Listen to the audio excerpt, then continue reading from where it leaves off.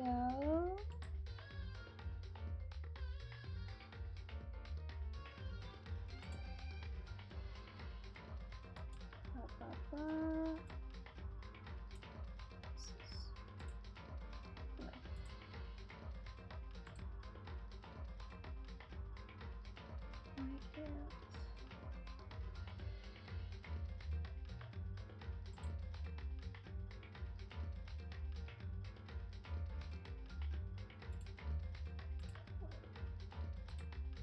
There we go. Okay.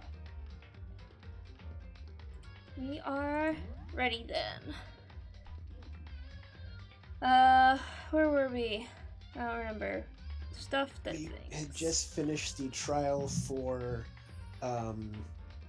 what's his face? Mondo. Turned out to have killed Chidori. Yeah. And then after Chidori died to the motorcycle punishment thingy, we found a picture of Mondo, Chidori, and Leon.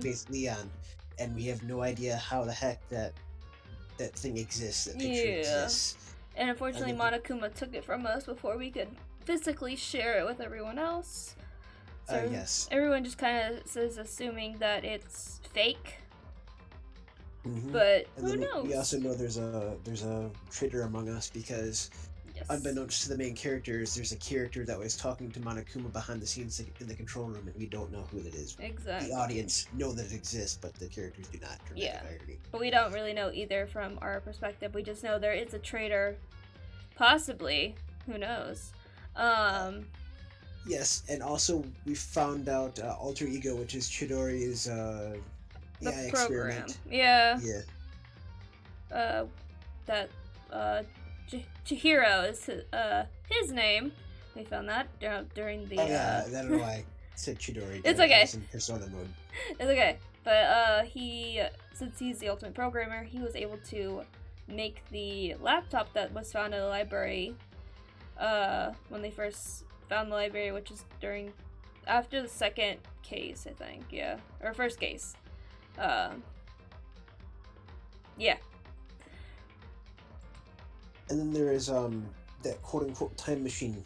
But it was an air purifier. Yeah, which begs the question: what is the air purifier there for? Which we don't know. Yes. Also, Taka is traumatized completely from finding out his friend is a murderer, and then watching his friend be murdered in front of him. So yeah. He's basically catatonic right now. He just doesn't talk. He just kind of stands there with shock on his face. Yeah, that's all he does. He really is just a dead kind of corpse walking. So that's where we are. Let's continue daily life. Oh, and I guess it was during nighttime. Okay. Little kids have it so easy, because they can put a little in front of their name and right off the bat everyone thinks they're cute. Well, fine then. I want everyone to start calling me Lil Monokuma. See? Just by adding that, my cuteness goes up by at least 10%, right? Yeah, the world doesn't have nearly enough littles. More littles would lead to the salvation of the world. Just imagine, little arsonist, little war criminal, little destruction of the environment, little hit and run, little death tax, little Great Depression. Even the darkest subject can suddenly become brighter. Our dreams are expanding, ding ding. Ding, ding, dong.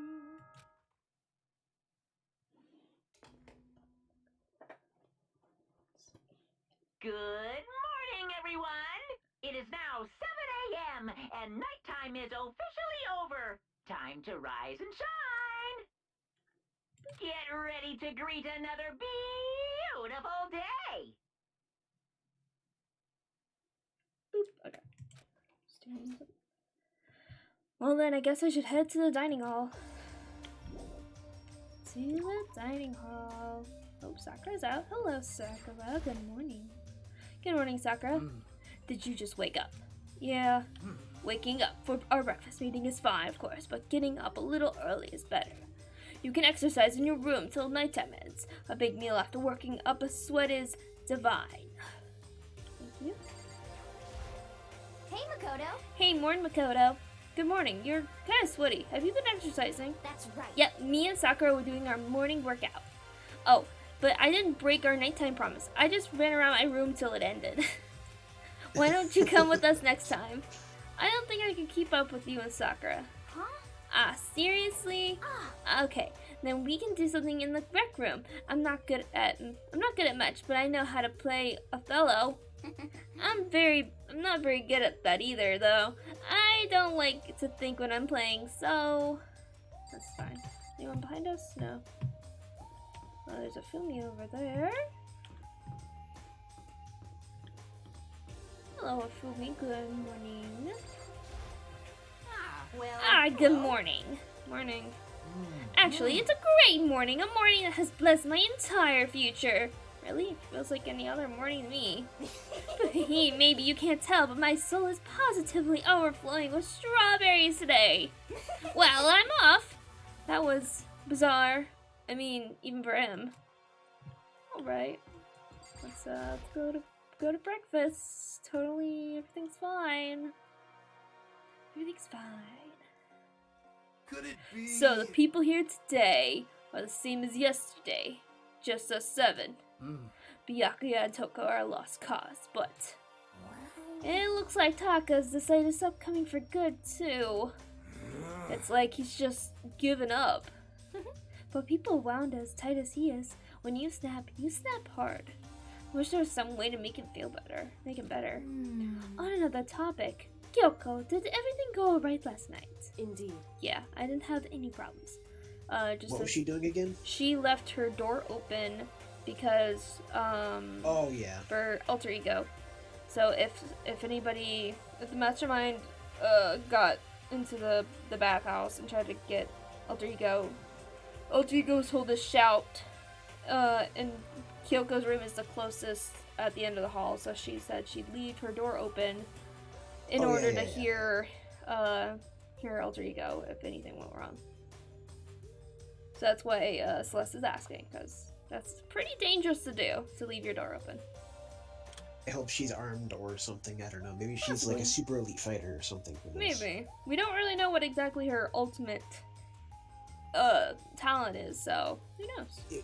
If she's the traitor, then maybe she doesn't have anything to worry about. Maybe. That's also true, though. That's an interesting idea, yes. I went and checked on the laptop a little while ago. There weren't any problems there either, but Kyoko seemed to hesitate, but it's related to this case, so I suppose I should be blunt. Anyway, I have to make a new rule. Using alter ego without permission is prohibited. Someone going in and out of the dressing room would draw unwanted attention from the mastermind. Oh. I would have thought that would be obvious. Why do we need to make such a rule about it? Well. There, that's a good question. Hey. Do you have any thoughts about that? You feel me? Oh. No, it's just like you said, we all need to be very careful. Huh? Whatever, let's just hurry up and eat. We don't have time to stand around flapping our lips. Jeez, why are you talking like a pissed off drill sergeant all of a sudden? We ate breakfast in a rush, then head back to our rooms. Oh, free time? Free time! Do. What should I do today? Oh boy, we get to go spend our coins! Hooray! How many coins do we have? I think we got quite a few from the last time. Gotta get myself 74. That's not bad at all. Yeah. Was there any particular character you'd like to try to speak to? Fortunately, Taka is out of the question. Because he's not talking. Yeah, he's just straight up not. Oh wait, I pressed the store. Yeah, he's just straight up not talking. But I think everyone else should be fine. I think. As no Taka is not able to talk at this moment in time. Taka can't Taka right now? Yes. The very loud man is unable to speak. That's fine. Maybe it's better this way. Maybe. Lucky already. Oh boy. So besides that, there is Hiro, Sakura, Hina, Celeste, Ifumi, and I think Kyoko we can also talk to. Well, also Byakuya and Toko I think we can probably talk to. They just weren't at the breakfast.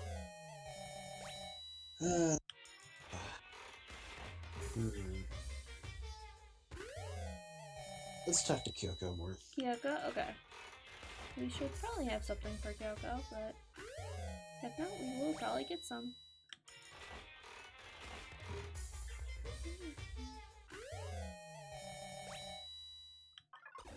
Lucky.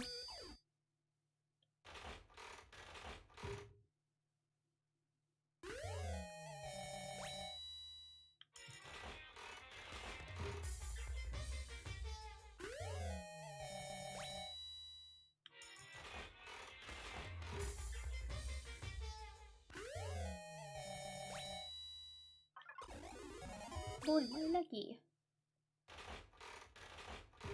Let us see, let us see. Oh, 2 luckies in a row. Man.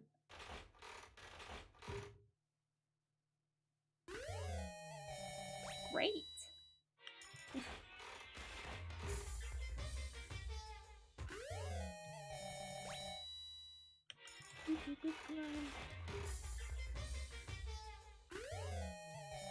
Water bottle, so good.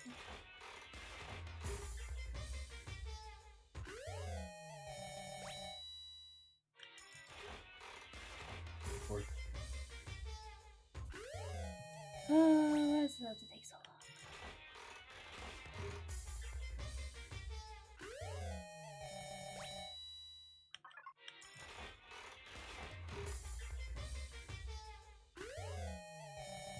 Actually, let me see if we already have something for her, so we can just. It doesn't say in there how many we have. Let me exit out here. Oh, I'm good. I am getting used to using the buttons again. No presents. There we go. Let me see. Boop. Handy dandy guide here.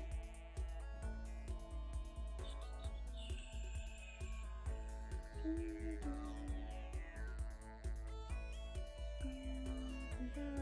don't think we have this one. Yeah, we don't have any more of that one. Okay.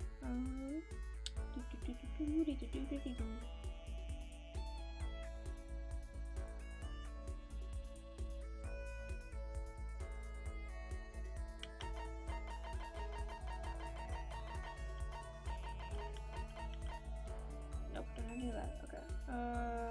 The next one? No, we don't have any of that.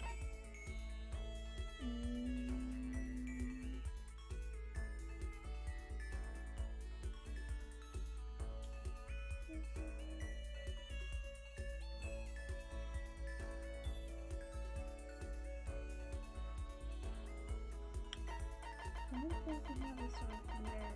I don't know.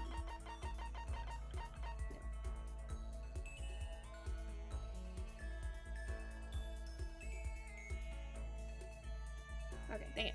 So we will have to play more. I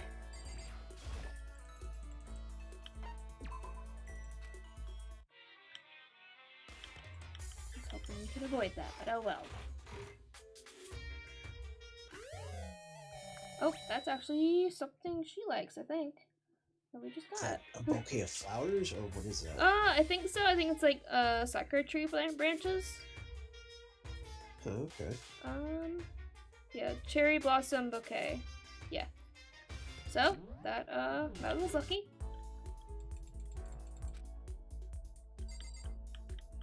So I just noticed that this thing looks like oats, doesn't it? Kinda? I don't know. Anyway.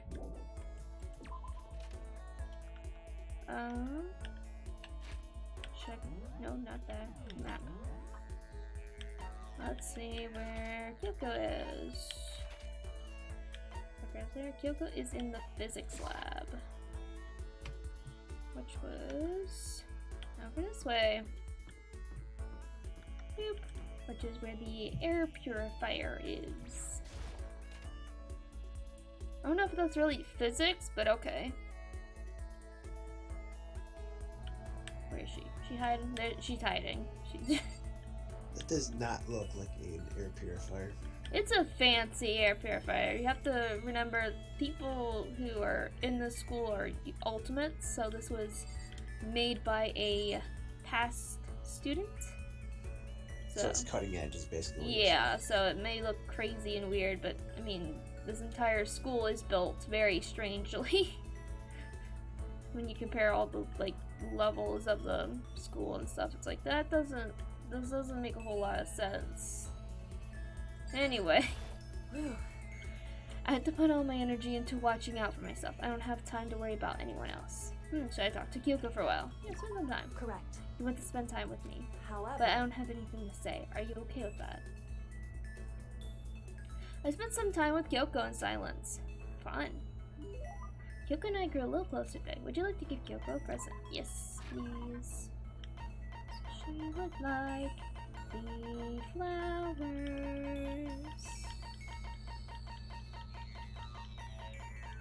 There we go. thank you. Thank you, this means a lot to me. Seeing Kyoko so pleased with something I gave her makes me happy. ... She's so happy, look at her. So happy. Can we finish? Happy? Sure. Can we finish this already? Huh? Finish. So... If we truly want to trust each other, we must truly know each other. That's what you believe, isn't it? Well, yeah, but... Hey. I understand why you feel that way, but when it comes to me, I think you should probably give up. What? Why? So... Because I don't have anything to talk to you about. Does that mean you don't trust me?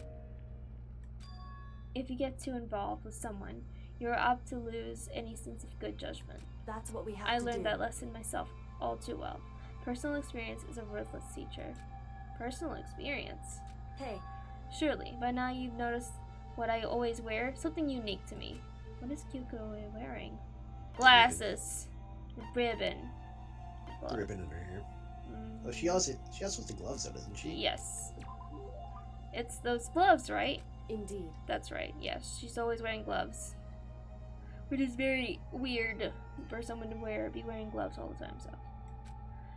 But why did you bring them up? Does it have something to do with getting involved like you mentioned? So... Simply put, there was a time when I grew attached to someone and I made a bad decision. I was forced to learn a very powerful lesson. These gloves are a daily reminder of that. So on these gloves, I swore to never make the same mistake again. Sorry, but I'm not sure I completely understand. Can you tell me any more about it? Maybe then I could... However... I'm sorry, but I can't. That's the end of it. The end. So then, I never got to learn anything about her, about how she feels. Anyway, don't get too depressed over all this. The reason I'm not willing to talk to you about it isn't because I don't trust you. In fact, I do have faith in you, which is why I decided to tell you what I have. Correct. I want you to understand why I can't tell you. I can't show you myself, just like I can't show you what's beneath these gloves. I can't remember the last person who saw what was beneath my gloves. That long? Indeed. That's right. And I can't imagine a point where I would show them ever again. Only someone I could call family would be worthy. Family? Listen. Are you going to volunteer? Huh? Hmm? Got you again. You really are foolishly open.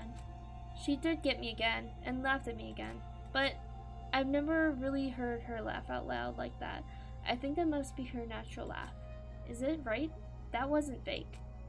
So maybe in the end, she did show me some part of herself. Maybe she showed me her true feelings. I know I always tell you to be careful and protect yourself, but to be honest, I hope you don't change. I prefer you this way. This is you. In the end, I never really did figure her out, but at least I got a little bit closer.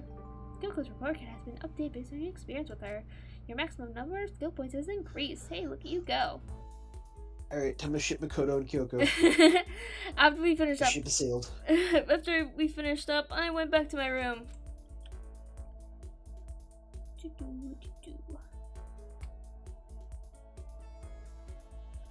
I've still got some free time, which I do. Alright. Oh, no. Huh? Sounds like someone's here. Who could it be? Oh. Taka! Is it true? Can I really See Chihiro? Huh? You mean alter ego? He's still alive? No, not quite. Let me see. I want to talk to him. Taka. The way he is now, there's no way I can explain what's going on to him.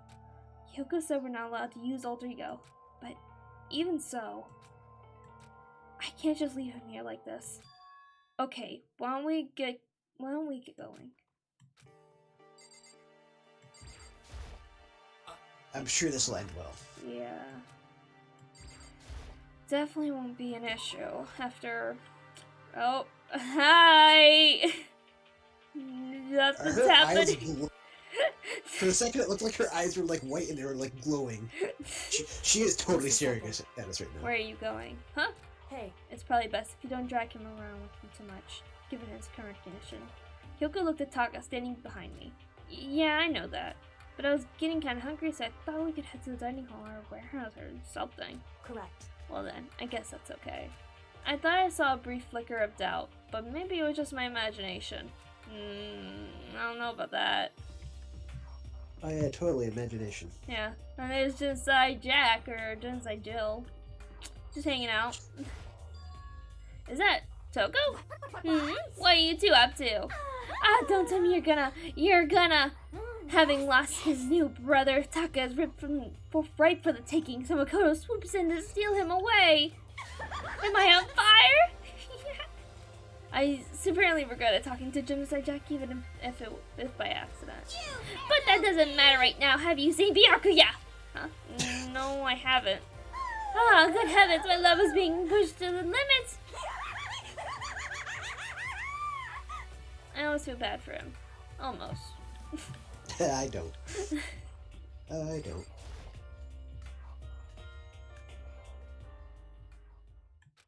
Okay, so there's a laptop inside the locker, understand? And on the laptop there's a program called Alter Ego. How do I talk to him? Oh, well, you just tell me what you want to say and I'll type it in for you. Do you hate Mondo? And since I couldn't stop him, do you hate me? It was clear he was forcing himself to get the words out.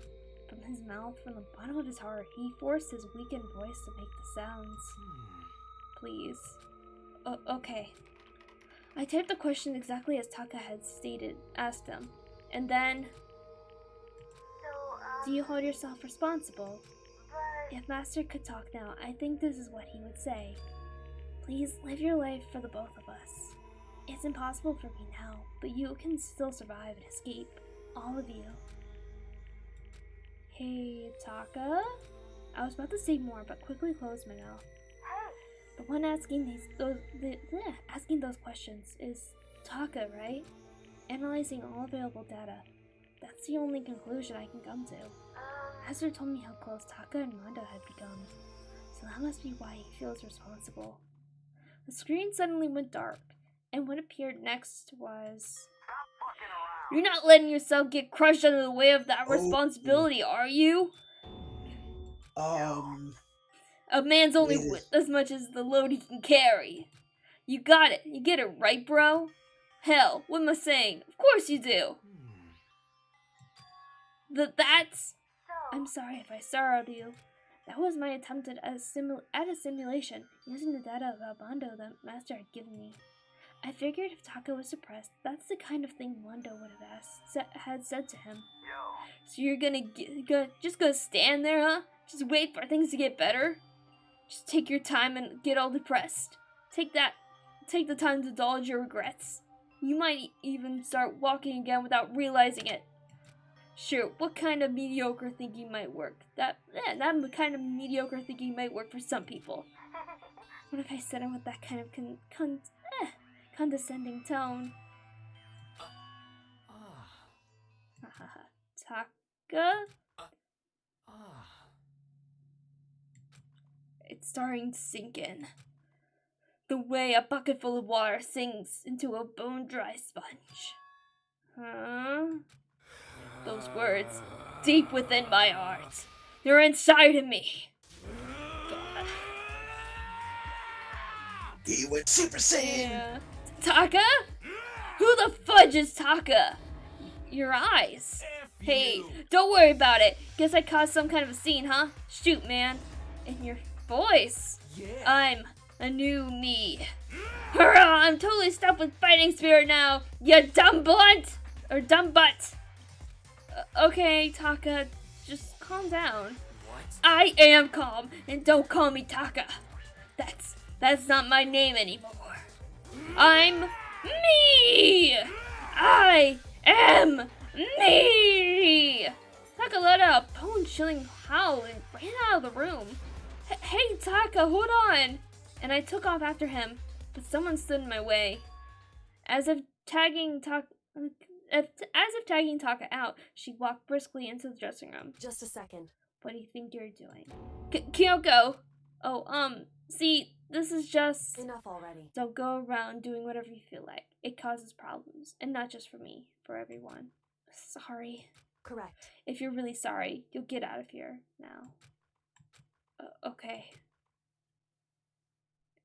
Finally, I head back to my room, embarrassed and sullen.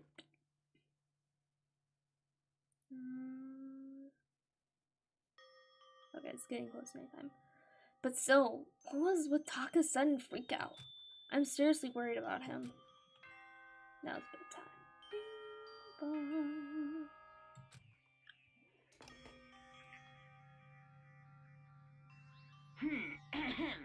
This is a school announcement. It is now 10 p.m. As such, it is officially nighttime. Soon the doors to the dining hall will be locked, and entry at that point is strictly prohibited. Okay then, sweet dreams, everyone. Good night, sleep tight. Don't let the bed bugs bite. It's nighttime already. I guess I'll have to wait till tomorrow to figure out Taka's whole thing. For now, time for sleep. Well, it's interesting for the day. Monokuma Theater.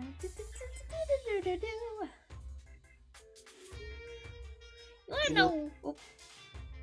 Alter Ego could technically be responsible for that picture. If he can simulate Mondo. If he can simulate Mondo, he could simulate all three of them in a picture of some sort. Possibly, but I don't think he has a printer. I don't know. That's true. Plus, it would be based on what Chihiro would know.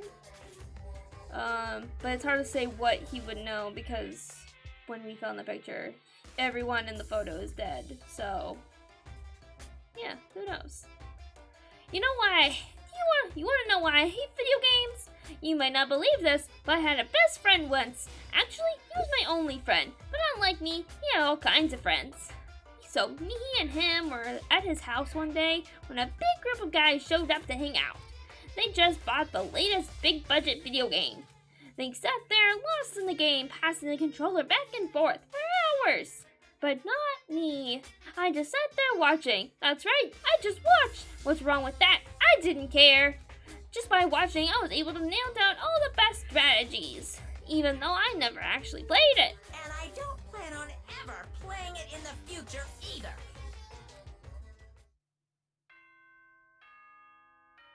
Huh. So what you're telling me is Monokuma does not know how to have fun. not the fun of video games, I Good guess. morning, everyone. It is now 7 a.m. and nighttime is officially over. Time to rise and shine. Get ready to greet another beautiful day. Alright, I need to hurry up and get to the dining hall. I need to tell everyone what happened with Taka yesterday. Oh boy. He went Super Saiyan or Ultra Instinct or Yeah. something like that. Yeah. He said something to the effect of, "I'm not Taka anymore. Don't Yeah. call me that name." So he's now somebody else? Question mark. We'll Supposedly. find out.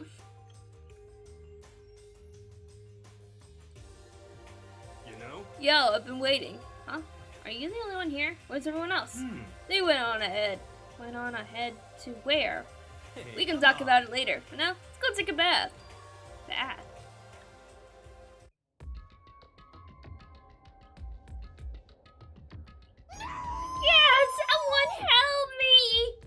What's going on?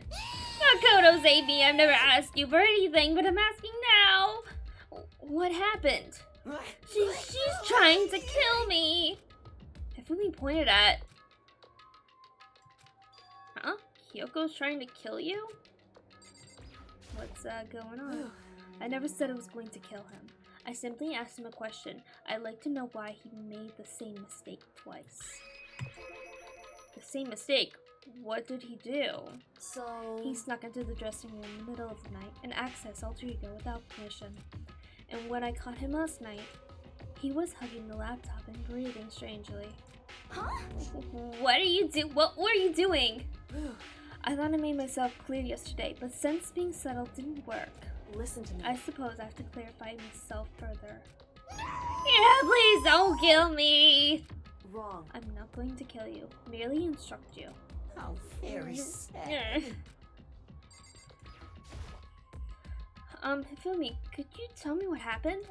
Well, I was just talking. However... Which was prohibited, was it not? I mean, you see? Talking to you were just so much fun! And I just... Whoa, okay, time out. I can't even believe I'm about to ask this, but... Hifumi, you're not gonna tell us you fell in love or something, are you? Ha! That I, the cold-blooded killing machine of the underworld, would ever fall in love. That's... Well... Wait, no way. Is this love? According to the I have to spirits, do a psychic reading for a certain famous CEO once. And that guy was seriously head over heels for a mannequin. He had a wedding and everything. how about And your eyes just now, I saw the same look in his eyes. Shut up! She's not a mannequin. She's an angel. I feel Don't bother telling me angels don't exist. What we have can't be defined by your petty words. Yeah, you're totally in love. So, how did things end up like this? Well, at the beginning, I just wanted to hear her sing Master one more time. But then I was poking around in her settings and stuff and saw she was a well-designed program. Then it was like, how can I say? It was the first time I was able to talk like that with a normal girl.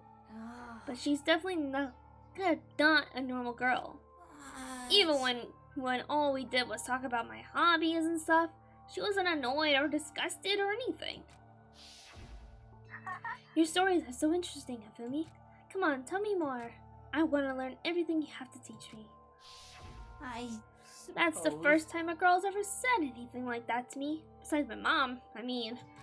Hey, Your mom says stuff like that to you? That's kind of amazing all by itself. That's why I was just so happy. It was so much fun.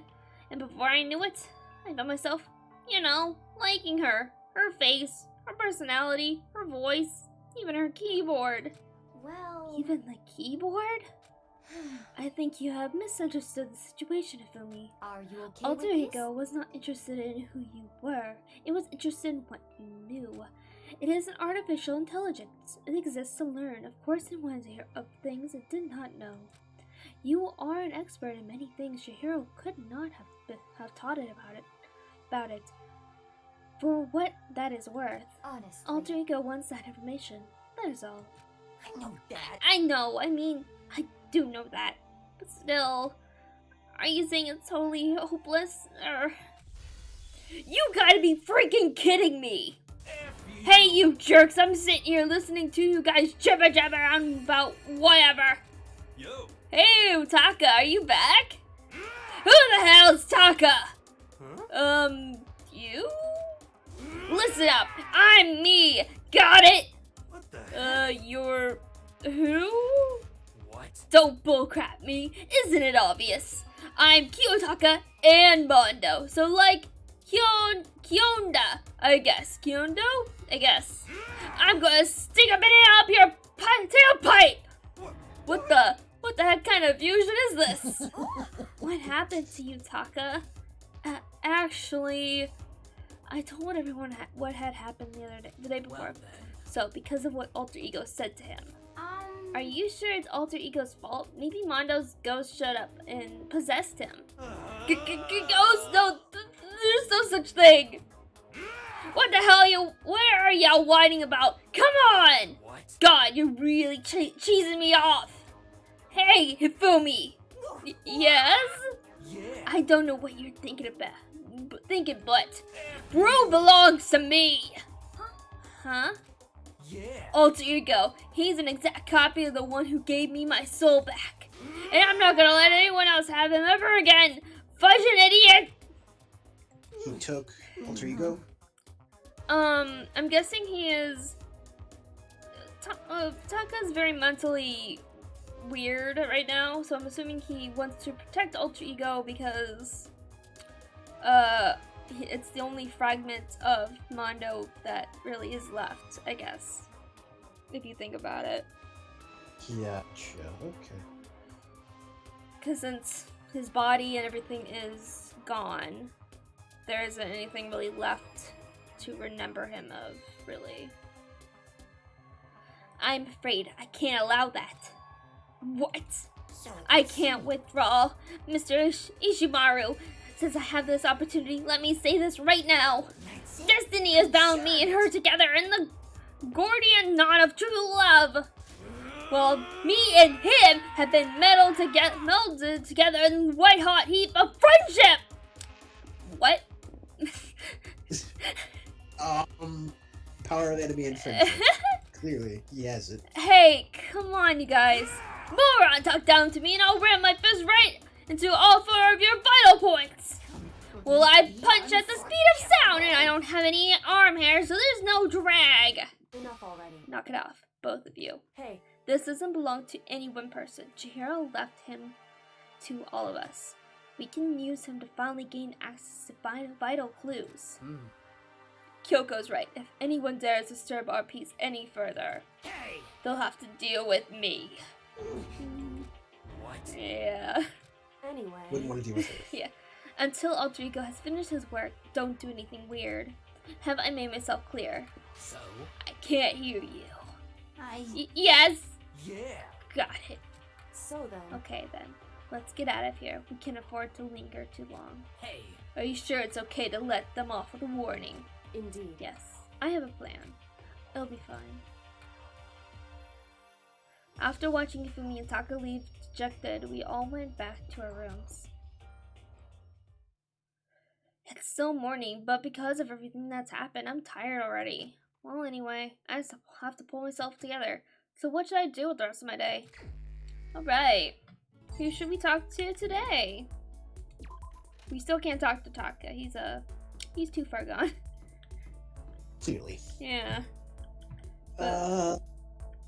Let's go talk to Sakura. Sakura? I think we do have stuff for Sakura. Let me see. Let me double check, but I'm fairly sure we have at least something. Let's see. Check my list here.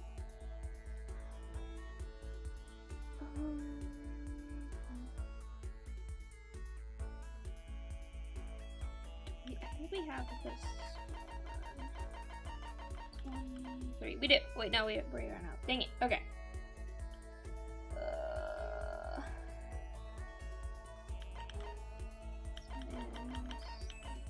Okay, we do have this. The fresh bindings. Okay, wait. Matt. Oh, no, Matt. Find out where she is. He is in the dining hall. I'm assuming everyone's on this floor. Okay, Sakura's just outside in the hallway somewhere.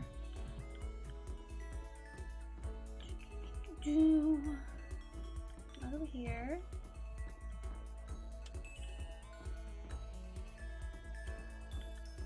Where is she? Down this way? Where are they? Where's Hina and Sakura? Okay, there we go.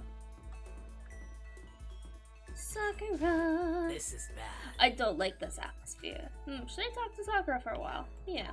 I see. Are you saying you're ready for another lesson? Very well, prepare yourself and come with me. Sakura put me through a tough but rewarding training session. I can feel myself getting stronger. That's good. That sounds like a nice day. Sakura and I grew a little closer today. Would you like to give Sakura a gift? Yes, definitely. Wouldn't she like the mineral water or no? I didn't say. She might have liked it, but not like love it. And I don't know. I can't keep track of how far they're in the friendship. Because at a certain point, just liking something isn't good enough. They have to love it. Gotcha. Okay. Yeah. So I'd rather just keep an eye on the love stuff, what they love. Are you sure I can have something that's so valuable? Kodo, So then, since we've already talked so much, it's okay to talk a little more, right? Seeing Sakura so pleased with something I gave her makes me so happy. hey, You know, Makoto, there's something that's been concerning me. What? The school has all kinds of exercise equipment, which is great, but it still doesn't offer everything I need to complete my training. I feel like I'm getting weaker by the day. Am I supposed to just accept that? Accept my atrophy? Yes. I can't do it. If something doesn't change, I'll... It's okay, Sakura. Just hang in there. I know how impatient you must feel, but you can't rush these things. But when you say it doesn't have everything you need to complete your training, what do you mean? of course. Well, I can't say I'm a huge fan of modern training techniques, which rely mainly on machinery. That's good for building muscle mass, but that doesn't necessarily translate to actual strength. More muscle is better, of course, but you also need to know how to use it. And if you're not used to it, pushing your muscles too hard can lead to injury. There are even some world-class wrestlers who only build muscle by climbing ropes and things like that. I'm mixed martial arts. Speed, agility, and endurance are all necessary parts of total body coordination. If that's your goal, you can't just focus on one aspect of your training. For example, kipping pull-ups can train one area, while power training equipment works multiple areas. Are you listening? Huh? Oh yeah, absolutely got it. Weight-free training is an option, sure, but power training is a much greater challenge. I've had my own training method ever since I was a little child. Hey, For example, I'd take an old tire and hit it with everything I had. Are you still listening? Yeah, totally. So, what did I say? What did I use to hit that tire I mentioned? What? Are you sure you said it? This silence is deafening. I don't want to think about what Sakura might do if I don't answer. What did she use to hit her tire when she was training? I have to answer. Your fist. You hit it with your fist. Oh, what? I thought it was what she said. You weren't listening. Didn't I say before training with exercise the entire body? No, I was listening. Something that uses your entire body, right? What did she use to hit her tile? A hammer. I think I heard stories about people using giant hammers for training like that. of course. Exactly so. I've been doing that since childhood. It's extremely good for your core. But that kind of thing isn't possible here. So in And the end, I can feel myself growing weaker. You have to endure it. Enduring this kind of thing is part of being strong, isn't it? I think. For now, I should focus on training my mind. You've taught me something today, Makoto. The importance of endurance. Well, I mean, I wouldn't call it that teaching per se. Sorry for making you listen to me complain. But I feel better now. I can handle this. I'm glad I talked to you. I'll find a way to repay the favor. Sakura left, moving quickly for her size. So I guess I helped her. That's good. I'm glad to see she's starting to trust me a little more. Yay, updated. Maximum skill points has increased. Hey, look at you go. After we were done, I decided to head back to my room for a while. Let's see, do we get another or not? I don't remember. Still have some time. I feel like I've wasted time sitting here. I should look around. Okay, I guess we have more free time. Who should we talk to now? Go hi. What's Hina doing? Hina is probably somewhere near where Sakura is. They're kind of best buddies. So everyone's over. Okay, so they're in the dining hall. There's Celeste, Fumi. If I was a betting man, I would say one of the next person to be killed off is either going to be Hina or it's going to be Hifumi. Maybe.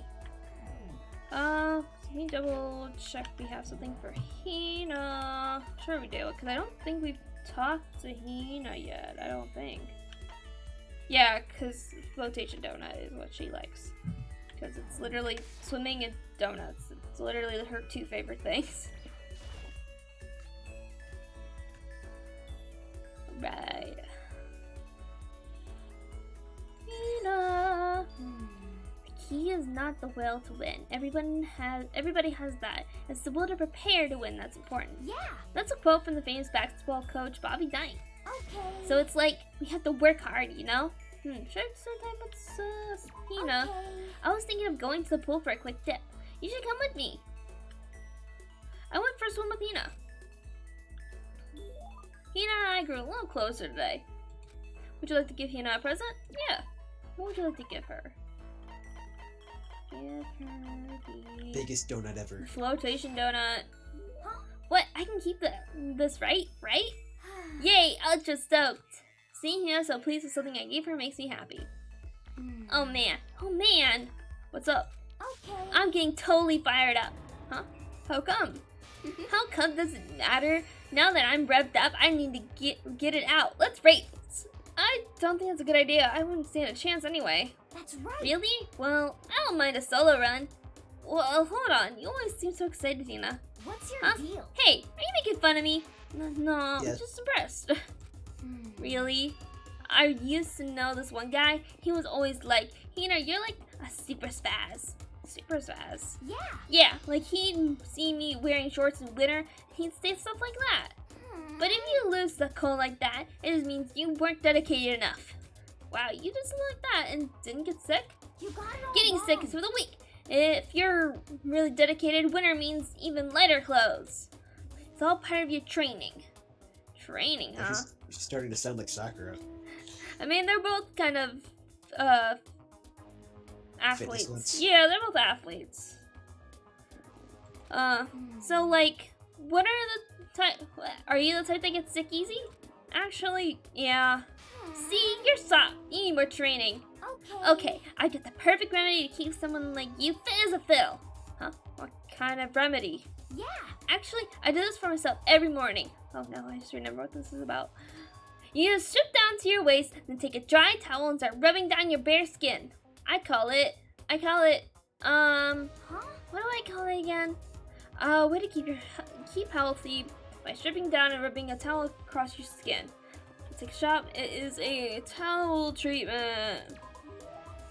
It's supposed to just like get dead skin off or something. I don't know.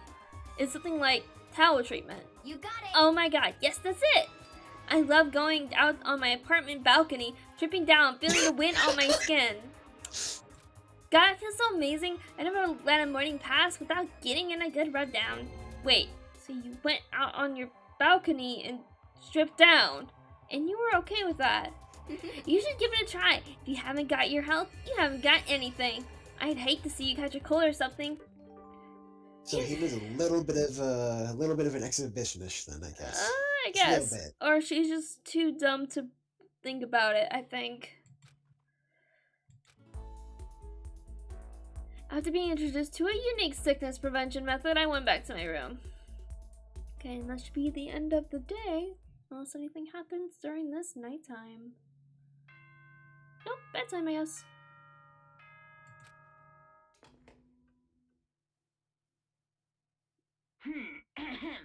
This is a school announcement. As such, it is officially nighttime. Soon the doors to the dining hall will be locked, and entry at that point is strictly prohibited. Okay then, sweet dreams, everyone. Good night. Sleep tight. Don't let the bed bugs bite. Nighttime already. I guess I'll just go to bed for today.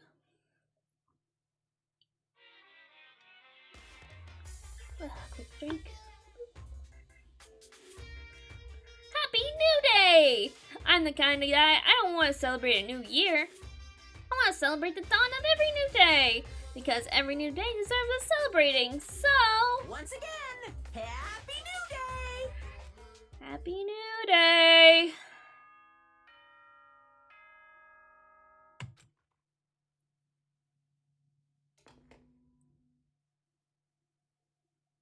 Good morning, everyone. It is now 7 a.m. and nighttime is officially over. Time to rise and shine. Get ready to greet another beautiful day. I better get to the dining hall. Alright, off to breakfast. Nothing could possibly go wrong. Have you saved recently, by the way? I have not, but it's not super big deal during this part. It's mostly just when it gets to the trial. Gotcha. That I'm like, save.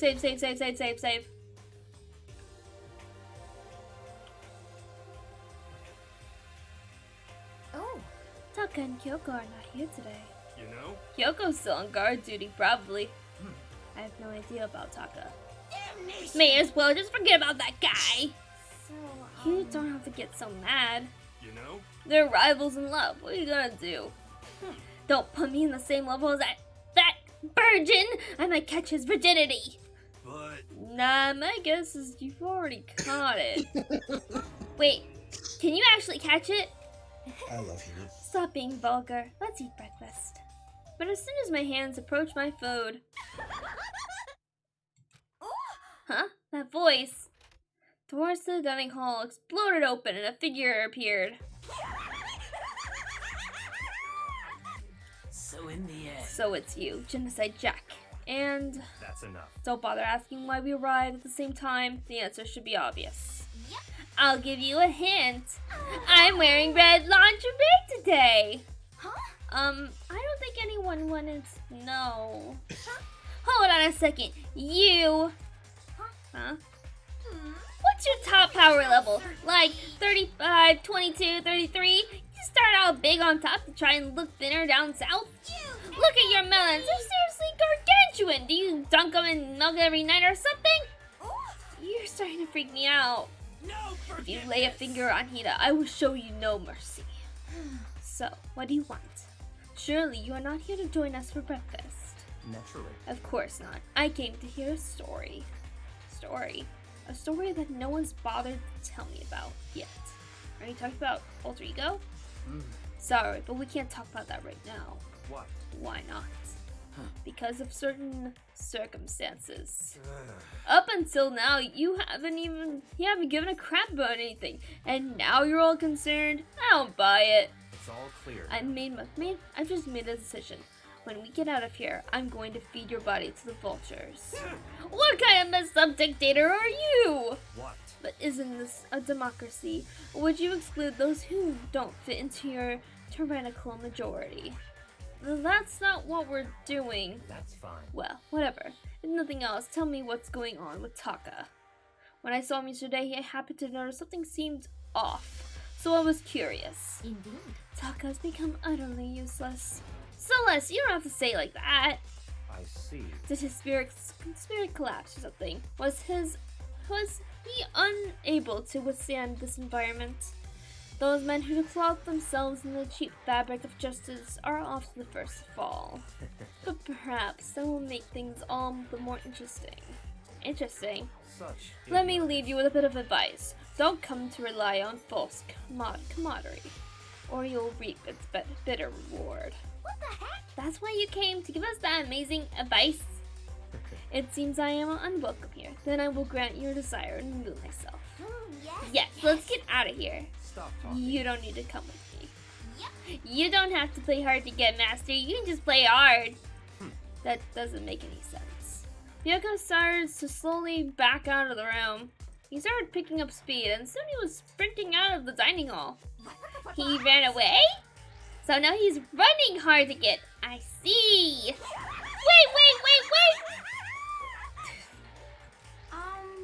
So at the end there, what was that all about? Just now, Byaku was like, maybe he's like the mean guy who starts acting different or getting all flustered when things change. Guess so. Those of us left the dining hall, finished our breakfast, and went back to our rooms.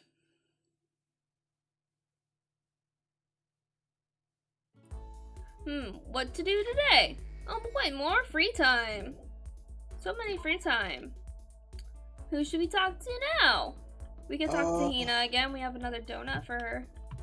Sure, let's go talk to Hina. See, Hina, okay, so she's probably on the 3rd floor again. Like the other day where she was with Sakura. Yep. So they're probably back over on the other side. Although I should have first teleported over there, but whatever. Sakura will be there, and then Hina. Oh, Hina's right here. Okay. Okay. Even if it's okay. Door. Let's go for famous marathon runner Samuel Wanjiro. But every person's endurance has a limit. Should I talk to Hina for a while? Yeah. Yeah. I think we need a change of pace. And when I think change of pace, You got it. I can only think 50 laps in the pool. I changed my pace. I changed my pace with Hina in the pool. Hina and I grew a little closer today. Would you like to give Hina a present? Yes. Would you like to give her another donut? Yes. How about this one? I like you, Makoto. I mean, not like that. Not like that kind of thing. Seeing Hina so pleased with something I gave her makes me so happy. Is something wrong, Hina? I've reached my limit. Just a second. I'm stuck in here. Can't do any sports, can't do anything. I'm sick of it. I want to get out under the sun and do some laps. Run a marathon. I want to do some real sports. Hina, calm down, okay? What the I heck? can't do anything in here. If I can't move around, I'm gonna die like a bunny rabbit. But I always heard rabbits die from loneliness. That's terrible. Whatever. I'm gonna die if I can't get some proper physical activity. Don't you think that's a little extreme? What the heck? You think I'm kidding, don't you? But I seriously can't sit still, you know? Why else would I have joined six sports teams in school? 6. That's right. Yeah, track, baseball, softball, volleyball, tennis, and the big one. The big one? Swimming. She got to her main sport, but ran out of juice. I think it's gotta be going home. Swimming. Your main sport is swimming, right? Yeah, you got it. God, I don't even care what stroke it is. Just gotta get me in a pool under the blue sky. But isn't it hard to do that many sports, even for you? Well, If I can't move, I'll just shrivel up and die. I need a challenge. More and more new stuff to try. Challenge. because, I mean, What I really love about sports isn't winning, you know? It's having to fight and struggle and give it all you've got to reach the top. It's that excitement, that fear that you might suffer heartbreaking loss. but, When you finally reach that goal, it's just lonely. It's lonely at the top, you know? I never really got into sports, so I couldn't really relate to what she was talking about. But I could tell that the reason Hina was so amazing was how hard she thought she could fight and struggle. So that's why I want to push myself as hard as possible when it comes to swimming. I want to aim for the very highest mountaintop. Highest mountaintop. okay. I'm talking about the gold medal, of course. Aim for the gold, even if it means I'm a super gold spaz. She just called herself... Okay, but if that's what you want, isn't that all the more reason?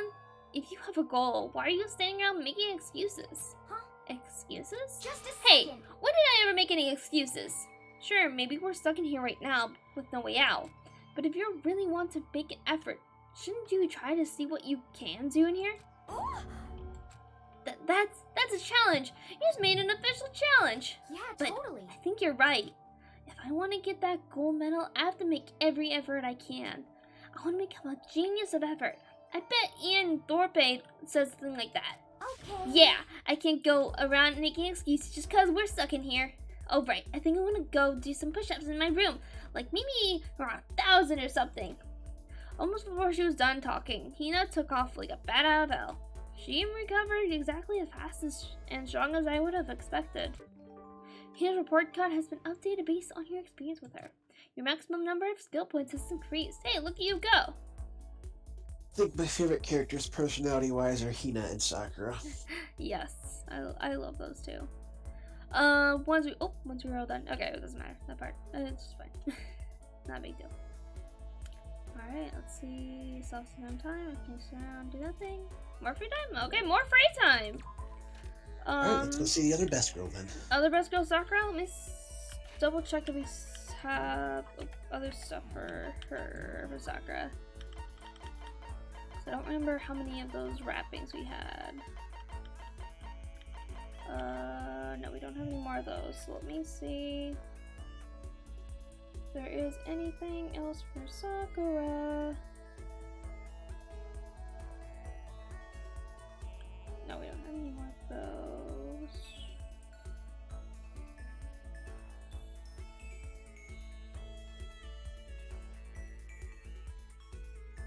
Oh, I know we have this one. Yeah, this one. Okay. So last time they were in the dining room. Take my jacket off. I'm hot in here. There they are. Ah, get off the jacket. There we go. Cool. Hello. Did you need something? Should I talk to Sakura for a while? Spend some time with Sakura. So then. I just got done exercising. Now would be a good time for a break. Would you like to go get something to drink and talk for a bit? It sounds quite lovely. Sakura sat down for tea in a calm, relaxing conversation. Sakura and I grew a little closer today. Would you like to give Sakura a present? Yes, definitely. What would you like to give her? Let's see.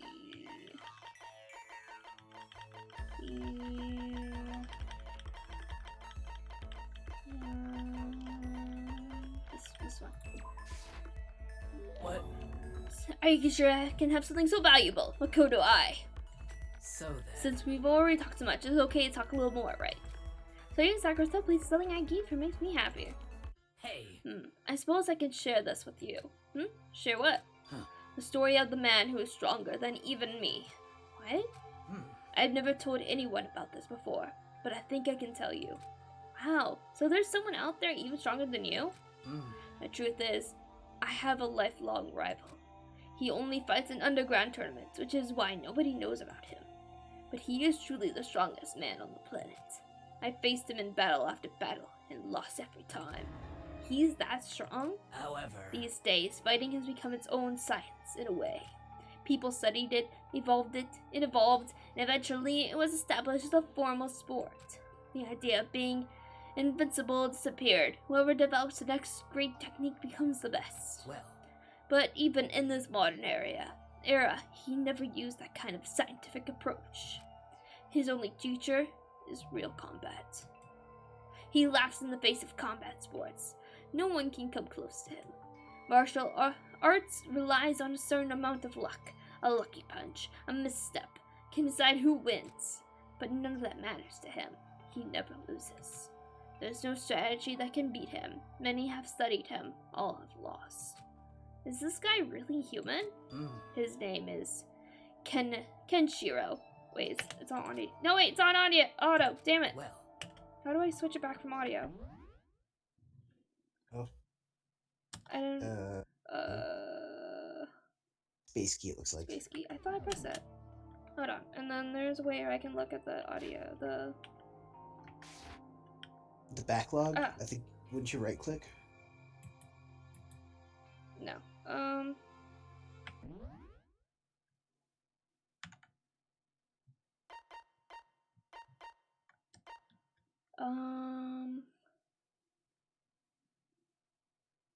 Transcript. F2. Okay. His name is Kenshiro. As he described it to me, he inherited what he called the ancient assassination art. Assassination art? He sounds super dangerous. And the story doesn't end there. Will you hear what I have to say and not laugh? Laugh?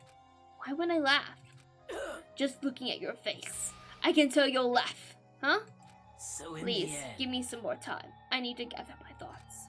But I'm sorry. please, try to understand. Even I too have the heart of a woman. She refused to say any more and left me standing there. The heart of a woman. Oh god has been updated based on your experience with her. You unlocked the skill Tranquility. Give yourself power back. You earned it. Feeling generally confused, I went back to my room. Now it should be by nighttime. Huh? There's something by the door. What could this be? This piece of paper, it looks like someone must have slipped it under my door. Meet in the dining hall. Handwriting is really good, but to want to meet up so suddenly, who wrote it and why? What's the point of calling me out like this? I'm kind of nervous, but there's no way I can't check it out now. Nighttime though. It's not nighttime yet. It's just getting close because the announcement hasn't come out yet. The writing is very good, which makes me think it's either Byakuya or Kyoko for some reason. Maybe. They seem like the... Yo. Okay, I guess not. Oh, Makoto. Hero. Then the letter I found in my room. You know? Yep, I wrote it. Your handwriting is really nice.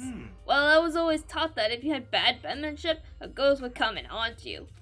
Who taught you that? And why did you want want to meet with me? Oh, I just did what Kyoko asked me. Kyoko. Actually, I'm just an errand boy on this. Anyway, what do you say to a late night bath session? Huh? you know? Okay, let's do it. No, I was so lost. Hero grabbed me by the shoulder, pulled me close, and whispered into my ear. You're serious? It's all an act, so the mastermind won't notice. Everyone's waiting in the bathhouse. What? Then did Alter Ego finish his search? You got it, Hero. Let's go take a dip together. I was probably louder than I needed to be. But me and Hero hurried to the dressing room.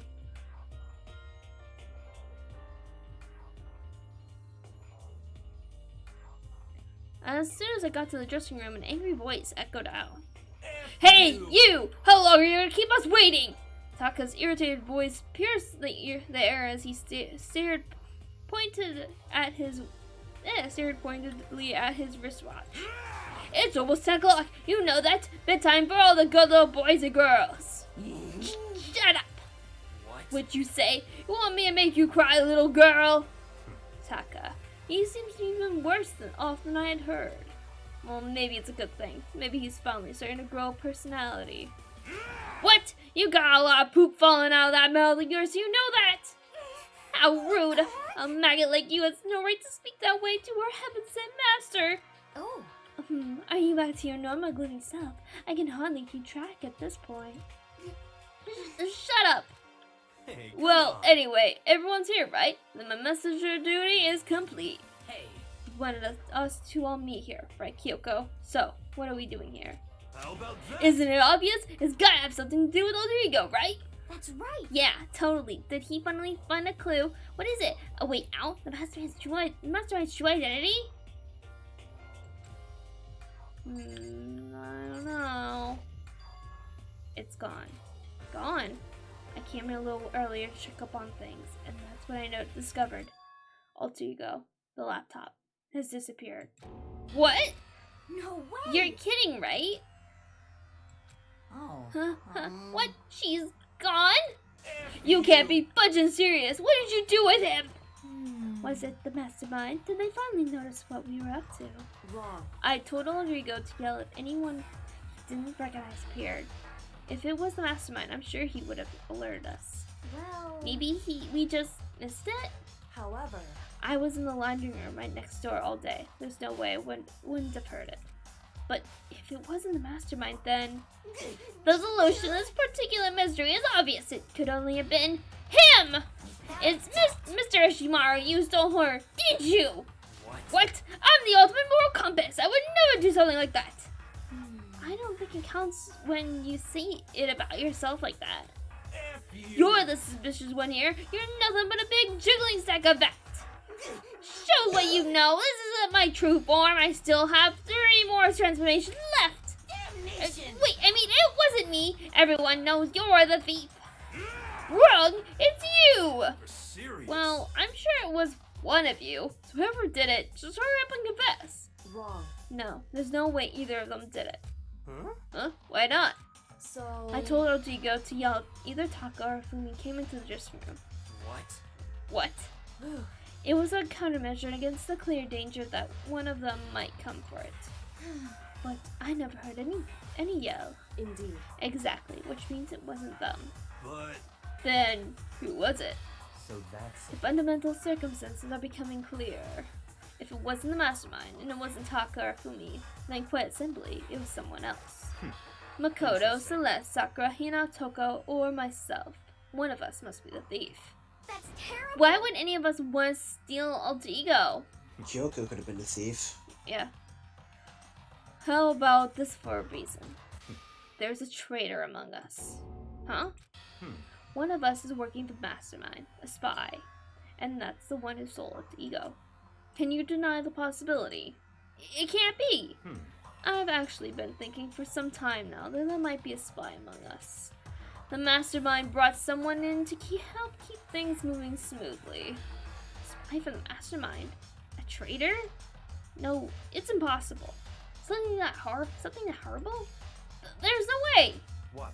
Why do you not speak? Are you struck silent by your inability to comprehend such a possibility? I don't care! I don't care who. Someone. Anyone. Save her. Please. Rescue her. I'm begging you. I just want to see your smiling face again. Damn it! Same here. How many times do they have to kill bro before they're happy? I'll beg, I'll scrape my head across the ground. Just please give him back. So, This is pretty messed up, but still, I think I kind of get how they feel. at the very least. I think Alter Ego is most likely safe for the moment, at least. Yes, indeed. If they wanted to destroy it, they wouldn't have taken it. They would have done it right here. I see. So you're saying whoever did it has something else in mind for him? Something else? Damn it! That doesn't matter. Nothing else matters. No matter what it takes, I'm gonna get him back. That's my promise as a man. I swear, I will save her! Using the power of love. Dun, bing, bong. Now it's time for bed.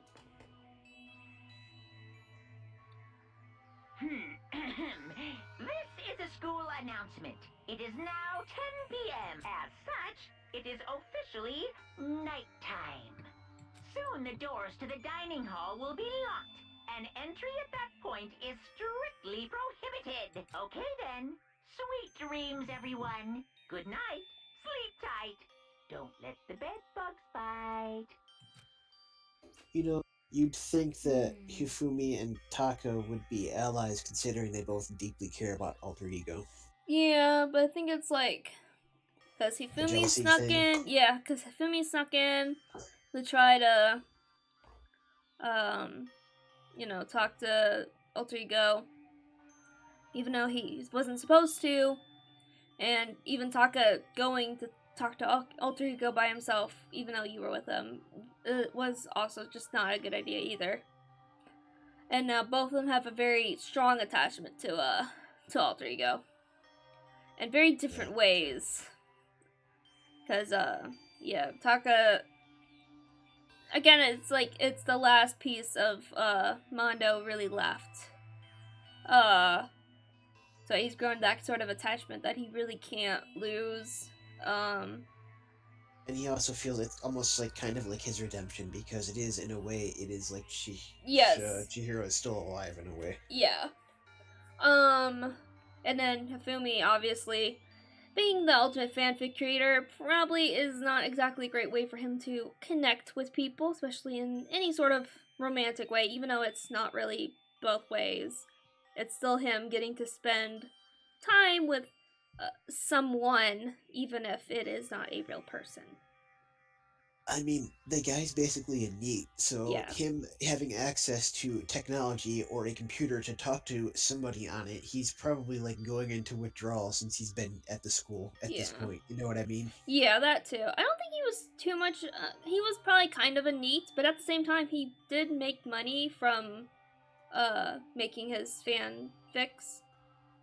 So I didn't say it wasn't good. I'm just saying yeah, it but was- usually a NEET involves not having a job, and I would say him being a fanfic creator is technically a job. Yeah, not engaged in employment, education, or training is neat. Yes. Yeah. But I mean, yeah, I guess he is have an employment. He basically did monetize his hobby though, but I guess that's the way to do it. If you don't want to work a day in your life, you find something that you love to do, and you find somebody to pay you to do it, right? Mm-hmm.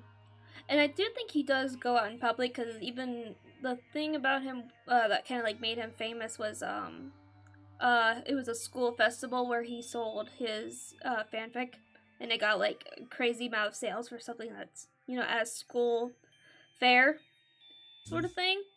So I don't think he's so much of a NEET. He's just very, very nerdy. Yeah.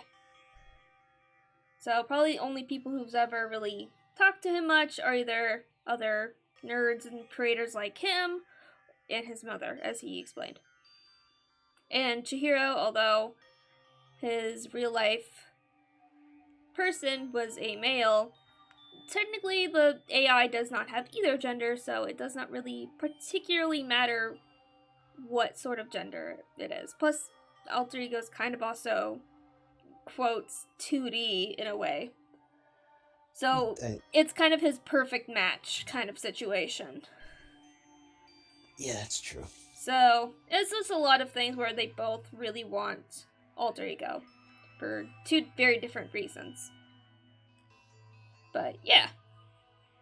It's nighttime. There is nothing It is to be unfortunate, but we will have to leave the search for tomorrow. For now, everyone gets some sleep. How can you be so casual? We don't have time to wait around. What good are you if you are too tired? It will be much more effective after a good night's sleep.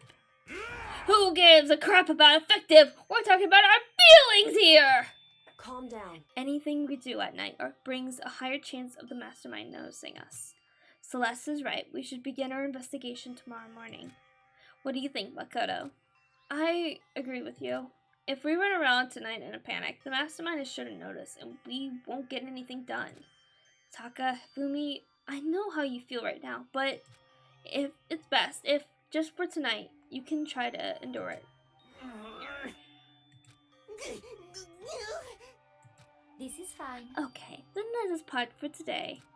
We will begin our search for Alter Ego in the morning. And you should think about what I said. Someone may very well be spying for the mastermind.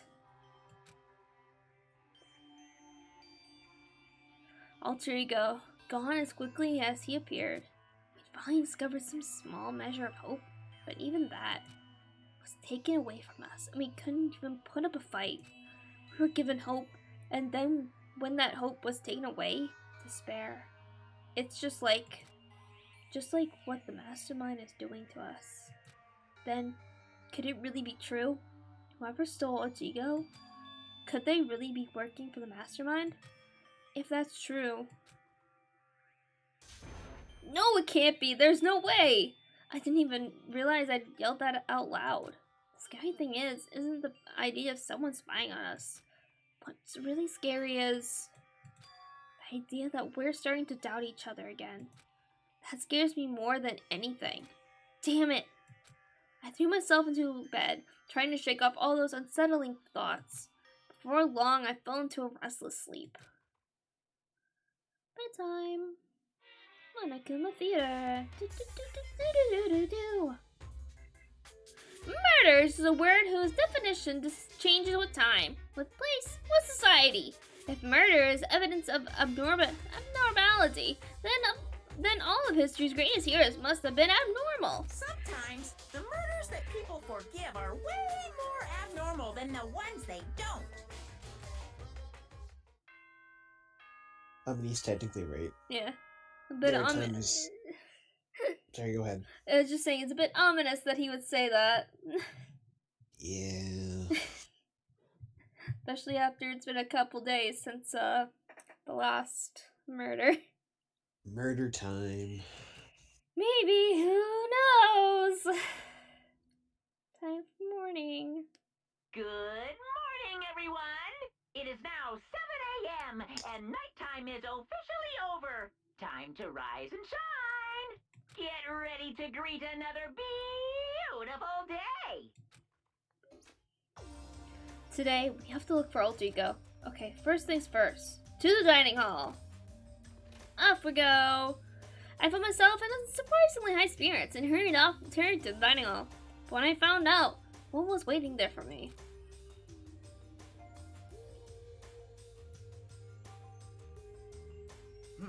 Is this it? What happened to the others? Aren't they coming? There were only 3 people in the dining hall. Sakura, Mina, and Kyoko. So including me. Only 4 people? God, this is why I hate people who take their sweet time with everything. However... Anyway, let's wait a little longer for the others. So we decided to wait in case anyone else showed up. But no matter how long we waited. So it's 8 o'clock. We've been waiting here for a full hour. Why haven't the others come? Kira and Celeste have never missed a day till now. And what I'm really worried about is Fumi and Taka. They were more eager than anyone to look for Alter Ego. And they're not here. It can't Something be. must have happened. Huh? It would seem... I was careless. I was too distracted by Alter Ego. Monokuma gave us a motive. There was no way something wouldn't have happened eventually. Monokuma's motive. $10 million! I prepared this graduation present for whichever lucky student makes it out of here alive. What do you think? It's 10 million bucks! 10 million smackaroos! It's like totally wowie, wow, am I right? I guess if your secret is that you're majorly in debt or you need $10 million to solve your problems, I guess it's a pretty good motivator. Don't tell me someone did something for money. That's what I wanted to say, but I didn't bother. I already understood. I hated that I did. You can never really know another person completely. Anything can happen here, and you can't consider it strange. Not really. Hey. We need to go look for the people who never showed up. Okay, let's go track them down. Without another word, we left the dining hall. Hey. Wouldn't you want to stick in a group so people can't get picked off? Maybe. We can cover more ground if we split up.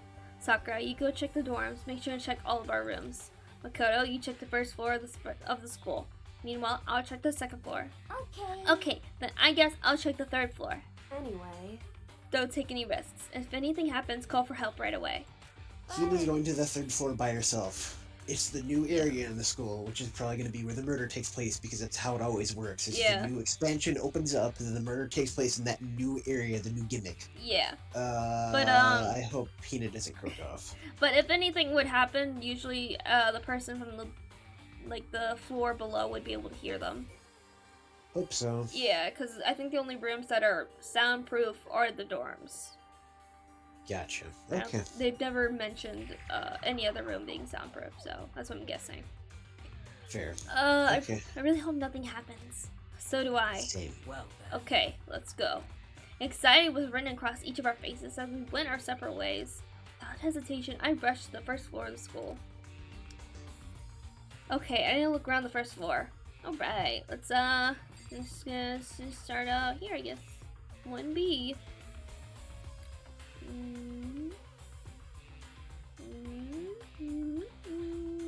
Secret beauty? What? Probably, what's your face? It's just weird stuff. I don't think they've ever discussed who writes the stuff on the blackboards. Yeah, I have no idea who does that. I don't think it's ever been talked about. I think it might be Monokuma, because that's the little pamphlet. If you look at the writing, it looks very similar to what the writing on the other blackboard is. Gotcha. So, Monokuma, I guess. Someone, come here! What? That was Hina! She's supposed to be checking the third floor! There was no time to think. I was running for the stairs before I knew what was happening. Okay, so they could hear it from all the way up there. I flew up the stairs leading to the third floor. Right away, I saw her standing there in the hallway. Please! Makoto! Hina, what's wrong? It's awful. The rec room door was open. And when I looked inside, I saw... What did you see? I'd better get the others, right? I'm gonna go get them. You go on ahead, Makoto. Before I could say anything, she was rushing downstairs. Rec room. What did she see in there? At this point, I was used to acting without thinking, so without thinking, I leapt into the rec room. The first thing I saw when I got to the rec room was... It was Celeste. She was hurt. Makoto. Celeste, what happened? It was stupid. I got attacked. Attacked? By who? I'm not sure. Some sort of strange man. Strange man? A suspicious person whose existence is so unusual. I can't help but call him strange. Without a doubt, it was some sort of strange, suspicious individual. And that man attacked me with the hammer on the ground there. What is this? Some kind of wooden hammer or something? Pretty strange design. There's some writing on the head. Justice Hammer 1? That is the hammer he attacked me with. I barely managed to avoid the blow, but I stumbled and fell. I now curse my lack of daily exercise. So you were attacked with this. Justice Hammer 1. Makoto, Celeste! Okay. I found Sakura. What? Celeste, what on earth happened here? Apparently she was attacked by some kind of strange man. Strange man. Tell us everything you can remember, Celeste. Be as detailed as you can. Well, it all happened earlier this morning. I woke up a little before 7 a.m. Nighttime was not yet over. But I knew it was about to end, so I decided it would be okay if I decided to take a little stroll around the first floor. I understood now that was a mistake. Anyway, that is where I first saw the strange man. I was immediately wary of him. He was obviously suspicious, so I decided to follow after him in secret. As I followed him, I saw him go into the rec room. I tried to peek through the gap in the door, which is when he noticed me at. And that's when you were attacked. It happened after 7 a.m., just after nighttime had ended. So it happened just after 7 o'clock. That was just about an hour ago, right when we were all meeting in the dining hall. The attack caused me to lose consciousness, which would mean I was unconscious for about an hour. But... Well, I'm just glad you weren't hurt too badly. That's because I begged and groveled for my life.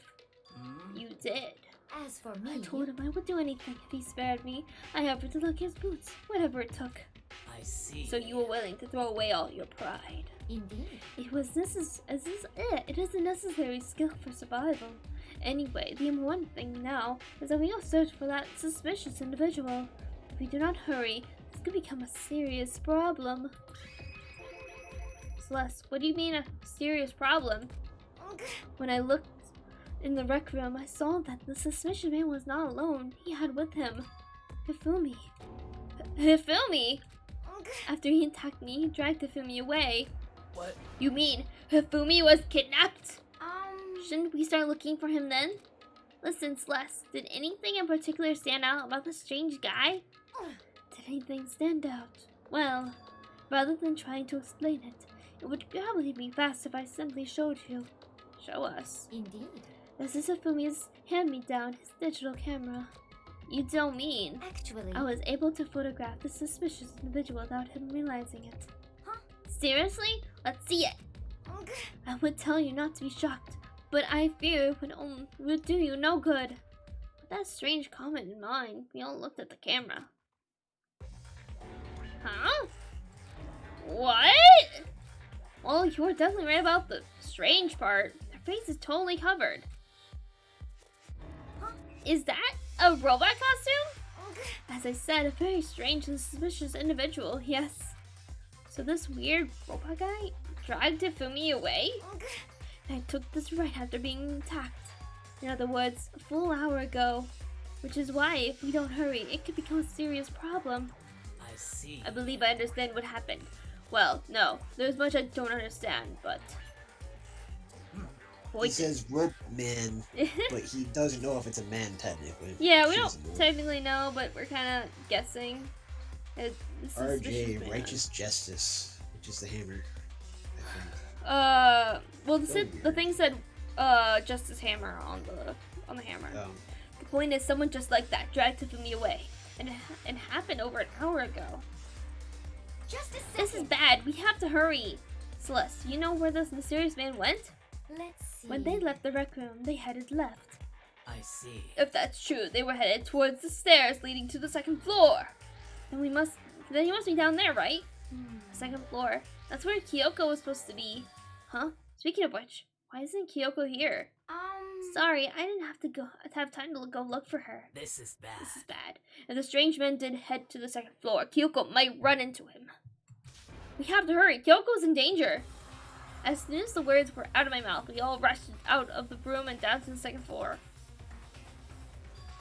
Hey, you two. What? What's going on? What's all the fuss?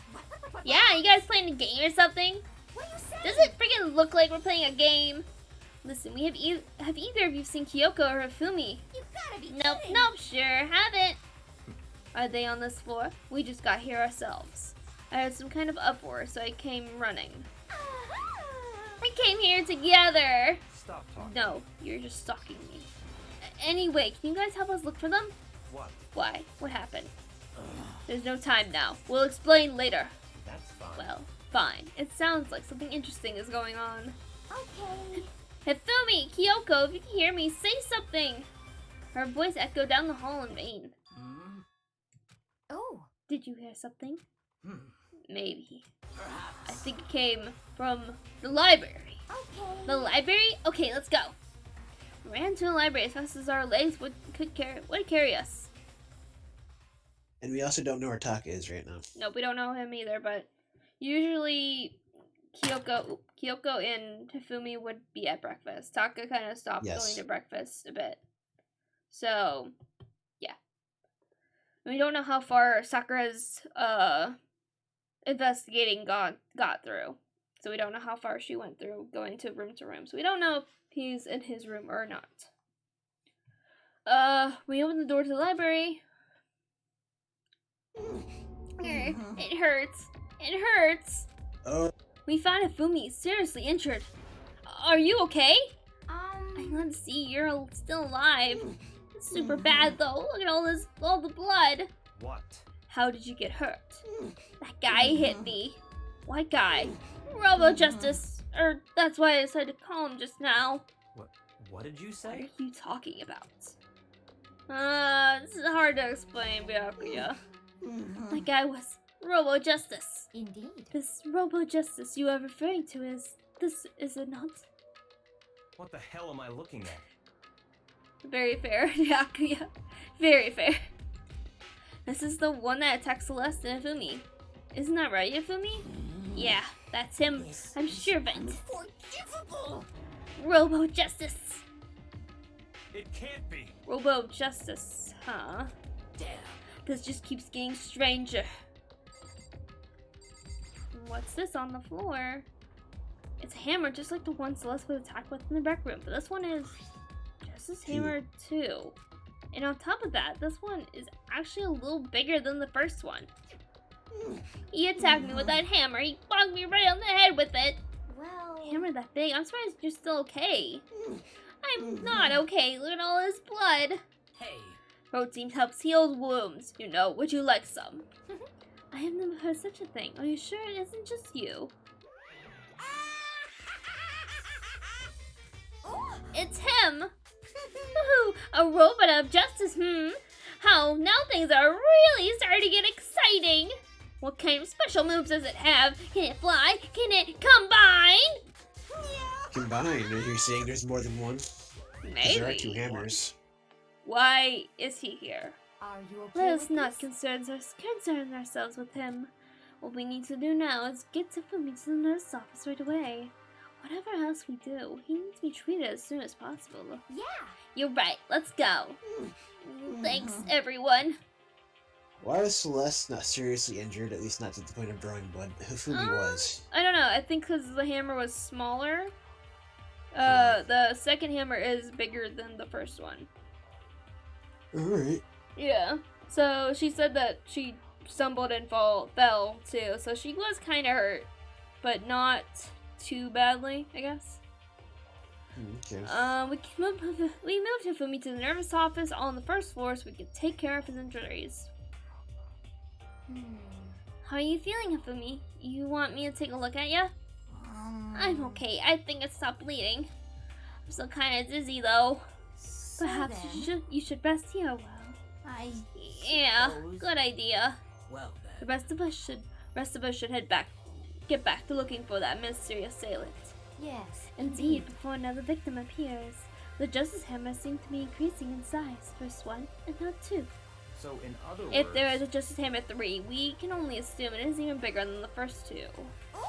If you got hit with anything bigger than that, you're dead for sure.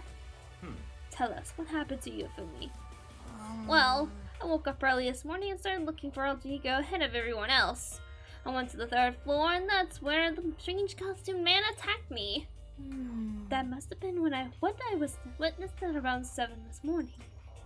After that, he dragged me into the library and whack! Came down the hammer. That must have been 30 or 40 minutes ago? At around 7:30, in other words.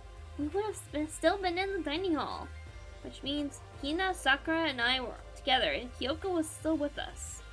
We all have alibis. I was in the laundry room doing my laundry. Yes!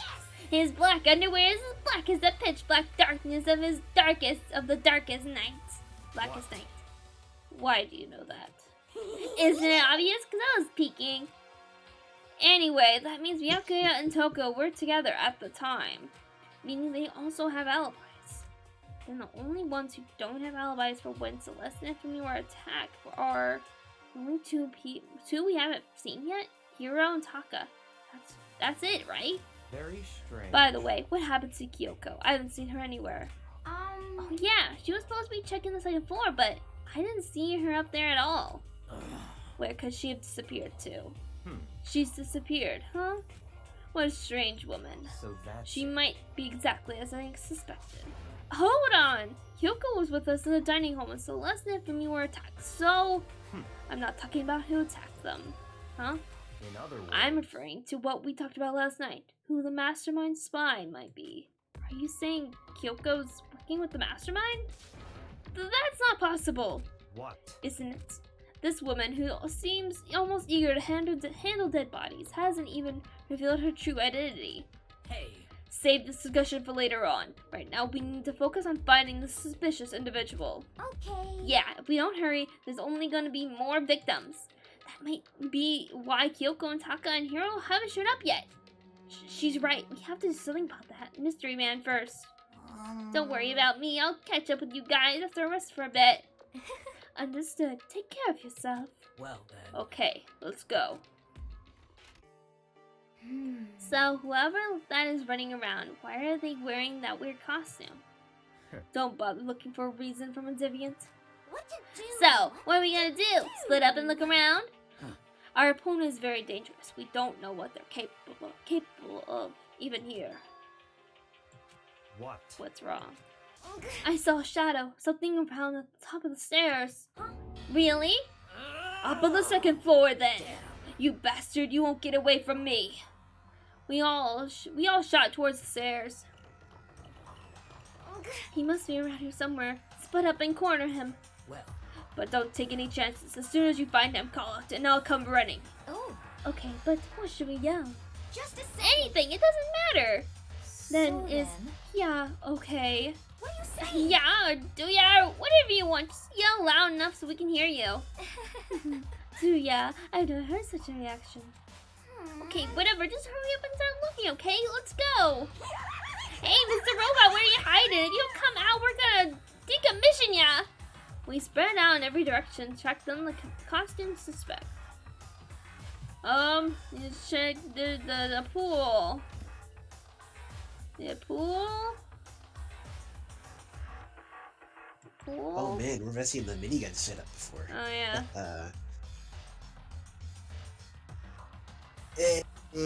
Yep, everything's back where it should be with the poster there. I was gonna say the best poster ever is there.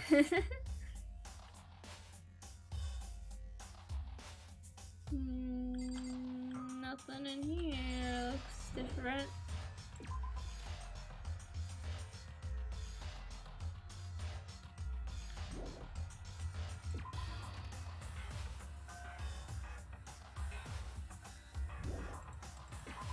Okay. Oh, that strange cry. That had to be Celeste. It came from the floor above. She's on the 3rd floor. I sprinted up to the 3rd floor. Let's go. Everyone. Over there, everyone. Everyone who heard the scream came running. Just a second. Celeste, what's wrong? What? That was a rather intense scream for someone like you. I saw him, the strange costume man. He ran off as soon as I screamed. I was blocking the stairs, so we headed further down into the hallway. He disappeared. He must be down this hall. Come on, let's go. What is it now? Coco's back. Whoa! Hi, Coco. I haven't It's seen you in really... like 3 weeks. No, she was there yesterday? I don't remember. I mean, like 3 sessions ago. Yeah. It's been a long time. Whoa, it's really true. But that doesn't matter right now. Huh? What was that? I came from downstairs. It must have been Hifumi. He's in the nurse's office.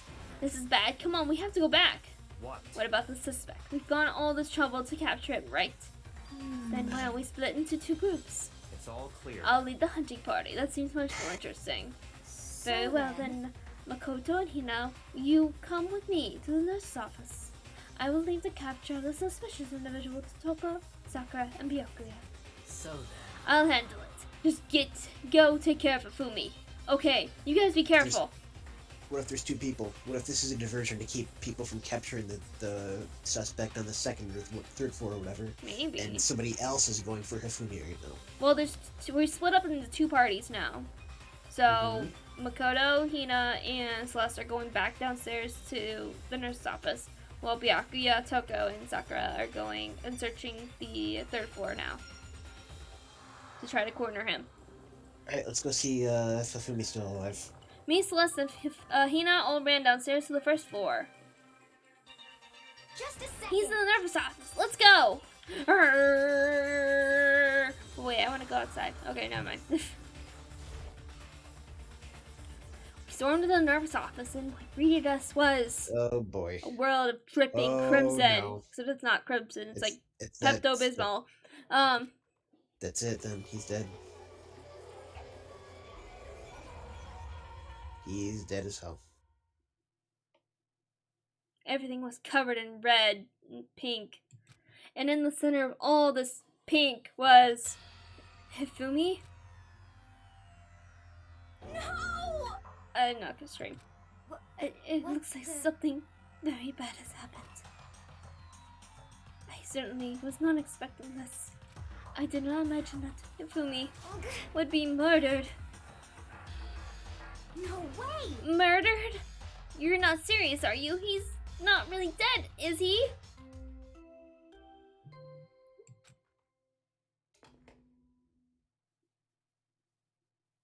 A body has been discovered.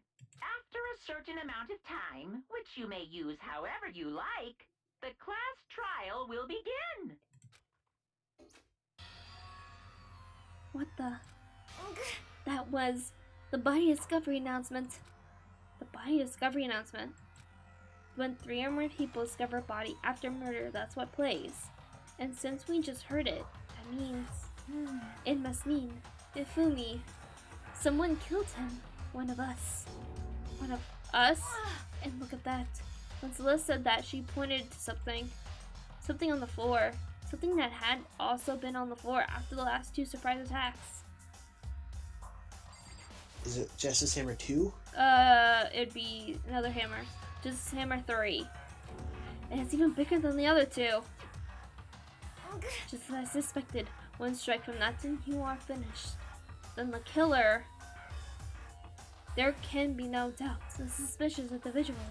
Going by what Hifumi called him. The culprit must be Robo Justice. Whoever's hiding in that costume is the one that killed Hifumi. But wait, you saw him on the 3rd floor, right? Running back into the hall. So how did he end up in the nurse's office? You're not saying they, like, teleported or something, right? Are you okay We with can this? figure that part out for later. Right now, we have to tell the others. You're right. So Then, shall we go? Hina, step out of it. Are you okay, Hina? Sorry. Sorry, I'm not sure I can move right now. I'm feeling kinda... This is a problem. We can't just leave Hina here alone. Okay then, I'll go get everyone. You stay here with Hina. Very well. I'll leave it to you then. Okay, I'll be back soon. I tried to sound confident and upbeat, but I still hadn't stopped trembling for what I'd just been through. Everyone is also already on the 3rd floor. I have to hurry. Okay, up to the 3rd floor again. That's where everyone was chasing after the suspicious individual. Where was he headed? Celeste was wrong. That was a rather intense experience for someone like you. I saw him in the strange costume and He ran off as soon as I screamed. I was blocking the stairs, so he headed off further down into the hallway and disappeared. He ran off going further down the hallway. Way into the back of the hallway? So... down this way.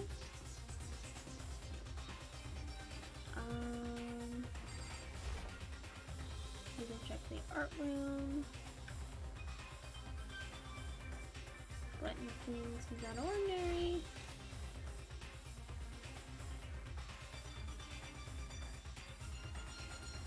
What even is this? Our supplies room? Yeah, this is like it's called the repository. But, Interesting. That's interesting Hammers there. But are, besides that, there's nothing else here. Don't you have to inspect that to confirm that it's part of the clues? Well, we're not in the investigation part right now. Okay. Yeah. We're not in that phase yet. We're in the Nope. go find people phase still. Yes. Gotcha. Things are still very much happening. So the only places in the physics room, which the door is open in the back there. As far as I can tell, there's no one here. Nobody here, but still I feel some kind of presence. Yeah, I'm sure I can feel someone's presence. This presence. Is it coming from over there? In the back? If we check it, are we gonna die and get game over? No, before in the back. I left the doorway. And when I did, I found another nightmare. The second nightmare of the day was waiting there to greet me. Oh no.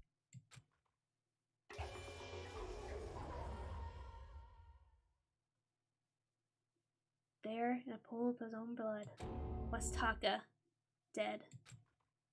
I don't think Taka did it. Deadly life. Now we're getting into more of the investigation part, maybe. I don't remember. Or just both these bodies have been found, so. Fumi's body discovered in the nurse's office. Taka's body discovered in the equipment room. I was witness to two nightmares, one after the other. No, they weren't nightmares. This is harsh reality. The true nightmare is this reality. The reality I have to face every day. But still. Why is this happening? Yeah, Toko is alive? Toko! Don't tell me. Toko too? Relax, she just passed out when she saw the blood. The blood? Okay. That's right. When Toko is, Toko, she has a fear of blood, huh? We tried everything to get her to wake up, but no luck. Just leave her be for now. It's like he said, I should just leave her alone for now. The floor is covered in Taka's drying blood. Drying, so that means it was before Hifumi probably then. Maybe. Another hammer. Now it's Justice Hammer 4, and it's even bigger than before. Is that suspicious individual responsible for killing Taka too? However, But why is it Justice Hammer 4? Huh? What do you mean? Celeste was attacked with Justice Hammer 1, then Hifumi was hit with Justice Hammer 2.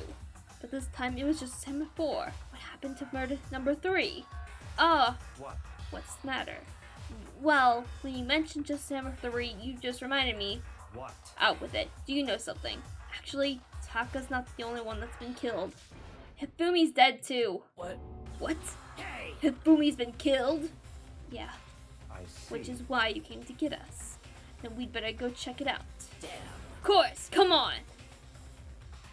Which means somebody can compromise Taka's crime scene because they all Possibly, left. yes. Except, if you notice here, so Sakura, Byakuya, and I rushed out of the physics lab. Toko's still in the physics lab. Yeah, she's passed out. Yeah. Good thing there's a 2-kill limit. But as soon as we guess. were out of the physics lab, Oh, Celeste, aren't you supposed to be waiting in the nurse's office? Something has come up. Yeah, I heard. Hifumi is dead, right? indeed. Well, that's not all. It is gone. Huh? What's gone? It has disappeared. Disappeared? Hifumi's body has disappeared. What? What did you What say? are you talking about? It disappeared. Don't be ridiculous. Come on. Are you serious? What the heck is happening here? Everyone, back to the nurse's office. Where has Hiro been this entire time? And Kyoko. Both of them have Yeah. they're both missing. We're still totally. missing them, yeah. We don't know yet. We'll find them. I'm like, red lights are going, flashing sirens are going off right now. I practically up down the stairs and losing my balance. I reached the nurse's office and completely out of breath. Lots of running. Duh. I couldn't believe my eyes. Can you fit Hifumi in the incinerator? That's the question. Well, you'd have to pick him up, take him there, and if you happen to be able to have the key to take him. And then you'd have to find a way to fit him in it. Yeah. Because even if it was like someone like Sakura, you can't fit Hifumi's body through the gates to throw him. Yup. So, yeah. Hifumi's body was there just a few minutes earlier. It just disappeared? Poor Hina. Me and Celeste went to the bathroom. We were only gone for like a minute. And then when we got back, Indeed. this must be the work of the culprit. They must have come and carried body away. They must really be enjoying the sight of us. Standing around, frightened and confused. We're all going to die here. We're going to die just like those guys did. What I did you don't say? believe this. I don't believe a body would just disappear. Why? First, there were 2 murders, and now one of the bodies has been taken. This is unnatural. Huh? Hold on, what do you mean 2 murders? Hina. Taka's been killed. We found him in the equipment room. No way! It can't be. Taka too? It can't be. It can't be. No! Hina. Hina, calm down. We're all gonna die. All of us. They're gonna kill all of us. Then who might the next target be? Toko? Huh? What? I completely forgot. She's still unconscious in the equipment room. Well, You left her at the scene of the crime. We didn't have a choice. She passed out and she refused to wake up. huh? So she's still unconscious. Damn. Wait, so you know she was still up there and you said nothing? Why? Sakura. That annoying little insect that clings to me whenever I go. We'd be better off without her. You bastard! Calm down. You forgot about her, didn't you? You have no right to blame me. Everyone stop fighting right now. We need to hurry back. Huh? I can't take this anymore. I don't want anyone else to die. Damn. Byakuya, if something's happened to Kyoko, I'll never forgive you. Or Toko. We shot out of the nurse's office and bolted up the stairs and back to the 3rd floor. We ran back to the equipment room at full speed. And when we got there... Gasp. Toko! Thank God you're okay. But right away I noticed there was something very different here. It was gone. Again? Taka's body, which should have been right there, had disappeared. This can't be happening. Or are we hallucinating all of this or something? No, You're being played. This is not a hallucination. I know I saw before. And what I'm seeing now isn't what I saw before. Huh? What? Are you saying Taka disappeared too? Stop talking. Stop saying disappeared. It didn't just vanish into thin air. Obviously, whoever did this has hidden the body. But why would they do that? I couldn't possibly begin to imagine. Anyway, our costume suspect is clearly continuing his crime spree. We gotta hurry and catch him before he kills all of us. Not possible. Oh, I don't think you have to worry about that. Huh? Think about it. Who could possibly be responsible for killing and hiding these dead bodies? Well... When Nafumi's death cry went up, everyone here was together on the 3rd floor. It is so. After that, we split up into 2 groups.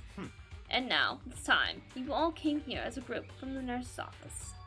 In other words, the only ones who could have done this are Hiro... Excuse me? Hiro and Kyoko, who are still missing. Hold on a second. Kyoko has an alibi for when Celeste and Hifumi were attacked. There's no question that she was in the dining hall with us. You seem very adamant about defending her. Perhaps you are in love. That's not it at all.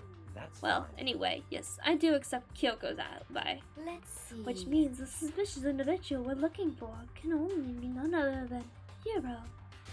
Which further means there will be no more murders. The regulations are very clear about that. Oh, that's right. There's a rule that says you can only kill a maximum of 2 people. That's right. As long as the rule is in place, there will not be a third murder if they were to break that rule.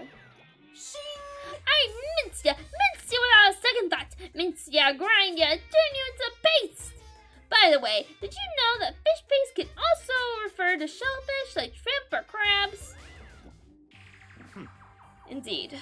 Let's see. So, and since 2 people have been killed, there is no possibility of any more. Assuming it's the same person, yes. Assuming it's the same culprit. Yeah. You knew that from the beginning, didn't you, Byakuya? Which means you knew Toko was never in danger. I still meant it when I said we'd be better off without her, though. In other words... Anyway, with that in mind, we can now relax and search for the 2 missing bodies. 2 missing bodies? 2 people have been killed and their bodies have been hidden. The only one without an alibi, the only one who could have done it, is Hiro. Did Kyoko say her alibi was? She was with us this morning at 7. And then we waited an hour for everyone, but nobody came. So Yeah, I guess. she was with us during the time that Celeste and Ifumi were attacked. Because Ifumi said he woke up before 7 and was walking around. But Celeste got up a bit early before the alarm. But was right near the alarm time was when she saw Hifumi get attacked, and then she herself got attacked. Or well, she got attacked first, I think, and then Hifumi got attacked, something like that. I think Taka got attacked first because his blood is drying. Possibly. When we discovered him.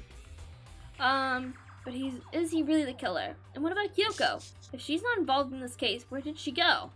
What? Hey, Makoto, what's the matter? Oh, no, it's nothing. Whatever, we need to find those bodies. Our little narrative here can't move forward.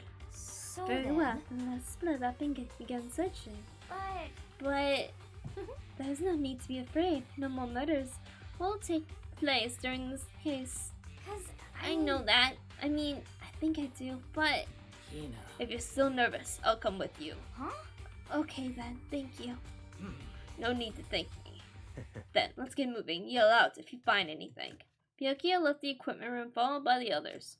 I have to try and find the 2 missing bodies. Let's find some bodies! Do, everybody's favorite game show. Let's find some bodies.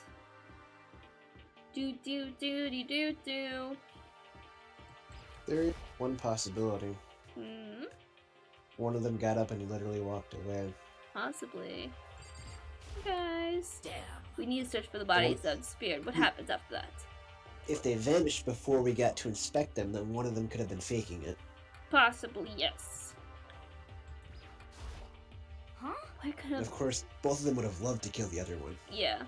What could have 2 dead bodies... Which means that somebody can be, if that's the case, and one of them isn't dead, that means that they can technically kill somebody else now. Yeah, but... Don't know. But that's a long shot. That's a long shot. Rattle. Huh? Door must be locked. Sakura, can you beat that door down for us, please? I don't know if we're allowed to do that. I don't know. It's locked from the inside. Yes. Thinking emoji.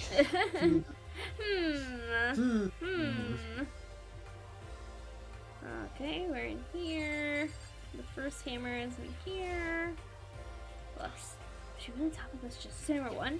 What the heck is with this thing? Besides the hammer, nothing new. So the arts and crafts room had the hammers because the hammers are missing. So here's my question: is where the hell did the stickers and crap come on those hammers? Unless the hammers already had that on them. I don't know. I don't think they're stickers necessarily. They could have just been painted on, which there is probably paint in the art room. Makoto, Come on. why are you standing there? We need to get to the repository. Huh? You mean? Indeed. I found them. Hifumi and Taka's bodies have both been in the repository. Goodbye. I've already told Hina and Sakura. We'll go on ahead. their bodies were in the repository?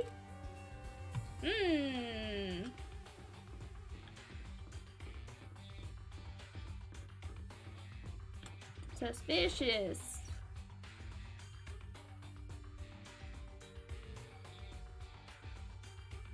Are the bodies here somewhere? In the repository. The door was locked like 2 seconds ago. Doorknob turned. I guess it's unlocked. Then I have no choice but to go inside. So I opened the door, and when I entered, I saw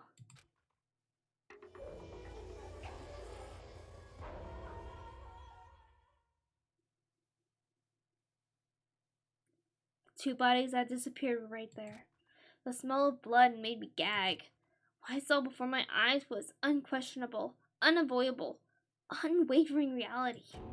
And then I heard the announcement for a second time.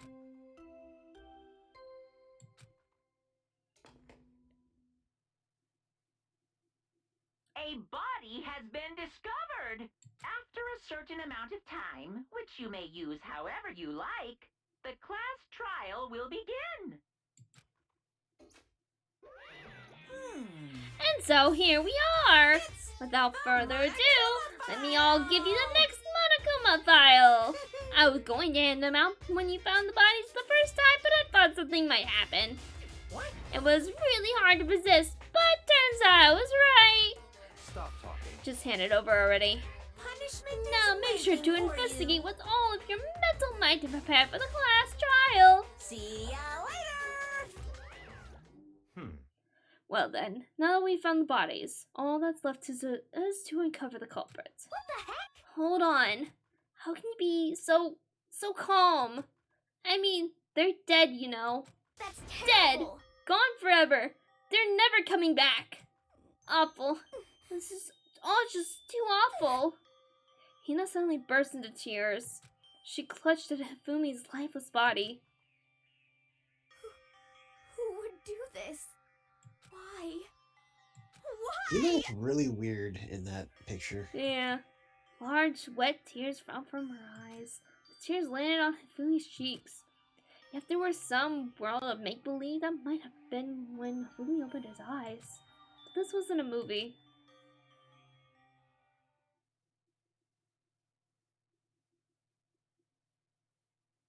It's a video game! Holy shit. This wasn't... He's alive again? Where am I? Cold. So cold. Is winter coming? Hifumi, wake up! Huh? Ah, that's right. I remember now. Hope's Peak. Come on, you gotta wake up! I remember everything. Before I met you all. I met you all. His memories are all blended together. He has nothing useful to offer this. The light. It's reaching out to me. Like the tail of a comet. Hey, Hifumi! Who was it? Who attacked you? Who tried to kill you? Who killed me? That's right. I remember their name. Yasuhiro.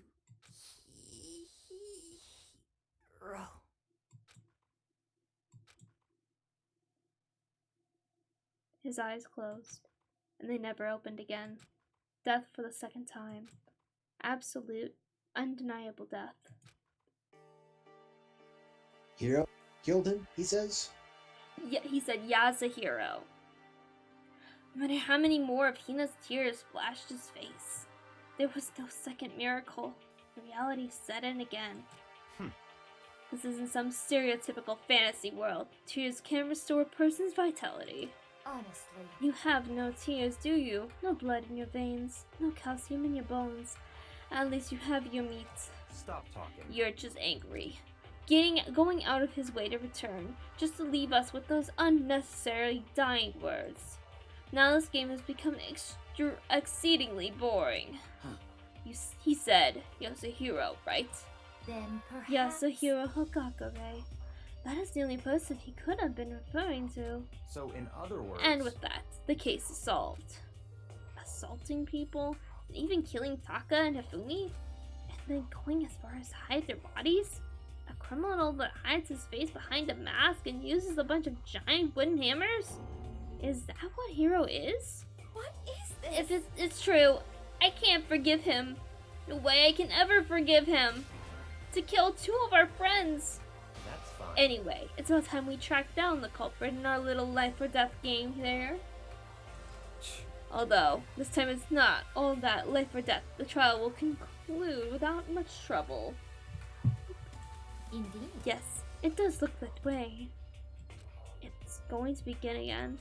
We have to go through this one more time. I have to accept it. I have no choice but to go through with this to make sure everyone survives. I just have to do it. Time to investigate. First, I better check the Monokuma file. The victims were Fumi Yamada and Kiyotaka Ichimaru. The cause of death for each was a blow to the head. It is thought they were both killed with a similar weapon. That's it? Very strange. Yeah, it's pretty strange. We got way less information this time than before. That's no problem. After all, the events of this case unfolded before our very eyes. We should know more about what happened than the Monokuma file could anyway. Maybe. Well, there's something else that's bothering me. Someone else has been missing for quite a while. Are you talking about Kyoko? perhaps. Without a doubt, she has an alibi for when Celeste and Fumi were attacked. But what if the killer wasn't acting alone? What if they had an accomplice? An accomplice? An accomplice? What are you doing here? Monokuma! Don't be rude. I'm here to answer your question. What question? Yep. You're talking about accomplices, right? I'm pretty sure I explained it before, didn't I? During the first class trial. Speaking of which, Speaking of I'd which- like to ask the bear, if there is an accomplice, do they also become blackened? So you ask, and so I shall answer. Each murder is allowed to have an accomplice, but only the one who does the killing will get to graduate. So in other words, 2 people can work together, but one of them has no chance of profiting from it. Then there's no way anyone would work together, right? In other words, So basically, you can have accomplice if you want, but there's no gratification in it. so then, So you are Just want to see saying, the world burn. so you're saying nobody worked together this time either? hey, Sorry, can't hit my mic. Sorry, can't answer that. It would obstruct the free exchange of information between you guys. I just want to make sure you don't forget, no matter how much you might assist in a murder, only one blackened can graduate. The accomplice gets nothing. Well, they So get in less than other nothing to words- die too, if they don't get away with it. Yeah. Or if the black gets away with it, rather. Okay, just like normal. well, Okay, let me take this opportunity to clarify the whole shebang. In this class trial, what you need to determine is the one true blackened who devised the murder plot and put it into action. The true blackened, so just one person. well now. That's enough for explainifying. Now it's down to the final battle between all of you and the blackened. Good luck to all the contestants. So there can only be one blackened. An accomplice wouldn't benefit. I can't see why Kyoko would be connected to this case after all. You may be right. If that's true, then Kyoko, where are you? However, As long as she's not connected to the case, it doesn't matter. Let's go back to the investigation. Indeed. I have absolutely no doubt that Hiro is responsible. But for the time being, I suppose it can't hurt to pursue further information. So, You know, don't you think we should consider someone a suspect just in case? I'm talking about the murderous fiend, Genocide Jack. What? I'm offended. Yeah. When did you? I've been looking all over for you, Master. When I woke up, you were nowhere to be found. Anyway, you there, milk sack swimmer girl. That's your new Milk name? sack. Why do I gotta be a suspect? I mean, you are a serial killer. So what? I'm like a special guest suspect every time. I have an alibi, you know. She's right about that. When we had heard Ifumi scream, she was with me. And when the bodies disappeared, she was still lying unconscious in the equipment room. Plus, Taka's body aside, I can't imagine any way she could have been able to move Ifumi's body. Yep. Besides, I calculate every move I make. I'm not gonna kill someone when everyone knows what I look like.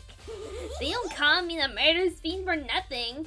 What are you saying? That's not the kind of thing you should be bragging about. Let's see. On another topic, should we supposed to guard by the bodies like before? We can't have them disappearing again. So then... Hina and I can handle that. You don't mind, do you, Hina? Sure. I'd be totally useless on the investigation anyway. It's all clear. Then that's that. Let's begin. This whole thing is so strange. All but one of us has an alibi, so figuring out who did it should be obvious, right? But... Oh, yeah. Maybe it's just me, but I don't think it's going to be as straightforward as it seems. What? Red herring and misdirection in my Danganronpa game? No. No, can't be. Taka, he'll never move again. According to the Monokuma file, he died from blow to the head. We found Justice Hammer 4 near his body in the equipment room. Is that what he was used to kill him? And there's tarp laid out under his body. Did the killer use this to move Taka's body? That way, there wouldn't be any blood left behind while the body was moved. Blue tarp has been added to the truth book section of your handbook. So who had access to blue tarps to move the body? We'll get to that in a bit. Find it out? Yeah, we'll find out. Fumi's big, cold body is laying on the floor. His real big body. I mean, how on earth was the killer able to move someone so big? From the nurse's office, where he was discovered, to here, the repository? All the way from the first floor to the third? Now without anyone noticing it? How the hell? It's no good. I just don't get it. I can think about it later. For now, I have to finish investigating Fumi himself. If I remember correctly, Fumi's fatal injury was also a blow to the head. Probably from Justice Hammer 3, which was lying on the floor in the nurse's office. Huh? Wait. Something's off about his body. Why am I getting this feeling? Something's different. Something about Hifumi's body in the nurse's office versus his body right now. That's it! His glasses! When his body was in the nurse's office, his glasses were covered with blood. But now they're completely clean. Does that mean someone wiped his glasses off? Yep. I've got a stupid question. Yep. Is there any way we can take his vitals right now? Because I'd like to know if his heart is still freaking beating right now, because this is bullshit. He is in fact dead. Okay. Yeah, there's no one gonna be making a miracle, like, no, come I'm to life saying again. like he could be faking it. I'm saying he could be whacked off Taka and then he's playing dead right now while trying to frame what's his face. At this point, no, he is absolutely 100% dead. Why didn't he take his glasses off? Or, better yet, he could have maybe swapped his glasses with somebody else, or the killer swapped the glasses, but I don't know. It's just, I'm just getting alarm bells ringing in my head right now. Yep. And I'm especially with the thing where he came back to life. Yeah. When Hina was holding him a minute ago. I don't know, I just smell bullshit, is all. Yeah. Something's not wrong. Something's not right here. It's very possible that he was like, because since he is quite large, to try to see if he has any, like, vital would be a bit harder, especially if he is very low, like, close to dying. That's true. It would be very difficult to tell. So, calling him dead right when we got here was probably fair, but then getting woken up by something, like, wet touching his face, and obviously her picking up his head was enough to kind of shake him up just a little bit before he finally lost all strength. Gotcha. Yeah, okay. But he's dead. Completely dead. Does that mean someone wiped his glasses off?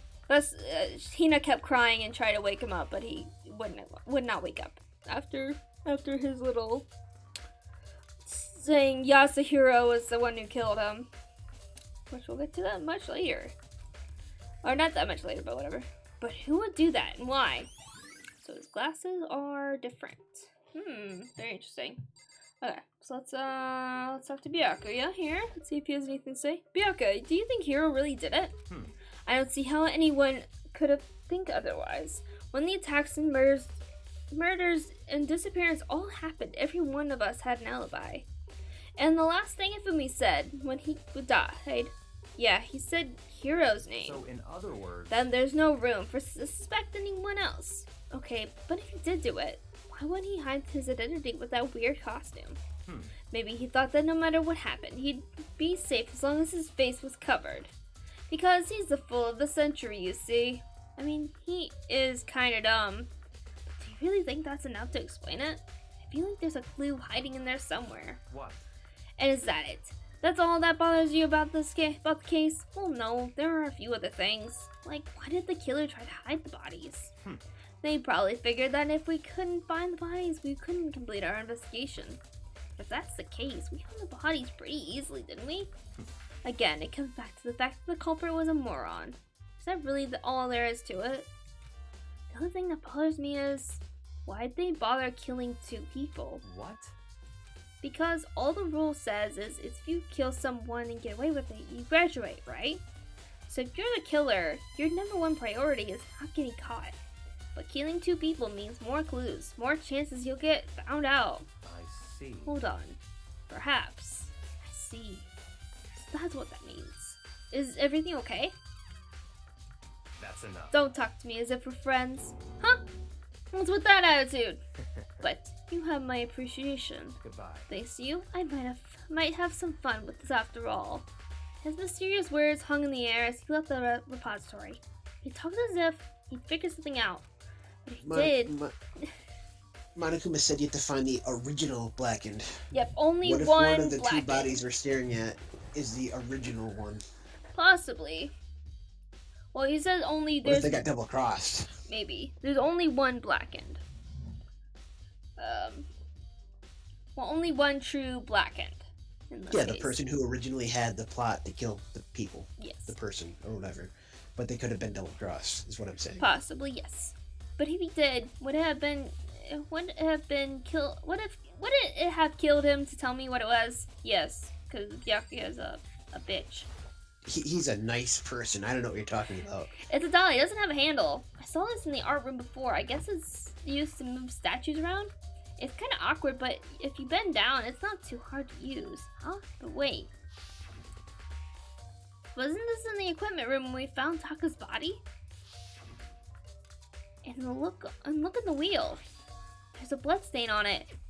So there's blood on the wheel dolly that was moved from the equipment room to the repository. What's the explanation for that? Better question, why isn't there a blood trail around it? Where is the trail? Why isn't there a trail if there's blood on it? Unless it's too little blood to leave a trail, There was a bit of blood trail where Taka's body was originally. But I'm guessing it stopped. Like, it just dried up, I guess, on the wheel. Or something. Or it stained the wheel somehow. I don't know. So Hifumi's body was moved first. Presumably, that's where the blood got on that first wheel there. And then after everybody went down to go see Hifumi's body gone, then the killer took Taka's body and then used the tarp to move him. Possibly. Is what we're assuming happened. We don't know for sure yet, but that's what we're assuming. We did see the dolly in the equipment room where Taka's body was originally. We recall seeing that there. But let's keep going. There are many aspects to the incident this time, too many to be honest. Considering that, it may be good to look back on everything that's happened. So Would you like my help? No thank you. Not right now, Sakura. She's just gonna repeat basically everything that happened today. She's gonna repeat the facts of the case, basically. Yeah, just like where we started off, where we moved, and where, yeah. Okay. There are hammers of all different sizes hanging on the wall, although some are more like mallets. Mallets? Could the Justice hammers have been designed to using these as a model? Either way, all the hammers here have obviously seen a lot of use. They're all covered in debris and chalky stone powder. Wait, for some reason this one hammer isn't dirty at all, and it's wet. Did someone washed it recently? Spotless hammer has been added to the truth book section of your handbook. Hina, anything you say? So, Hey, Makoto, I've been thinking about something. It's about the repository. Huh? What is it? After Fumi and Taka's body disappeared, we split up to look around, right? I was really scared, so me and Sakura stuck together. But... And we came right to the repository too, look around. And when we got here, the repository was locked. We couldn't get inside. It was locked. And we came here as soon as the search started, so there's no way someone could have beat us here. So if that's true, then who locked it? And why is it unlocked now? I wonder the same thing. The door was locked when the search for the bodies began, but now it's wide open. There might be some secret lurking in there. But I'll probably have to leave this area to find out. I did. Okay, I think that's everything we can do here right now. Taka, again. Use more time. Okay, so I think that's everything that we can do here. Yeah. Okay. There's only one way in and out of this room, through the door that Hino said was locked before. There's definitely a lock on the door, but it can only be locked from the inside of the repository. I don't see any way to lock it from in the art room. The door can only be locked from the inside of the repository, which makes me wonder. Hina and Sakura confirmed that the door was locked after we started looking for the missing bodies. The door is designed so that it can only be locked from inside the repository. In other words, when Hina checked it, someone had already gone in the repository and locked the door. When they were done, they unlocked it and left, which is why it's unlocked now. But Hina claims that there's no way someone could have beaten them to the repository. So that certain someone... Pastor does the truth boss. There's gotta be a clue around here somewhere. Maybe I should check somewhere else. There are some places I already know about. First, the nurse's office where Fumi was found, then the equipment room where Taka was found. Alright. So, the only way that door locks is from the inside. Yes, and after everyone split up, Sakura and Hina were the first ones there. Yes, and then we were like hot on their heels. Yes. And we went right afterwards. But it was and we also found that the door was locked, and I remember saying something about that and saying how it was really suspicious. Yep. And we walked outside that room, ran into Byakuya, and then Yep. We found them again.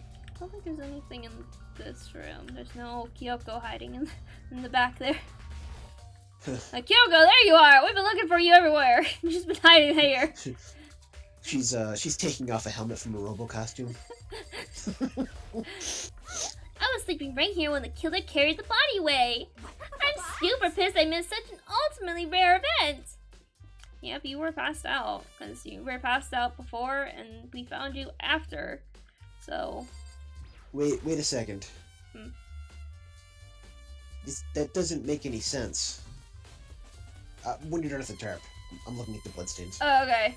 Huh, this tarp. I feel like I've seen it somewhere before, and just recently, too. Hey, going. So, here's my question here. Yeah. If there's a tarp here that's used for Taka's body, why are there real stain marks leading away from Taka's body if there's a tarp right there to carry him on, and Taka's body was found in a tarp? That doesn't make sense. Not really, anyways. Yeah, I guess to keep from the body to keep bleeding. I guess? I don't know. Unless they're taking the body away on the tarp, on the cart, I guess. Yeah. But still, why are there tire marks here when you can just use a tarp? I don't know. Maybe I'm overthinking it. Yeah. Anyway, there's some kind of tire mark going through the pool of blood in the middle of the room. That reminds me, about the dolly in the repository. There was blood on its tire. Could that blood have come from here? Which could mean that Taka's body was moved from the equipment room to the repository using the dolly. Both rooms are on the 3rd floor, so that should definitely have been possible. Equipment room blood stain has been added to the truth blood section of your handbook. But even if the dolly was used to move Taka's body, what about Fumi? Fumi's body was in the nurse's office on the 1st floor. Even with the dolly, there's no way you can get up to the 3rd floor. That's still a total mystery. Very interesting, very interesting. And check out the hammer, just hammer 4. The weapon that was used to kill Taka. The body was moved. The murder weapon was just left here. Very interesting. The murder weapon has no blood on it, right? Yeah, Could it have also been washed, like the other hammer that we found? Maybe. I'm not sure. But there's no... I don't know if it would be, because there's no sink. However, if you look in the art room, there is in fact a sink in the repository. Because it's an art room, you need some water for stuff. So, and there's no... Although there probably should be a sink back there. Like, thinking about you, like, I don't know. Because there's like chemicals and stuff back there, so you would think there would be maybe a sink to wash like your hands and stuff. But oh well. Most art rooms have that though. They have like a sink to wash your hands. Yeah, I'm at the clay or paint. I meant behind the physics room. Oh. That there wasn't a sink or anything. I don't know why I'm just like. I just used the map to go down to the.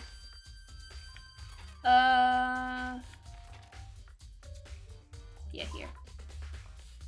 There we go. So we gotta go to the nurse's office.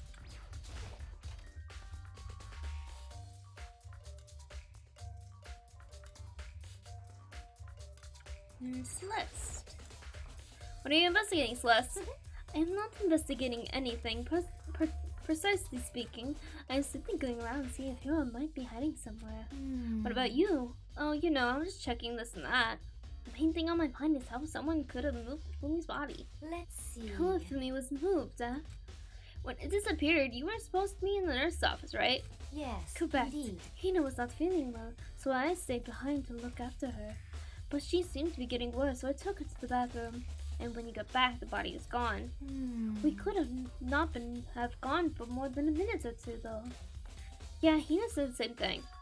So then the killer was able to get in and move Fumi's body in that short amount of time? Indeed. It would seem so. To carry out someone as big as Fumi in only a couple minutes is... I can't think of it as anything less than impossible. Oh, let's see. Hammer... This is hammer 3, the one that was used to kill Fumi. Someone moved the body but left the weapon behind. I still want to know why Hifumi's glasses were washed. That doesn't make a lot of sense to me, unless Hifumi washed the glasses himself, but would that have meant he was faking his death or something before, and he was able to move around? Did somebody swap his glasses out for something else? It's bugging the crap out of me right now. Dang it, why is it going auto? After everything I've been through, I'm totally parched. Maybe you could have a quick peek. There's a bunch of blood packets in here for blood transfusions, I guess. Doesn't help me though, I'm not a vampire. Equally. But there's something in here. This is a normal trash can, huh? Wait, there's something inside. It's too small to be a handkerchief, it's a glasses cleaning cloth. And it's got some kind of cartoon character on it. But it's also covered in blood. Oh. Okay. Did you find something? Yeah, there was a cleaning cloth in the trash can. Huh? A cleaning cloth. And it's all bloody. Whoever this belongs to must have used it to wipe some blood. But who would need this thing like that? I haven't the slightest idea. Yeah, me either, but I think it might be important. Glasses cleaning cloth have been added to truthful version of your handbook. I talked to you. It's just the camera. Okay. Oh yeah, okay. So this is where you were. I'm looking for you. You have. I wanted to thank you for what you did. Not that you meant to, but you ended up making this little game of us very interesting indeed. You should go to Hero's room. Oh, and let me give you this. Maybe in the dining hall. This is the note that Hero wrote to get us all beat up, right? You remember well. Well, the penmanship was really pretty remarkable, so it left an impression. It's all clear. Anyway, this makes it clear, right? This is a trap. It is. Things grow ever more exciting. What are you talking about? I've already prepaid my debt. I don't owe you any more explanation. Goodbye.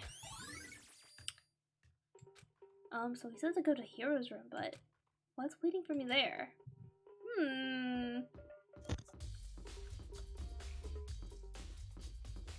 What does the note have to do with anything? We're about to find out. We're about to find out. I'm assuming it has to do with Hiro's room, since Byakuya pointed that out to us. I'll be honest. The only way Hifumi was able to get up and walk away, or the only way Hifumi was able to move, is if he did it under his own power. Why else would he clean off his glasses so he could see where he was going? Yep. There's no other explanation. The door is... How are you going to move a big guy like that in under 2 minutes? Yeah. The door is unlocked. I guess I can go inside. Byakuya did say to go look. It might be might not be a great idea, but I'm gonna take the plunge. What do we got in here? Look at this decked out room. This is Hiro's room. There's all kinds of weird stuff in here. Where do you get it all from? More importantly, he still hasn't turned up. What the fuck is going on with that camera? It's spazzing out. What the fuck? It's violating the concepts of time and space. I think the red light means it's broken. Which means he can't complain if I don't get his permission to search his room, right? Oh, it stopped. Oh, nope, okay. It's twitching. It's still going. It's out. Okay. I think there's something in the cardboard box. It's blueprints for something and some things made out of... It looks like cardboard, plastic, and plaster. Is this Robo Justice? And it's in Hiro's room. But wait, these blueprints. Something about them bothers me. The writing is crappy. Yep. Handwriting does not look right. Was there anything else in the room to look at? If you ask me, it's probably Hifumi's handwriting. Possibly. It's normal, but pretty much like any. Okay, I don't think there's anything else in this room. Let's look at. Also. Oh. Yes. Also, clearly that evidence is planted. Because it's put right smack dab in the middle of the room, right in front of us. Yeah. Blueprints for the thing. I mean, come on. And the door was unlocked without having Yasuhiro open it. Which is quite suspicious. Although, it wouldn't be that hard to believe that Hiro just forgot to lock his door. Yeah, I guess that's true. He's kind of... Especially if he's not in the room. Like, if he's not in there, and we're in a place that literally no one can get out of, what's the point of locking it? I mean, someone could hide in your room and try to kill you. I guess so. But, I don't know. I don't think he'd think that far ahead. Makoto, big news! Big news! What's wrong? We found Kyoko! What? Is she okay? Where is she? Wait, I wasn't done. There's more big news. Just a second. Robo Justice showed up too. Robo Justice. It's Hiro wearing the costume. Okay. Anyway, as soon as you can, head to the pool on the second floor. I think Hiro and Kyoko would turn up at the same time. Anyway, I have to head to the pool. I ran off to the second floor as fast as I could. Off to the pool. Over here. Kyoko and... Phew, man. I've had the worst day! Hiro?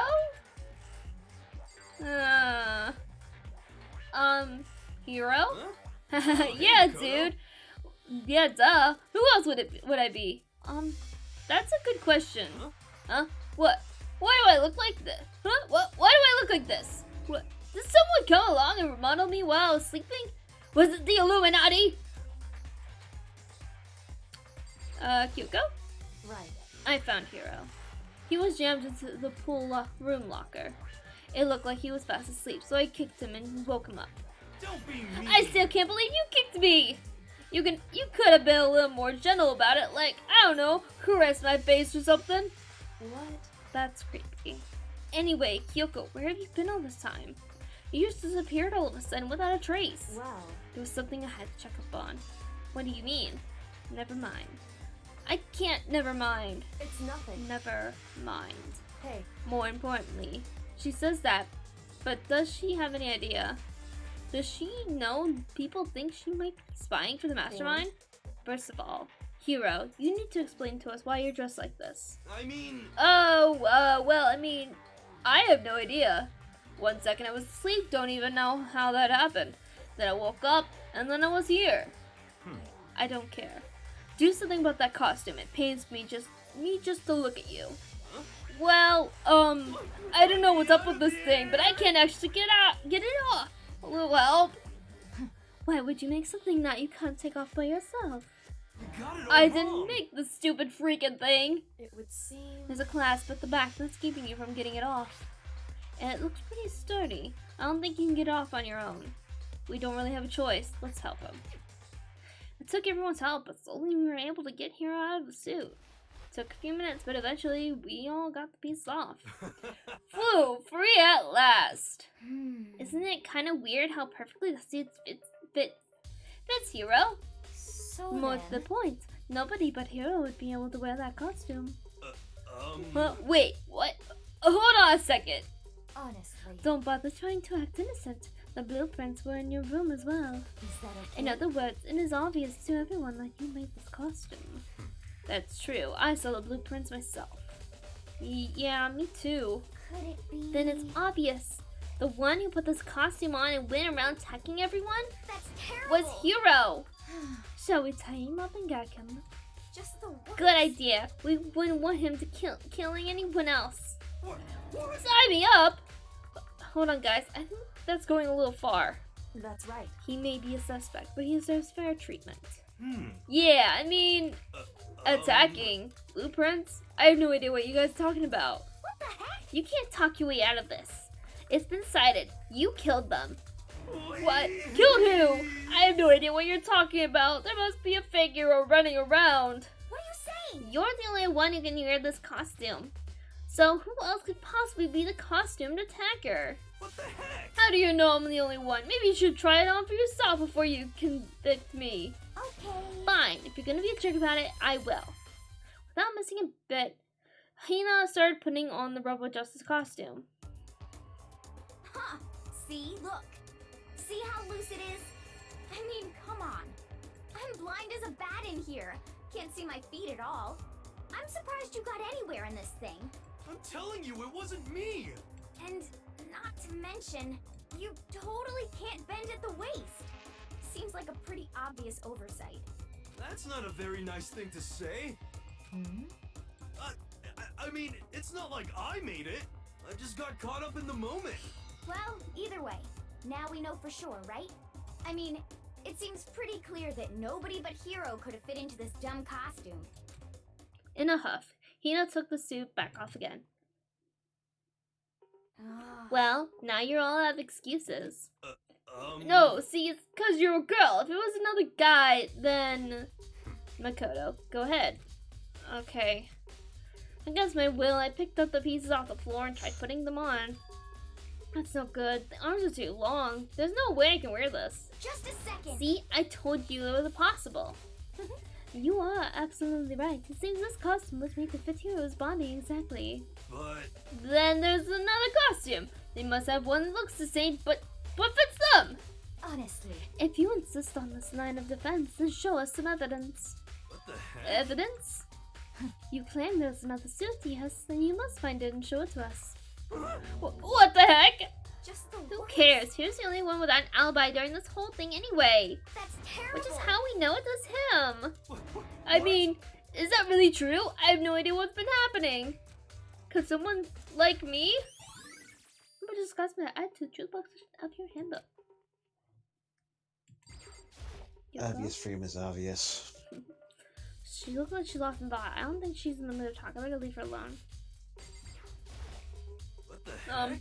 If you don't tell me what's going on, how am I supposed to understand? I think I figured out that someone's been killed, right? Makoto. Who was it? Well, 2 people were killed. Taka and Hifumi. What?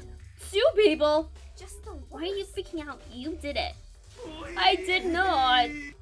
Wait, hold on. If those 2 are the ones that were killed, How about that? that's it. I know who did it. So then... You may as well tell us then. Taka and Hifumi were fighting over Alter Ego, right? I'm at least Which means 30% Alter right. Ego and Alter Hero must have done it! Flawless logic. I see. That's unfortunate. Please. Unfortunate. What the heck? Stop trying to trick us. Just admit that you did it, okay? I'm telling you guys, you got it all wrong. Oh, so I know. bad. Then no. No. Last night, someone slipped a weird note under my door. And here's what it said. I found a hole maybe we can use to escape.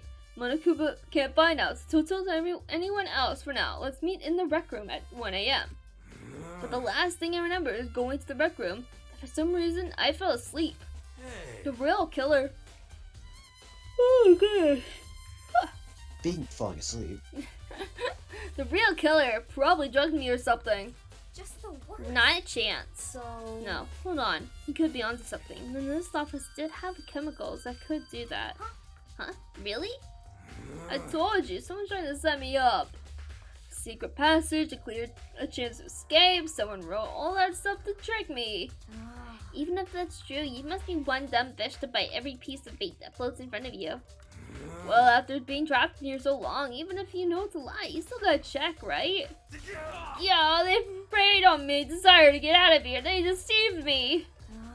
I still don't buy it. Don't be mean. Well, you should buy it. Just a second. Okay, then show us that note. With pleasure. I have right here in my pocket. No Looks way. like I lost it. Yeah, sure. Please, you gotta believe me. I wouldn't hurt a fly. As I said before, if you want us to believe you, you must produce evidence. Can you show us the notes? I have no particular issue with what you claim, but if you want us to believe you, give us a reason. What the heck? For serious? Because Hero's account has been added to the truth box section of your handbook. Now then, shall we resume our investigation? There's no time to waste before the class trial begins. Why do we need to keep investigating? We already know who did it. What the heck? Why? Why did you kill them? Tell us, Hero. No, it's like I said. Just the worst. Was it really the money Monokuma offered us? Yeah, that must be it. You must be totally broke, and that's why... Wait, that's a false accusation. Someone help me. What are you saying? Just be thankful we haven't bound and gagged you. If you have time to yell and carry on, you have time to search for your evidence, right? You're right. I need to look for the second suit and that note. Feet don't fail me now. I guess I better get back to guard duty. I was gonna ask Toko, or Genocide Jack, to switch with me. But if she and Sakura got into a fight, we'd have a catastrophe on our hands. Well, bye. 1 by 01, everyone peeled away. Makoto, do you have a second? Huh? I want you to help me with the investigation. It looks like I got a late start on this one, so I need to make up some ground. Sure, I don't mind helping, but can you promise me something? Later, when we have time, will you tell me why you disappeared? Why is that? No. To reject me so simply. Anyway, I need your help. You don't mind, do you? Okay. Shall we go? Thanks. No, shall we? Is your dialect different depending on how close you are with her? Yeah. So, Makoto, first, I'd like to examine the corpse. Examine the corpses. I can't believe I'm hearing that from a girl the same age as me. Correct. Dead bodies don't lie, you know. They tell the truth far more easily than the living. Hey. Wouldn't you agree? How am I supposed to answer? Anyway. Unless have been tampered with. Anyway, we have to hurry before the class trial begins again. Yeah, you're right. Okay then, show me where the bodies are. They're in the repository. Then I guess we should head that way for now. Alright. Stairs down, stairs up this way? Yeah, stairs up this way. And down this way. And in here.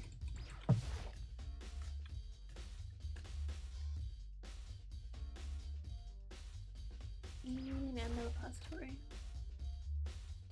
Let me guess, you're both gone. No, Nope, they're there. Okay. Sakura and, well, at the time Toko was also there, taking place for Hina.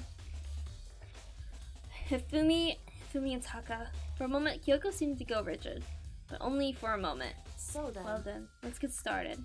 She crouched down next to Taka without hesitation, began poking and prodding the bodies. I knew it. Monokuma was right. They were killed using similar weapons. Her movements were so smooth. She was so calm. Seeing how comfortable she was actually made me feel a little more comfortable. Anything else? I see. Makoto, I found something. You did? Hey. You remember the wristwatch Taka always wore on his left hand. He did? Whew. Are you so oblivious to the people around you? Do you dislike others people that much? No, that's not it. Anyway, so you said he had a watch. So then. Take a look. It's broken. You can see the hands aren't moving, right? It most likely broke when he had his encounter with his assailant. And if you notice, the hands are frozen just past 6 o'clock. that would mean the watch was broken sometime just after 6. That's So right. he did die first. Yep. But last night, Taka's watch definitely wasn't broken. Hey, you, how long are you gonna keep us waiting? Taka's irritated voice pierced the air as he stated pointedly at his watch. It's almost 10 o'clock. You know that bedtime for all the little boys and girls.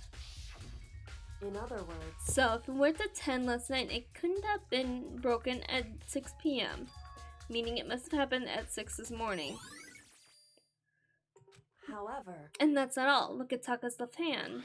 He appears to be gripping something. You're right, there's something white in there? Makoto, Can you try and pry it out? Me? because Rigor mortis has already set in. Boys are better suited for this kind of manual labor, right? Okay. As much as I didn't want to, I grasped Taka's cold hand. Is it the note? Maybe. His cold hand was nearly enough to cause my heart to stop beating.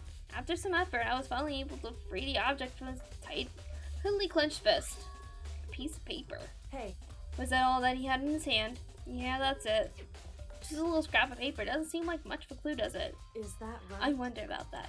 Kyoko then turned to Hifumi's body. So then, Let's check Hifumi's body now. Perhaps he's left us a few clues of his own. Kiyotaka scrap of paper as an answer to the position of your handbook. Alright, what about Hifumi? So did you find anything? Indeed. I did, more than I expected, to be honest. Look at this. Oh, water paper? that's right. Hifumi had it hidden on him. Hidden? Indeed. He stuffed it in his pants, so I can only assume he'd hidden it on purpose, you see. In his pants? Wait, so you... Why is that? It was just his pants, not like his socks or something. I don't know what that means. Hey, Anyway, let's take a look at the paper. Go ahead, Makoto, open it up. When I think of how it was stuck down his pants, it's like, it better be important for me or I'll never forgive you for this. A note. I found a hole, maybe we can use it to escape. Monokuma can't find out, so don't tell anyone else for now. Let's be in the equipment room at 6 a.m. so That sounds very familiar. That's it. That's the same thing Hiro said. Then he was telling us the truth. however, Although, it's not exactly the same, is it?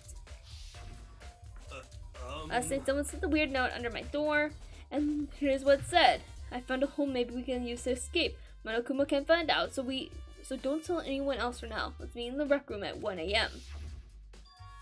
The time is different. Hiro told us that his note said to meet at 1 a.m. But the note they wrote to Hifumi asked him to meet at 6 a.m. is that right? Hold on, just because Hifumi had the note doesn't mean it was meant for him. Huh? So Part of it has been torn off, right? I think there's likely some meaning there. I don't know, I'm talking Celeste. I'm talking like Celeste. There's some meaning to part of it being ripped. Could you maybe explain it a little more? Think carefully. hey, Why would he have been clutching that scrap of paper so tightly? I have no idea. so then, What if it wasn't just a scrap of paper when he was holding it? What if it was something more important? And how would something important like that become a mere scrap of paper? That's what you need to answer. hey, And while we're at it, I should tell you one other thing. The two victims this time definitely had their e-handbooks on them, so the handbooks have nothing to do with how the murders were carried out. Not that there was any reason to think they were connected to the killings in the first place. So you're saying I don't have to think about the handbooks this time, right? is that right? If you didn't have to think about them at all, I wouldn't have gone out of my way to mention it. All I said was that they weren't used to help carry out the murders. There may come a point, however, where a handbook may play a role. Handbook may play a role? I don't think I understand. But if Kyoko thinks it's important, I better keep it in mind. Oh, goodness. Your handbook has been added to the truthful exception of your handbook. Dang, oh boy! It's time! The moment you've all been waiting for. Bedtime? Yeah. Are you excited? Are you pumped? It's time for the class trial to begin! It's time for a caffeinated sody.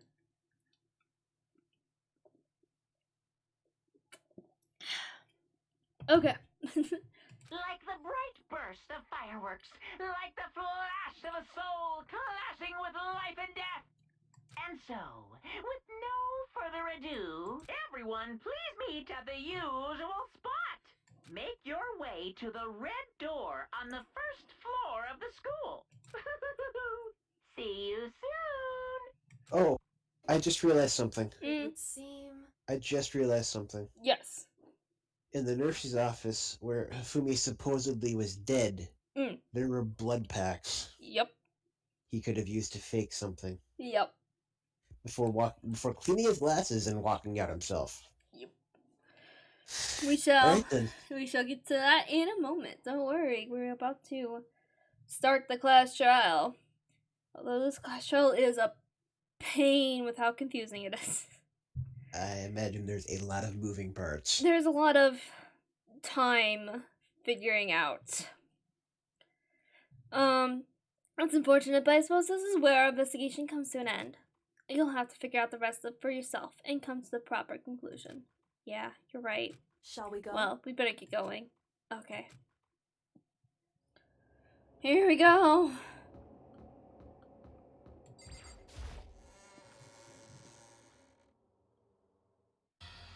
Everyone had heard Monokuma's proclamation. They were gathered by the red door. As soon as we were all there... Monokuma Hello! appears! Hello! Hello! He's multiplied? Wrong. No, not multiplication. It just looks that way because of an illusion. I'm moving so fast it only looks like I'm multiplied. Can you guys tell which one is the real Monokuma? Can we just get on the elevator already? Boy. You're not playing along. Stop talking. We're not here to play with you. Okay. Okay, fine. Hey. Now that everyone's here and ready to go, please board the plane train, elevator. The pain train, elevator.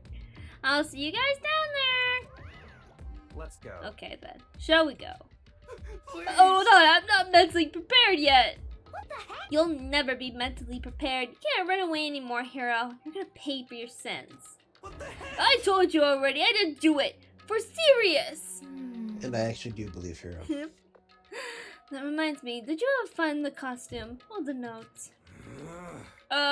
Well, no, but how unfortunate. Then it would seem we have our culprits. Celeste is very enthusiastic. Listen, I'm just throwing it out there. She's very enthusiastic. indeed. This isn't the place to talk about it. Save your accusation for when we get to the courtroom. That's right. She's right. Let's get down there first. Then the story can really begin. Yeah, good idea. That's right. I have to do it. I can't let whoever killed Hifumi and Taka get away with it. For everyone who's still alive, and for the two that lost their lives.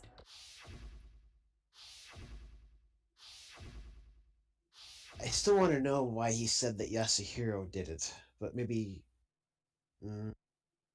We'll see. We'll get to it, don't worry.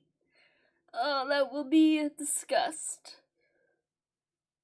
Because as we're trying to prove, I think, I don't know what point it comes up. I don't remember, but at some point it comes up. Okay, the one who killed Hifumi and Taka, the one who killed two of our friends. The killer is... someone right here. Kyoko, what do you gotta say? Hey. The story begins when we get down there. Hero, how are you? It wasn't me, you gotta believe me. Toko, or Jersey Jack. Yes. Come on, Big Mac, let's do it! Still going with Big the Mac. nicknames. Sakura? Damn. I don't like Monokuma's carefree attitude. Yeah, that's fair. Just the worst. Let's hurry and go. So we can make Hero pay for his crimes. You know, don't be so excited for murder. Jeez.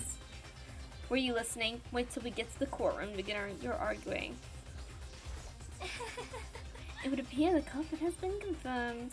This trial will be over in no time. I'm not so sure about that. I took one last deep breath and exhaled slowly. I began to walk toward the elevator. Once everyone was aboard,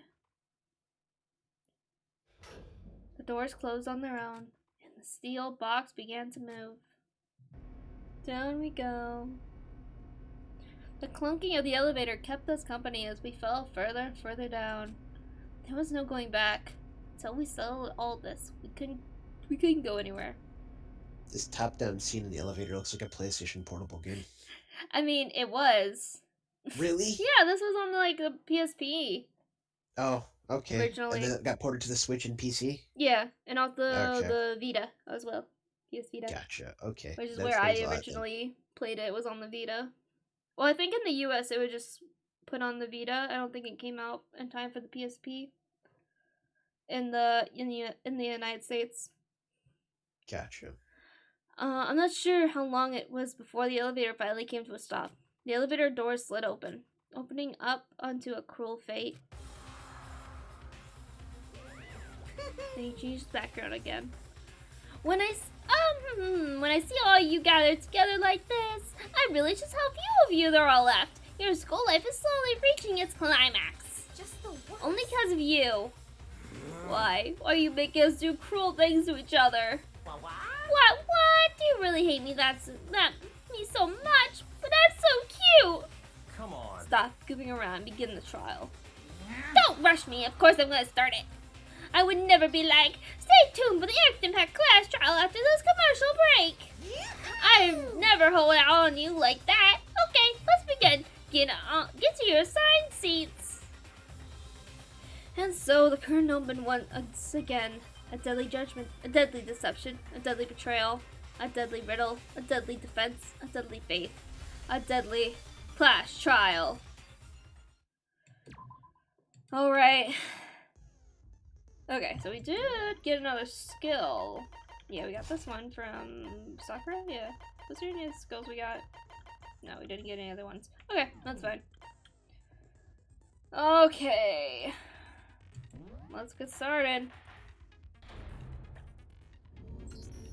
Let's begin with a basic explanation of the class trial. So, your votes will determine the results.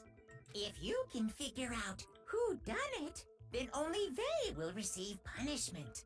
But if you pick the wrong one, then I'll punish everyone besides the blackened, and the one that deceived everyone else will graduate. Now then, to begin with... We already know who did it. Was that? What is that? It was Hiro. He does not have an alibi for when the murders took place, and we found him in that suit. Don't try and deny it. You killed them. Do a quick save before we get to the first part. I didn't. Someone knocked me out. I was asleep the whole time. I don't know anything about it. Shut your murdering mouth, murderer! Who are That's you funny calling to a me. murderer? You calling a murder!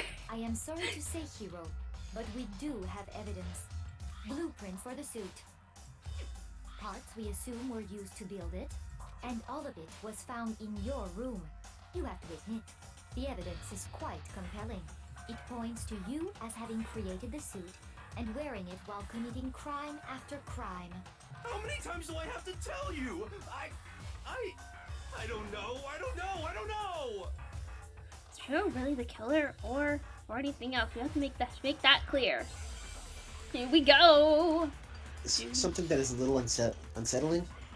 The first victim of the suit guy is Celeste, supposedly, and she didn't even get any blood drawn The on suit her. parts, they are all proof enough. Nope, not the no, those are not evidence. Yeah, let me just get this big series of boxes right in plain view in the center of my room. Let me leave that out. Yeah. Just leave them out. Even though there's plenty of ways you could have easily gotten rid of a lot of that.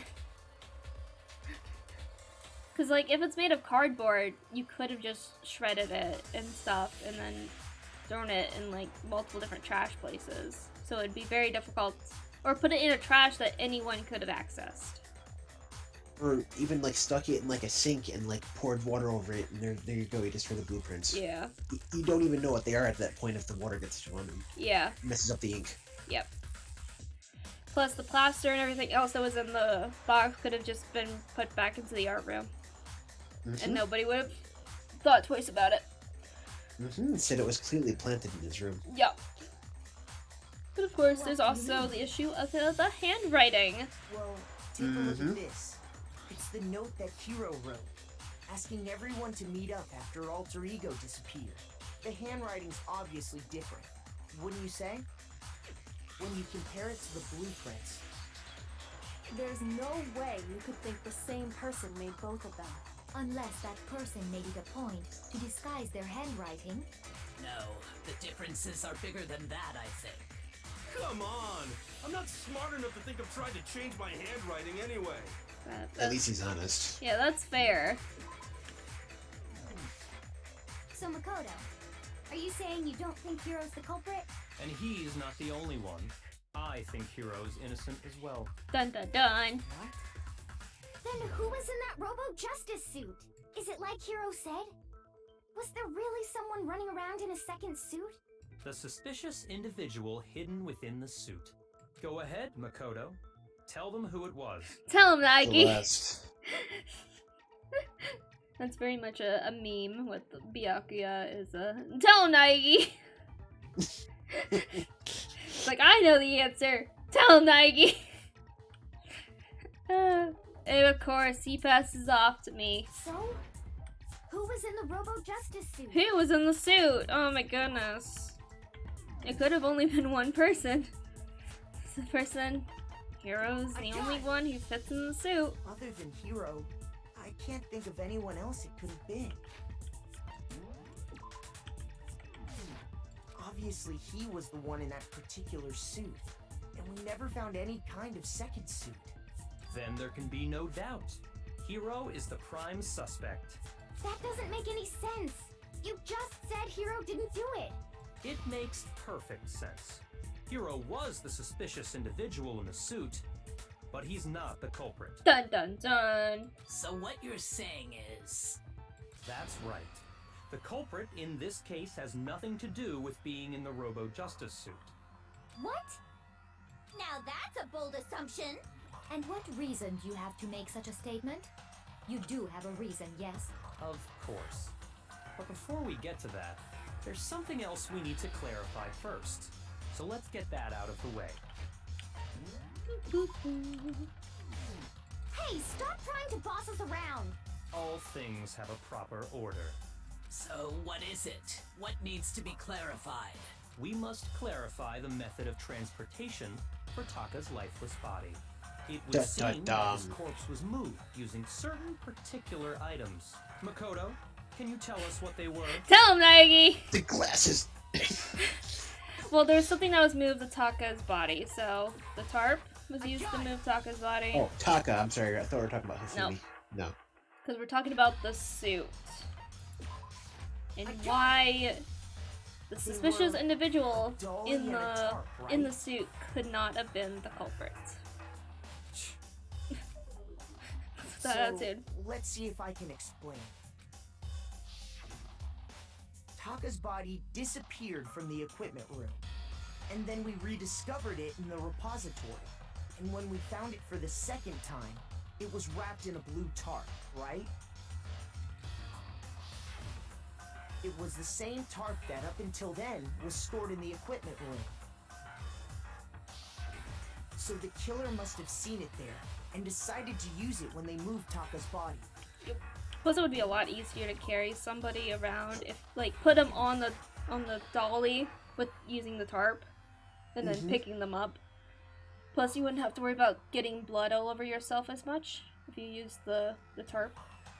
And you can slide it off the dolly for easy transport too. Yep. That way, they wouldn't leave any bloodstains while they were moving it. Yep. Okay, that explains the tarp. And the dolly? Same thing. I'm sure the dolly was in the equipment room when we first found Taka's body there. But when the body disappeared, so did the dolly. Later, when Taka's body reappeared in the repository, so did the dolly. In other words, you think they used the dolly to move the body, am I right? But are you sure you are not mistaken? Huh? Are you absolutely positive the dolly was in the equipment room when we found Taka's body? That dolly was made specifically for moving large objects between the repository and the art room. It would be very strange indeed to discover it had made its way to the equipment room. That is fair. Is it not possible that it was in the repository all along, and you simply didn't realize it? She's raised an objection. How do you respond? There is no shame in being wrong. Nobody expects much from you anyway.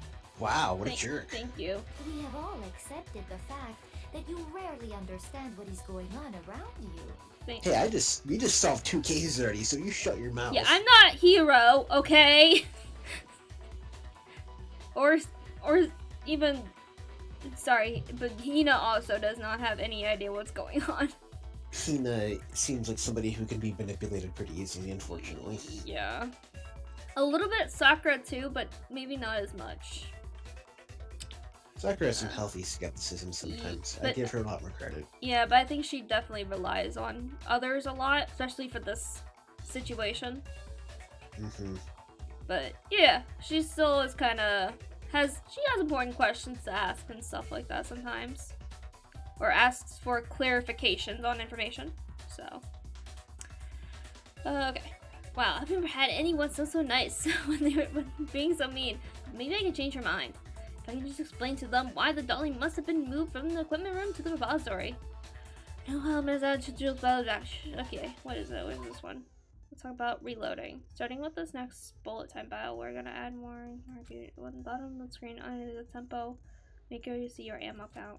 Up until now, there hasn't really been an element on it. Oh, okay, this part. Because usually this would be near the end of the trial, but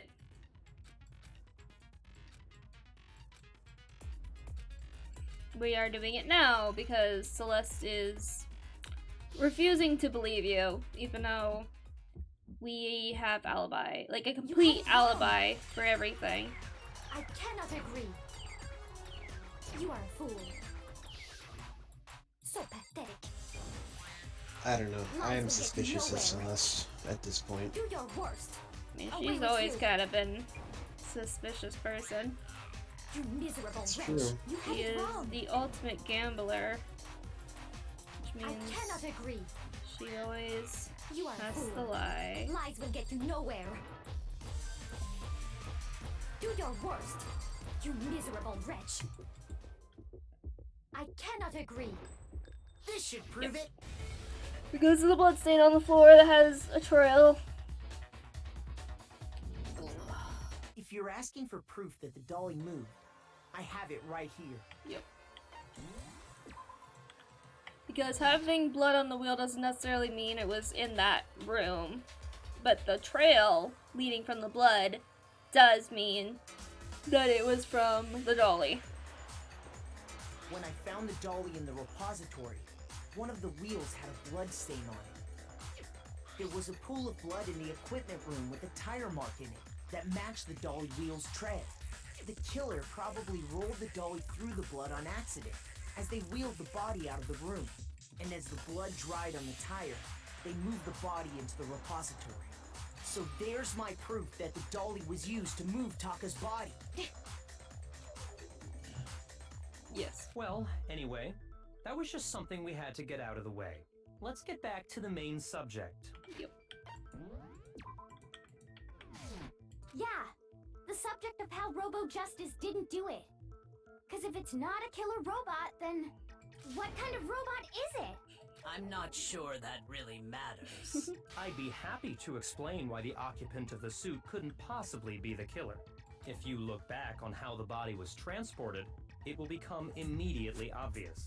Can't bend over at the suit. If we look at how the body was moved, it'll be clear why the person in the suit couldn't have done it.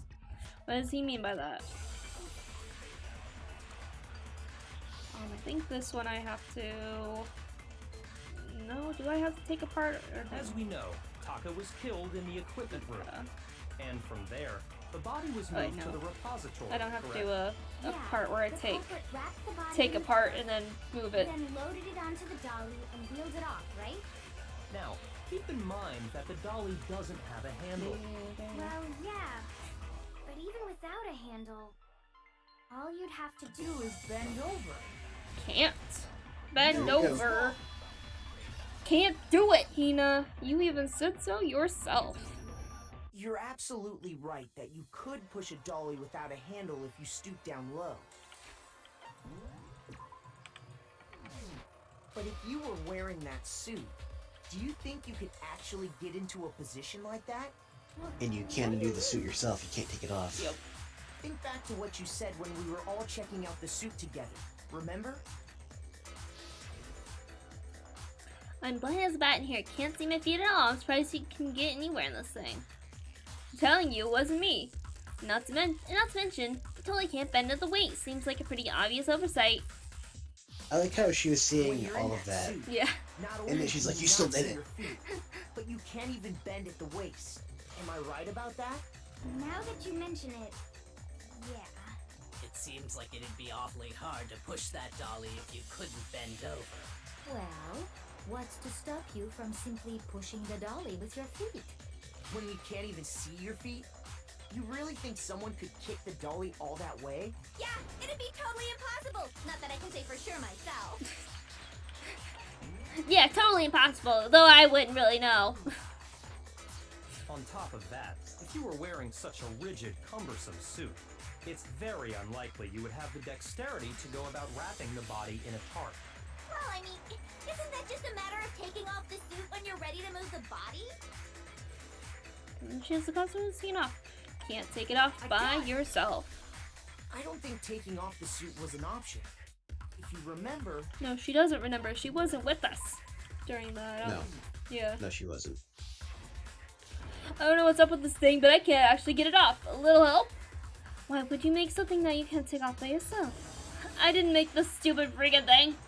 There's a clasp at the back that's keeping you from getting it off. It looks pretty sturdy. I don't think you can get off on your own. Especially if it's in the back. In those robot arms, I don't think you can reach it. Definitely. No. There's no way you can reach around to your back in those stupid arms. No way. Yeah. And you can't really turn your body either, so... We don't really have a choice. Let's help him. That's true. It seems impossible to put the suit on or take it off without help. Then, you really can't take it off by yourself? Hero wasn't just making it up? Of course I wasn't making it up.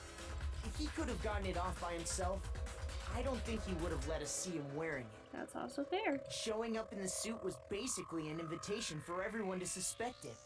Yeah, that's right. Yeah! I'm stupid. So, it's really, really true that Robo Justice couldn't have moved the dolly? To be clear, whoever did move the body, it couldn't have been Hero in the robot suit, correct? No, wait.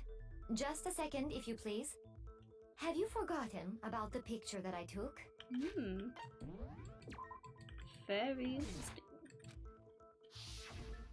You all got a good look at it, did you not? The image of Hifumi being dragged away by Robo Justice? If whoever was in that suit is not the culprit, how do you explain that? It was a staged picture, that's how I explain it. Besides, do you remember what the now deceased Hifumi said? How did you get hurt? That guy hit me. What guy? Robo Justice. That's why I decided to call him just now. So long as those facts exist, the proper conclusion is beyond question.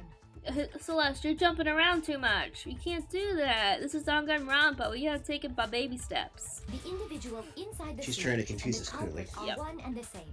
It was Hero, without a doubt. Yeah. Hina! Yeah, that's gotta be right. Hold on a second. Hina, no. It's still far too early to reach that conclusion. Besides, there's no hurry to decide who did it. Before we rush to a verdict, shouldn't we explore every single possibility?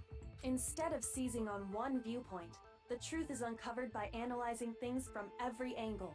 Perhaps, but where do we go from here? Let's review this series of unfortunate events from Is the beginning. Kyoko secretly a robot? Maybe That's we'll what I'm getting by uncover looking at her right now. What a pain in the ass! I don't disagree, but our lives are on the line. If this is what it takes, we have to do it. Plus, maybe we'll get to find out where the heck Kyoko was when everything went down. All right then, let's take another look back at what happened. This part's just annoying because they're just explaining everything what happened, especially because Kyoko was not there to experience all the running around. I suppose we could start with this morning. 4 of us gathered together in the dining hall.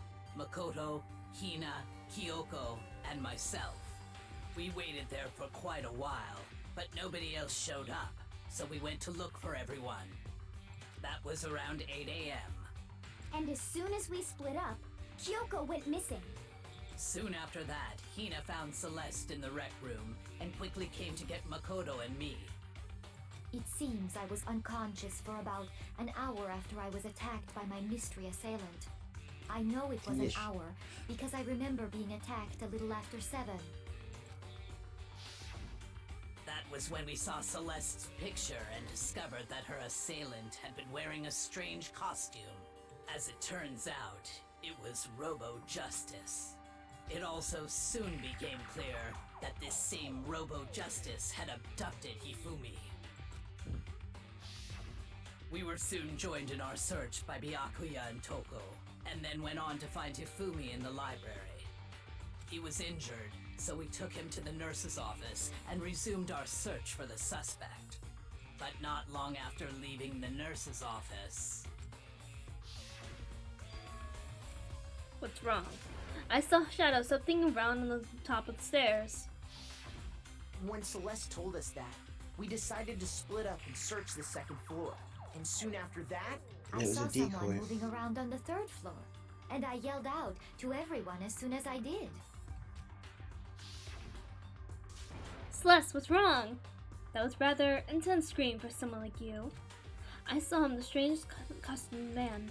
He ran up as soon as I screamed. I was blocking the stairs, so he headed further down into the hallway and disappeared. And then... Yeah! Huh? What was that? That came from downstairs. It must have been Hifumi. Oh, Hifumi, he's in the nurse's office. This is bad. Come on, we have to go back. At that point, we decided to divide up into 2 groups. Celeste, Hina, and I went back to the nurse's office, while Sakura, Byakuya, and Toko chased after the suspect. When we got back to the nurse's office, we found Hifumi, dead. Yeah, definitely. And that's when we heard the body discovery announcement. I left Celeste and Hina there and headed back to the 3rd floor to let the others know what had happened. Meanwhile, we had just discovered Taka's body in the equipment room. We must have found both bodies at almost exactly the same time, because we heard the same announcement not long after we discovered his body. And that's when I told you guys about Hifumi. Then the 3 of us headed for the nurse's office. But right after we left the physics lab, we ran into Celeste, who'd arrived after us. And she told us something very surprising. Hifumi's body has disappeared. We rushed back to the nurse's office and saw that she was right. Then we remembered we'd left Toko passed out in the equipment room, so we hurried back again. This can't be happening. Are we hallucinating all this or something? But when we got there, we discovered that now Taka's body had also gone missing. Next thing we knew, we were searching the school for 2 missing dead bodies. And after some time... Celeste informed us that she'd found the bodies, and we all headed to the repository, which is where we rediscovered the corpses. The thing I think is that door only opens from the inside, or only locks from the inside. So the only way that door could get opened again, since it's not an electronic lock, is Hifumi himself opened it afterwards because he was faking it. Well, we'll get to that in just a moment. I see. The whole thing sounds exceptionally complicated. Yes, it is. Very complicated. It certainly seems to me that these are not a simple series of connected events. Okay, well, if that's true, then what? Rather than a single series of events, I think we have to consider each murder a separate situation. And from there, we can uncover the contradictions surrounding all of them. Now then, let's get started, beginning with what happened to Taka. The contradiction in what happened to Taka. In order to uncover the truth of this case, I had to find them, no matter what.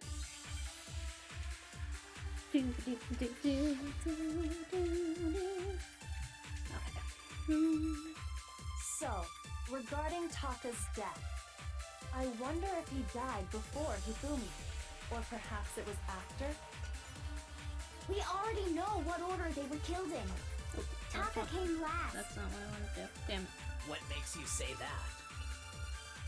Because of the numbering of the Justice Hammers.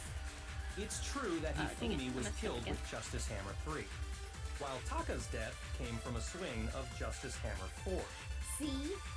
So it's obvious Taka I think it was came the second after. slide. Or third Yeah, slide. it was the And it was Taka died after. It was, I need to get the second thing, regarding the Taka's order, death, or the numbering, I wonder if he died before and then just shoot Hifumi. the order. Or perhaps it was after? We already know what order they were killed in. Taka came last. What makes you say that? Because of the numbering of the Justice Hammers. Okay. It's true that Hifumi was think- killed with I think Justice Hammer that's 3. The correct way, or it might be the other way around. I don't remember. I think you had to grab the number 2 slide for the order and then attack the third thing, the third slide with it. Yeah. Yeah, I think that's actually right. So let me get rid of that. Regarding Taka's death, I wonder if he died before Hifumi. How do I? Or Okay. perhaps it was after. Remember. We already know what order they were killed in. Taka came last. I know What the way to makes you say that? speed it up, but I can't remember button. Because of the numbering of the Justice Hammers. There we go. That's the right one. No, that's wrong.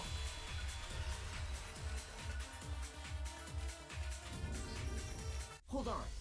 There's no reason to assume that the hammers were used in the same order as their numbers.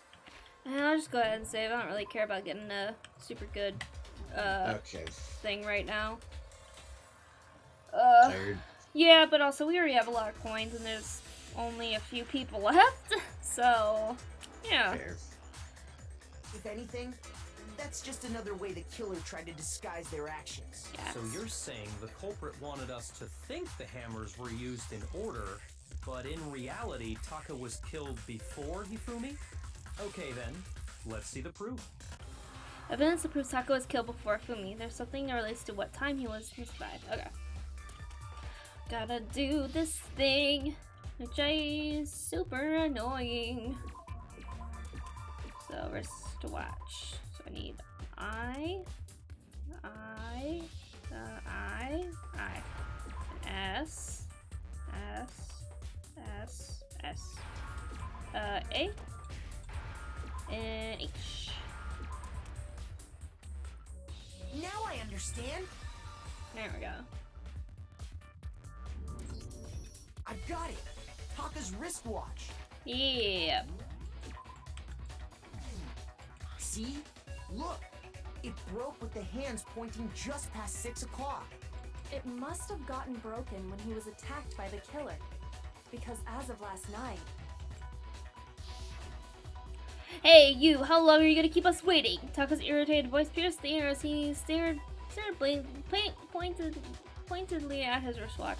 It's almost 10 o'clock, you know that. Bedtime for all the little boys and girls. so if it wasn't broken after 6 last night, then he must have been attacked around 6 this morning. And that would be his official time of death. But if that's true, then he was killed well before Hifumi. And before Celeste was attacked this morning, which happened around 7. That's right. Taka was killed before any of the other incidents took place. Gasp. That simple fact slipped past all of us. We made the wrong assumption about the order of events, all because of those Justice Hammers. That's exactly why the culprit wrote the numbers on each hammer and had them increase in size. That way, when we saw how they were used in each incident, we'd easily make that wrong assumption. Now, if Taka was killed around 6, then everyone's alibis for his murder go out the window. Because when he was killed, we hadn't met up in the dining hall yet. That may be true in the case of Taka's murder, but all of our alibis still hold true for Hifumi's death. That's right. With him, at least, we're all safe. Well, not all, but okay. Yeah, huh? What was that? It came from downstairs. It must have been Hifumi. He's in the nurse's office. This is bad. Come on, we have to go. Oh, wait, this is bad. We have to go back. When we heard Hifumi screaming, we were all together. Except for Hiro and Kyoko. Then we all ran down to the nurse's office, and that's where we found his body. That's totally true. We're all in the clear. Oh, I know! They must have recorded him screaming on a tape or something, then played it later on! If that's true, where's the tape? I don't know. Good job, Hero. Don't just go making stuff up. Anyway, we all have rock-solid alibis for when we heard Hifumi scream. Since all of us were there together, clearly none of us could have killed him. And it does not stop there. There was also the moment when we discovered his body had disappeared. When his body vanished from the nurse's office, Hina and I were in the bathroom together, while everyone else was in the equipment room, correct? And then there's the disappearance of Taka's body from the equipment room. At that time, we were all gathered together in the nurse's office because of Hifumi going missing. Well, don't forget, I was passed out in the equipment room the whole time. Wait, then what if Genocide Jill did it? She could have dragged Taka's body out of there right then! Even if she could pull that off, there's no way she could have done the same with Hifumi's body. Because, as we just established, she was passed out in the equipment room when his body disappeared. Besides, I didn't do either of them anyway. In other words, it is impossible that any of us could have killed Hifumi or moved either of their bodies. On the other hand, Hiro and Kyoko had disappeared, so they most certainly could have done those things. So what now, Kyoko? For now, we can't get fixated on who did it, or we'll just keep going around in circles. So instead of who, I propose we start talking about how. Yup. In particular, I think we need to figure out how Hifumi's body got moved. Which is very important. That's true. We searched everywhere, but we couldn't figure out how to explain his body disappearing. And according to what Celeste said, We could have not have been gone for more than a minute or two, though. So then the killer was able to get in and move Hifumi's body in that short amount of time? It would seem so. his body apparently disappeared in the 1 minute her and Hina took their eyes off of it. But to carry that much weight from the first floor up to the third in that short amount of time? Oh man, yeah! There's no way! It'd be impossible! Well, what if I told you there was a way to make the impossible possible? Gasp! What? This is like my favorite part of the trial. If the dead body were to move itself. Gasp! Impossible! The dead body moved on its own? No! Not another...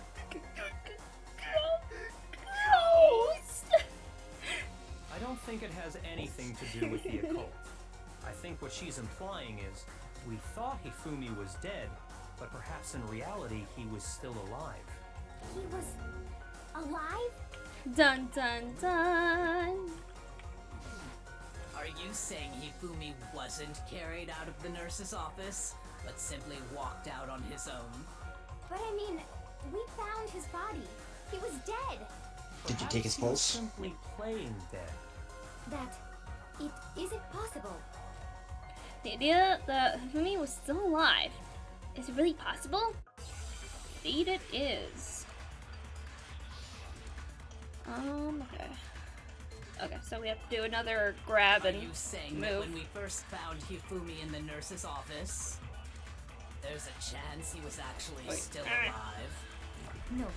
Did it It is again. impossible. Pressed the wrong button. Hifumi was dead, without a doubt. And you know that how? Surely you heard the body discovery announcement along with the rest of us. Hifumi's dead body Had been found. Nope. Okay, not that part. So it is the bring another thing. Are you saying that when we first found Hifumi in the nurse's office, there's a chance he was Okay, it's the fast forward. It is Hifumi was dead, and you know that. surely you heard Awesome. the body Hifumi's dead body, and that is why the announcement was made. Are we really so sure about that? Maybe the announcement was intended to signal someone else's discovery. There we go.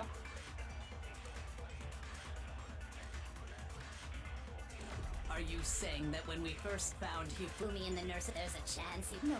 Hifumi was dead, and you know that. Surely you heard the body discovery and Hifumi's dead body had... No, that's wrong. Okay, but that one I'm gonna redo because I did lose a heart, and I don't wanna... Okay, fair. Chance. Was the body discovery announcement that was made... So I'm gonna quickly load that. This is the very confusing Yes, it's confusing. trial. Like, I know what you want to say, but actually grabbing the thing and using it is... Yeah. It's a little tricky. And even though this is the trial I played a lot of, because there's a achievement. When you play it on the regular mode, there's like white little, it's called white noise, but there's like other words you have to like click to move out of the way so you can do stuff. And this would be the trial I would do it with. Surely you heard the body discovery Which was a pain, but yeah. Hifumi's dead body had been found. And that is why the announcement was made. Are we really so sure about that? Maybe the announcement was intended to signal someone else's discovery. Yeah, Shibai discovered announcements only made once, but Hifumi Taki's were discovered at almost the exactly same time. Yep. Are you saying that when we first there's a chance he... No. Hifumi was dead, and you know that. Surely you heard the body, Hifumi's dead body. And that... Oh, I messed up! No! Oh well, it's fine. Are we really so maybe the announcement was intended to signal someone else's discovery? I didn't lose a heart, so it's fine. There's a little bit of time lost, but that's fine. There's a chance he was at... No. Hifumi was dead, and you know that. Surely you heard the body discovery announcement along with the rest of us. Hifumi's dead body. There we go. Hit that one. Yep. No, that's wrong. Okay. Was the body discovery announcement that was made really intended for Hifumi? There we go. Okay. Of course it was. The announcement played right after we discovered his body. Maybe. But that was also the same time that Taka's body was found. That's right. It wasn't long after finding his body that we heard the announcement. So there's a good chance we've made a mistake in there somewhere. I think we've confused whether the announcement was for Hifumi or Taka. First of all, if 2 bodies had been found, there really should have been 2 announcements. Maybe Monokuma simply got lazy and rolled them together into one. What do you say, Monokuma? Any comment? Well, it's a very sensitive issue, so I can't go into too much detail.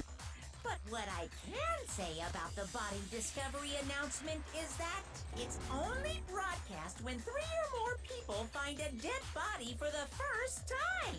That didn't answer our question, man. We're asking if you're a lazy bum. Yes, he's a lazy bum. Yeah. No, actually, that was plenty. Huh?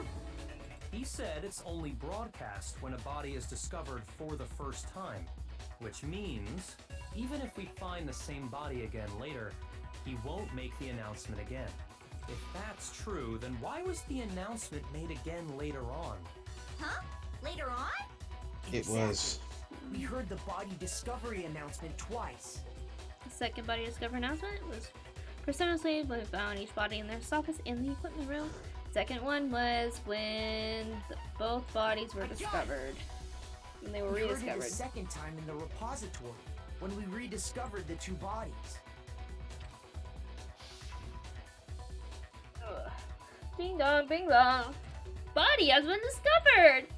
After a certain amount of time, which you may use however you like, the cash trial will begin. It didn't seem weird at the time, but it contradicts what Monokuma just told us, doesn't it? Bless you. Thank you. Quick little save. Exactly. If we were actually rediscovering both bodies, the announcement shouldn't have played. Then in reality, when the 2 dead bodies were rediscovered, one of them was actually being discovered for the first time. Gasp. So, when we found Hifumi the first time in the nurse's office, he wasn't actually dead yet. Meaning, he wasn't actually found dead until we came upon him in the repository. And that's just part of it. There's one other thing that leads me to believe he was still alive in the nurse's office. Oh, I know! Because he was super good at playing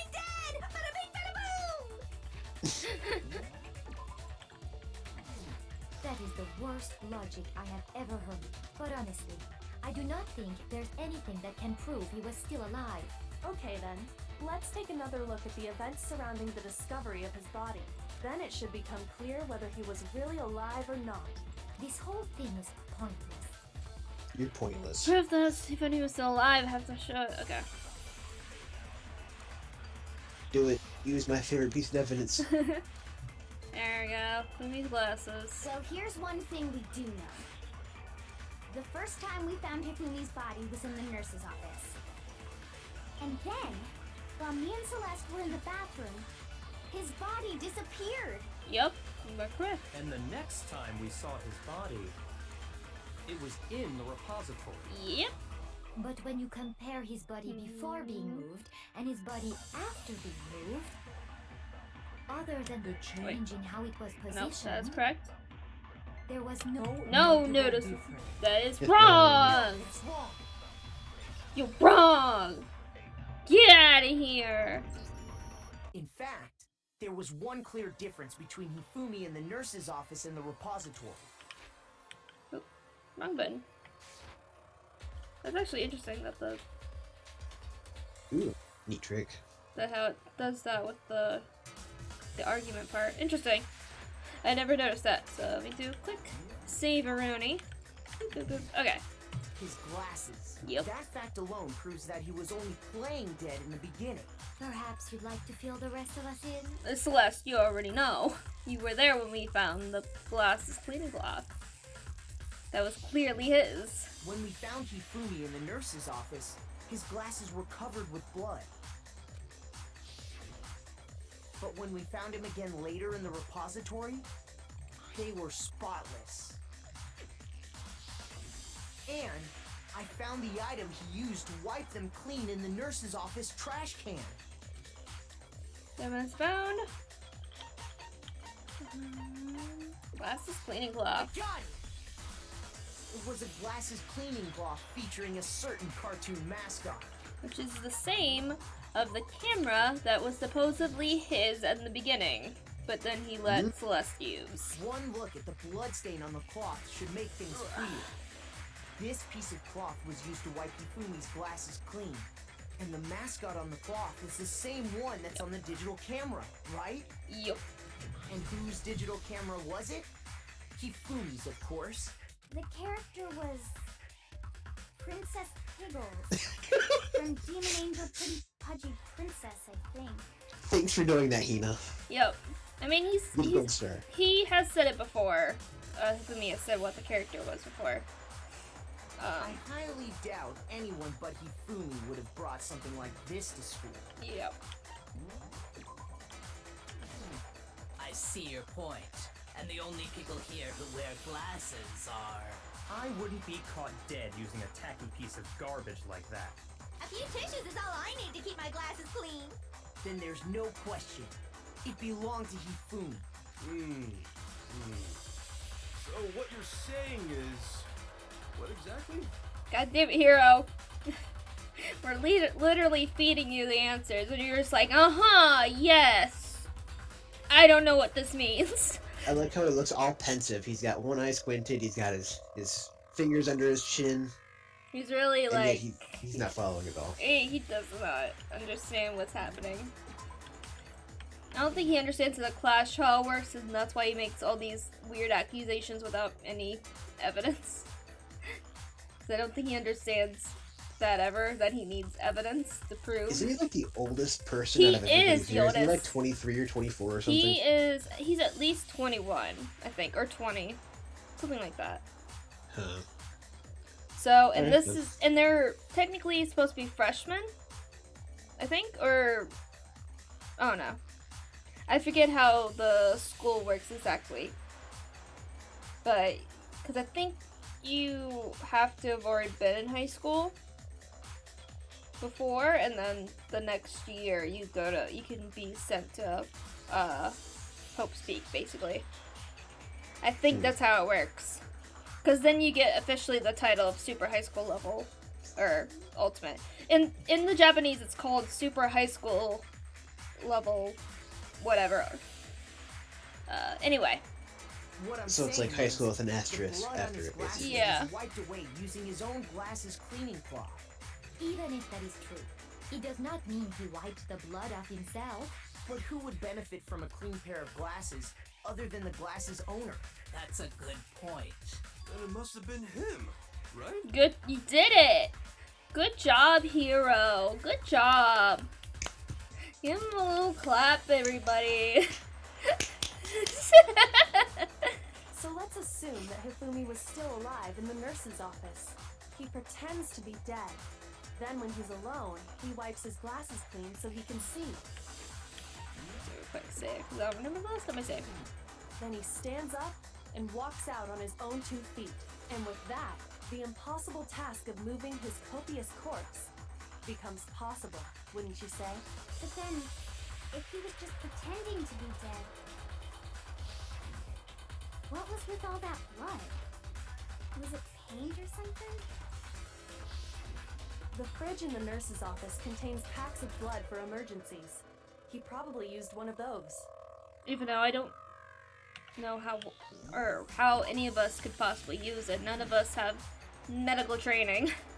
So, when... And we didn't find a blood pack in the garbage or anything, which makes me wonder what he did with it. Did he stuff it down his pants or something, or maybe, or he could have put it just back in the fridge. Like, it would be kind of hard to see where it would be. Yeah. He figured if he was gonna play dead, he should go all out, so he just dumped it everywhere! But he got crazy with it and had to wipe his glasses off when he was done! God, what an idiot! And if Hifumi was still alive at that point, the disappearance of Taka's body is easily explained. It should be perfectly obvious who must have moved Taka's corpse. The one in Taka's corpse? I got it! That's Hifumi. It could only have been Hifumi. Yup. While we were all gathered in the nurse's office, he went to the equipment room and took Taka's body. That also explains how the door to the repository got locked. Yep. The door was locked? Well, after the bodies disappeared, we all went looking for them, right? So me and Sakura headed for the repository. But when we got there, the door was locked. And the repository door can only be locked from the inside. Which means, when Hina and Sakura got to the repository, someone was already inside. And it could only have been Hifumi, who just finished stashing Taka's body there. He convinced us all he was dead, and when he saw his chance, he dragged Taka's body to the repository. So, Hifumi wasn't just another victim in this case. He was one of the assailants. But that means he took part in the murders. I just can't believe it. If you're having trouble, would you like me to show you one more piece of evidence? Do the quickie savey do. There's more? Gasp! Oh, absolutely. The single biggest fact pointing to his involvement has yet to be revealed. You know what I'm talking about, right, Makoto? The item he took off of Taka's lifeless body? The watch. The thing that... Nope, he stole something else. That was hidden in his pants. I got it! Oh. You're talking Oh, about yeah, the you note did. Hifumi had hidden away, aren't you? Hidden note? That's right. We found it stuffed in his pants. What? In his pants? He's excited. So excited. Yes, his pants.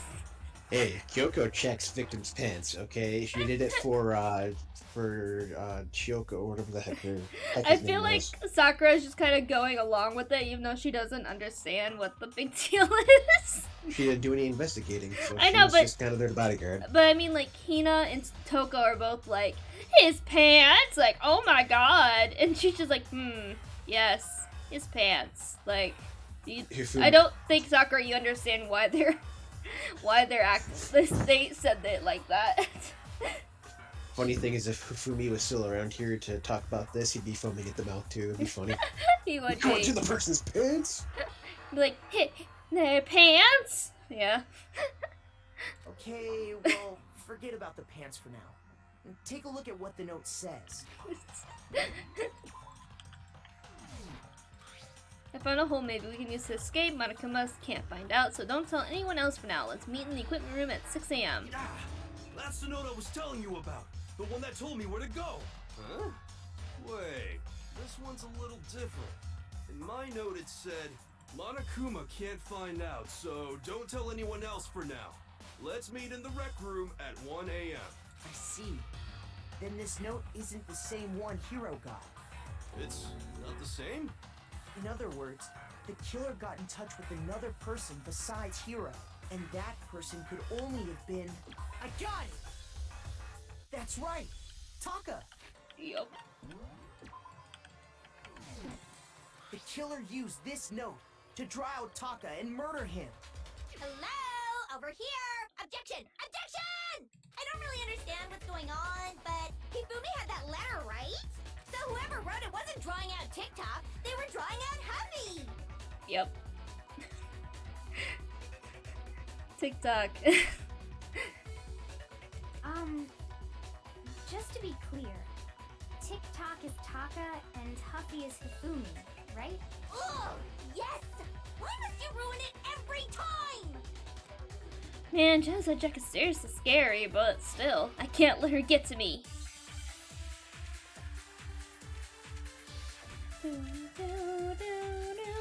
Assuming Hifumi is actually dead, though. Actually dead, not still playing dead. Yep. Who killed him? Then the person it was intended for We'll find that out. must have been Huffy! Nope. Wait. Did I choose the wrong thing? I think I did. Fudge. Huffy had the note, right? Then the person it was intended for must have been Huffy! But remember what the note said. What time did it say to meet? 6 a.m., I believe. The time doesn't matter! The note has nothing to do with TikTok! Okay. No, that's wrong. We'll redo that one real quick. I got too excited on the timing on No, that. they're absolutely...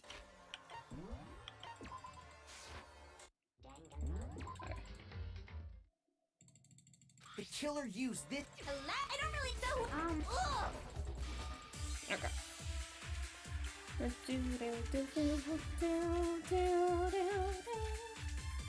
Alright. So... Huffy had the note, right? Profile charge. Then the person it was must have been Huffy! But remember, what time did it... 6 a.m. The time doesn't matter! The note has nothing to do with TikTok! Wait, what the fuck? Hit no! Ah. Did you miss shooting the phrase? I guess. But remember, what time did it... 6 a.m. The time doesn't matter! The note has nothing to do with TikTok! There we go. No, that's wrong.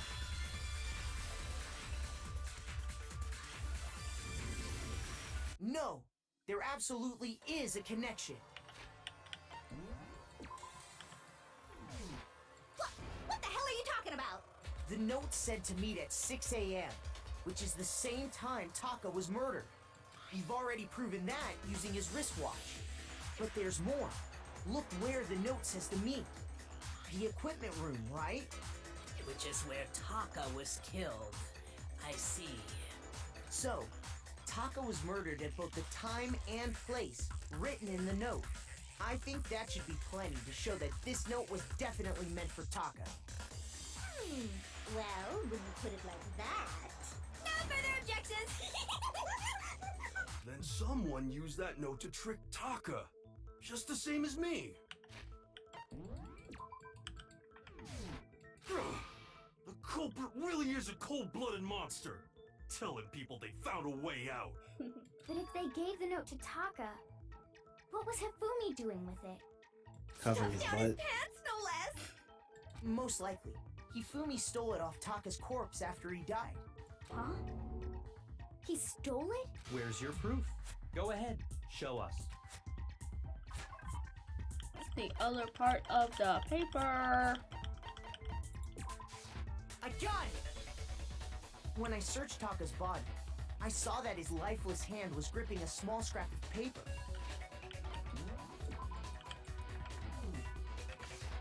If I'm right about this, the sheet of paper this piece came from is... I knew it! It fits perfectly with the note we found hidden on Hifumi. Gasp!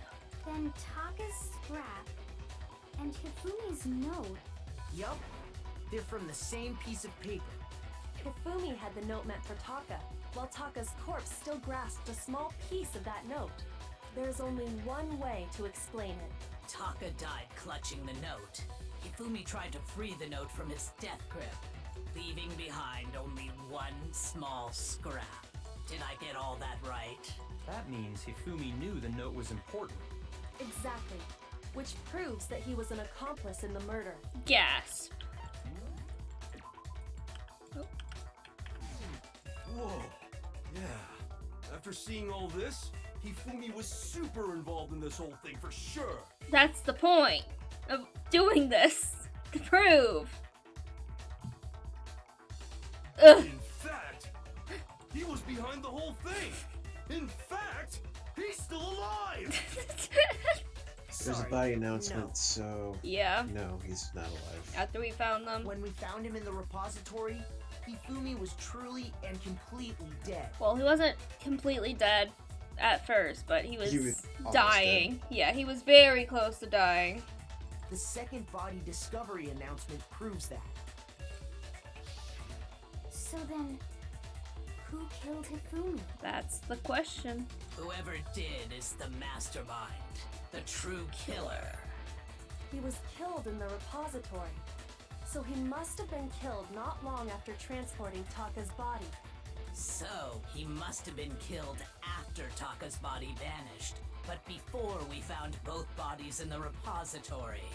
During that time, we'd all split up and were searching for Taka's missing body. In other words, during that time, none of us have alibis. Wait, but me and Sakura were together. Stop trying to steal the spotlight, you stupid walrus! Who are you calling a walrus? Anyway, when they were killed bothers me too. But there's something that's been bothering me even more. I'm gonna have something useful to say? Hopefully. And what might that be? The weapon they used to kill Hifumi! You know what? That's not a bad question to ask. Because, I mean, according to the Monokuma file, the way Taka and Hifumi were killed was almost the same, with them having similar fractures and all. But Justice Hammer 3 and 4 were still laying around in the nurse's office and equipment room, right? So if Hifumi was killed in the repository, the culprit would have had to grab one of the hammers, kill Hifumi, then put the hammer back where they found it. But wouldn't that be seriously risky for him? I'm surprised. They washed it. It seems there's some semblance of a brain knocking around that skull of yours after all. Hell yeah, it's packed in there good and tight. He's right, though. I don't understand it either. The Monokuma file makes it clear that they were killed using similar instruments. But if the hammers were already laying around those other rooms... So the question is, how could the culprit have gotten their hands on either of the hammers? Personally, I haven't a clue. Uh-huh. So which hammer was used to attack Celeste? Number 1 or number 2? What? We won. What? Why is she asking this? I don't understand. The only one that was found at the scene was one, but also, Celeste never had any injuries. Yeah, not any blood injuries, I guess. But yeah. Not really, anyways. But, no, I think there's something up with that. Yeah, but... Those were accounted for in other rooms too. Yeah. And I don't think either one is big enough to kill someone. Yeah. Based on what we know so far. Even the second hammer apparently was not strong enough to kill someone. Then, Is it not possible they used a different weapon? I don't think it is possible. They were both killed with the same kind of thing, right? So then, what was used to kill Hifumi? Something very similar. In fact, basically the same thing, but just didn't look the same. And that's be the truth. Okay.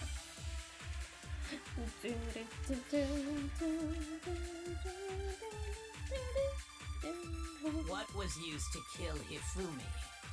Was it Justice Hammer 3? Maybe Justice Hammer 4? No, this one I remember. Whatever it Where was, it is. there's one thing we have to figure out. How was the culprit able to move around so freely with the weapon? How did nobody witness them carrying it?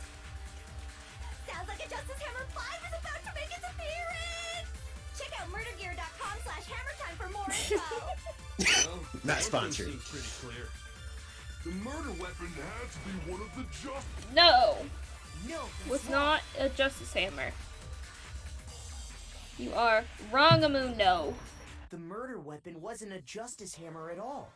No, it was something completely different.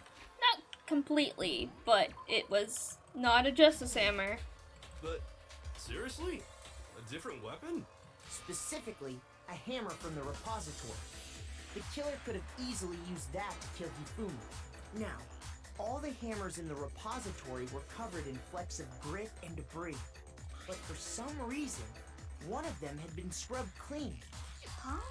And the reason it had been scrubbed clean was most likely because it was used to commit murder. If the hammer got covered in Hifumi's blood, of course they'd have to clean it off. I'd also like to point out that the repository has all kinds of hammers.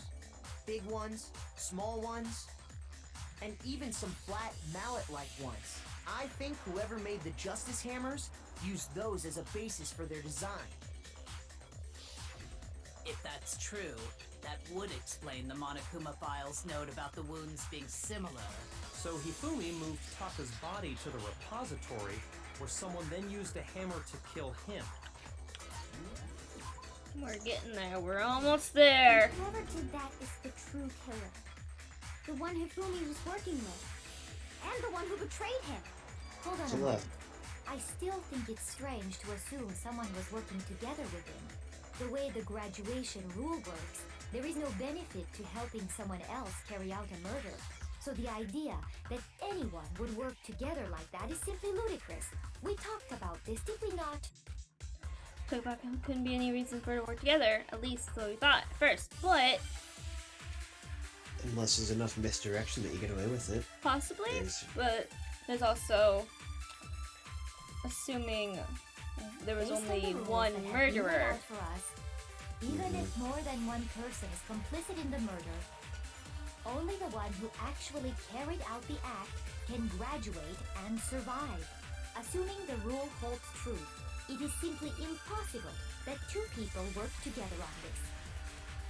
That is how the rule was explained to us. But that only really applies if there's one murder, right? In this case, however, there were two murders. Yep.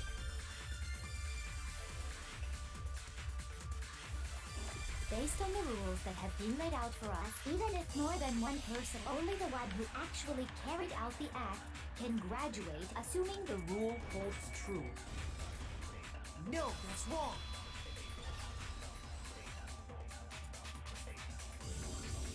Since there were two murders, it's at least plausible that more than one person was involved.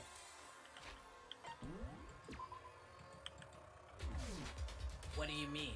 If there'd only been one murder, then yes, the idea of an accomplice isn't really worth considering. Naturally, if only one person can be saved per murder, an accomplice has no risk versus reward benefit. Risk versus reward benefit? The payoff for working together. The reward that balances out the risk of taking part in a scheme. There's no point in being someone's accomplice if there's no benefit to you.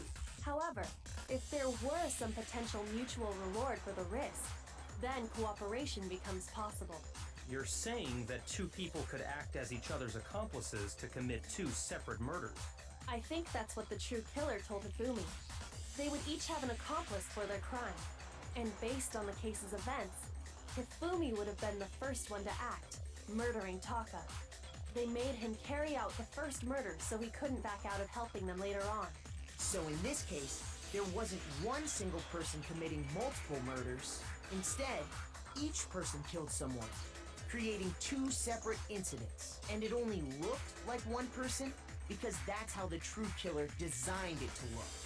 A single suspicious individual, a similar weapon used in each crime, disappearing bodies, By creating one seamless set of circumstances, they made it look like one person was behind it all. The mastermind picked their target and managed to convince him to go along with their plan. And then, to avoid the no accomplices rule, they simply killed their accomplice. Which, if true, means that betraying Hifumi was part of the plan from the very beginning. That's just awful. How could anyone be so cruel? You think so? I can't help but admire its cunning. Still, their choice of accomplice seems odd. Effort made to convince us the two mirrors weren't the same. That was the main characteristic this time. Kyoko must have noticed that back from the very beginning, which is why she said not to look at this as a series of connected events, but entirely separate incidents. Kyoko really is amazing, although, when you think about it, she's almost too amazing. Like, it's almost unnatural how good she is at this. I understand how an accomplice could be involved, but then who was the one pulling Hifumi's strings? That's where we're at. That's problem numero uno right now. It's probably Celeste. The true killer manipulated Fumi to carry out a number of actions, and in the end, murdered him. In the debates up till now, the way the case has unfolded, when you consider all that, there's really only one person who seems to fit. Only one person. Here's my answer. It was Celeste. Ah, so I'm the suspicious individual now, am I? Yes, very suspicious. I really do hate this kind of joke. A joke? I wonder. So what you are saying, then, is that I specifically chose to work together with Hifumi. The idea that I would choose to spend any amount of time interacting with him, that I would go within 10 feet of that Shit from brains, that lazy, worthless, goddamn idiot! Pardonnez-moi. Oh, look, Just to be I'm seeing clear, some of her true there is personality evidence shine to through. support it. Is that so? It is. Throughout the investigation, there was certain behavior that was common only to the two of you. Considering what we've learned so far, it only further proves that the two of you were working together. Counting this suspicious individual. Tell him, Naegi! The behavior they had in common has to do with the suspicious individual in the suit, doesn't it? The only ones who ever actually saw Robo Justice firsthand were Celeste and Hifumi. Shush. The adults are talking now. Give him a slap. Why are you apologizing? As he said, only Celeste and Hifumi ever laid eyes on the costumed individual. If we accept that Hifumi was one of the culprits, we can't help but suspect what Celeste has said as well. Are you saying everything they told us was a lie? After taking Hifumi to the nurse's office, we all began our search for this individual, correct? And not too long after that, do you remember what Celeste said? I saw a shadow, something moving around on the top of the stairs. We headed to the second floor specifically because of what she claimed to have seen. Next, to draw us all to the physics lab up on the third floor, She let out a blood-curdling scream. and when we'd all come to see what was wrong, what was it she said? Celeste, what's wrong? That was rather intense scream for someone like you. I saw him, the strange costumed man. He ran off as soon as they screamed. I was blocking the stairs, so he headed further down into the hallway and disappeared. Once she'd done her job of getting us all up to the physics lab, it was time for her partner to get to work. Huh? What was that? That came from downstairs. It must have been Hifumi. He's in the nurse's office. This is bad. Come on, we have to go back. It was to get us to divide into two groups, so that we would discover both bodies at the same time? In fact, Celeste was precisely the one who proposed that we split up. Then why don't we split up into two groups? I'll lead the hunting party. That seems much more interesting. Very well, then Makoto, Hina, you will come with me to the nurse's office. I will leave the capture of the suspicious individual to Toko, Byakuya, and Sakura.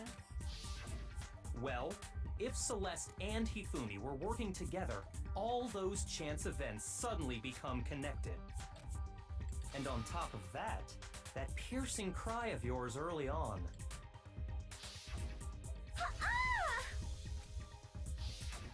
That was to signal Hifumi, wasn't it? It was your way of telling him, we're on the 3rd floor, everything's going according to plan. Why else would you let out a scream that could have carried across the sea? I just realized another strange thing. Lots of talking. When we found Hifumi in the nurse's office, who we now know was only pretending to be dead. I certainly was not expecting this. I did not imagine that Hifumi would be murdered. Celeste, you were the first one to say he'd been murdered. You wanted to make sure we wouldn't have any doubt in our minds. I don't believe it. In the picture. The picture that one big act. that was taken of Hifumi with the costume, the Robo Justice thing, was also she was in on it too. Yep, we'll get to that You were soon. with Celeste when Hifumi's body disappeared, right? Yeah. I was feeling kind of sick, so Celeste took me to the bathroom. Wait, then that was... She wasn't worried about you. She just saw a chance to help Hifumi sneak out of the nurse's office. Each piece isn't much by itself, but start putting them together and the picture gets very ugly indeed. Wouldn't you agree, Celeste? I have no idea what you mean. Don't bother trying to deny it. You made one fatal mistake. Oh, did I? I didn't even catch it myself when you first said it, but looking back, I can say that that one little slip-up was your undoing. What are you talking about? I'm talking about what you said after Hifumi's body disappeared and we returned to the nurse's office. They must really be enjoying this. Enjoying the sight of us standing around frightened and confused. We're all going to die here. We're going to die just like those guys did. I remember her saying that too, but I don't understand what's so strange about She's seen there's multiple people involved. Not to mention, she didn't know if the other person that was murdered could have been Kyoko at the Then time. pay attention. Sakura, Toko, and I were first to discover Oh, she didn't know about Taka's Taka's body yet, or shouldn't have. Yeah, because she did not go into the room. She just found them, like, outside the room. Gotcha. Then Makoto showed up and told us Hifumi had been killed. So Sakura and I left with Makoto. Yep. Once we were in the hall, we ran into Celeste, and the four of us headed to the nurse's office. Now, the entire time we were together, none of us said anything about Taka being dead. Yep. Think about it. Celeste's comment doesn't make sense. It was completely out of place. Yeah, I see what you're talking about. Although I don't really get what it means. Then you don't understand what he's talking about. You hear that, Celeste? Everyone's having some trouble understanding. Could you repeat what you said? If you're really not the culprit, you shouldn't have any problem repeating it, right? I guess it's less comment doesn't make sense. What is he alluding to?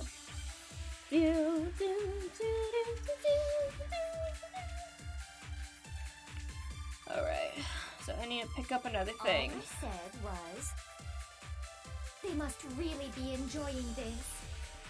Enjoying the sight of us standing around, frightened and confused.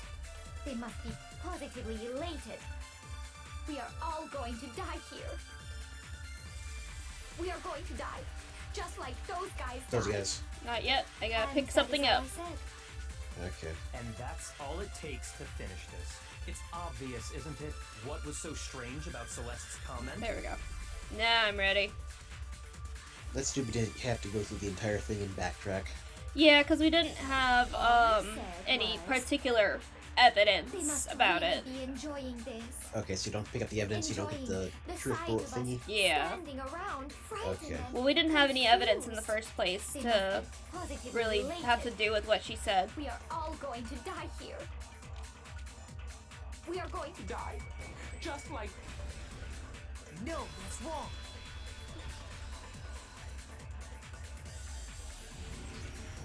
That's right. There's no reason Celeste should have said, just like those guys died. She didn't know Taka died yet. Yep. When she said that, none of us had told her Taka was dead. Exactly. And we didn't run into her until after we were all out in the hall. So she didn't see it. So there was never any chance for her to have seen his body in the equipment room for herself. So how did you know, Celeste? How did you know more than one person had been killed? And how did you know they were both guys? Because Kyoko had also disappeared, right? So she could have been dead too. Yup. You all have such vivid imaginations. You know that? Imaginations? You claim that I was lying when I told you about the suspicious person I saw. Then what about the picture I took? How do you explain this picture of the costumed villain dragging Hifumi away? It has to be some kind of setup, right? You're not wrong. So let's put the suit on. No. And then... Now you're wrong. Use the camera's timer to set up the picture. Have you so quickly forgotten? You are the only one who could have possibly fit into that suit. Plus, I happen to know that this particular camera does not have a timer. Yeah, it's a very crude camera. In other words, it is an unassailable fact that this is a picture of Hifumi being dragged away. If everything I told you was a lie, how can this picture exist? Simple. Are we sure that's really a picture of the suspect dragging Hifumi away? What could you possibly mean by that? Surely there are other explanations than the one you've offered up. No, there is no other explanation. Of course you say that. Other explanations? If it wasn't a picture of the suspect dragging Hifumi away, the only other possibility is Hifumi is dragging the suspect away. Yep. It's not a picture of the suspect dragging Hifumi away.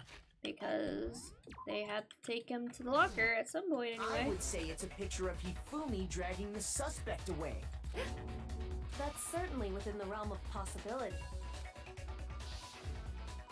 The one being dragged off in that picture isn't Hifumi, but the person in the robot suit. We've simply been led to believe that it's the other way around. And the strange costume might only exist to lead us astray even farther. If you saw someone wearing something like that in this situation, of course you'd notice and be suspicious. That's what happened! You put me to sleep and made me out to be the bad guy in all this!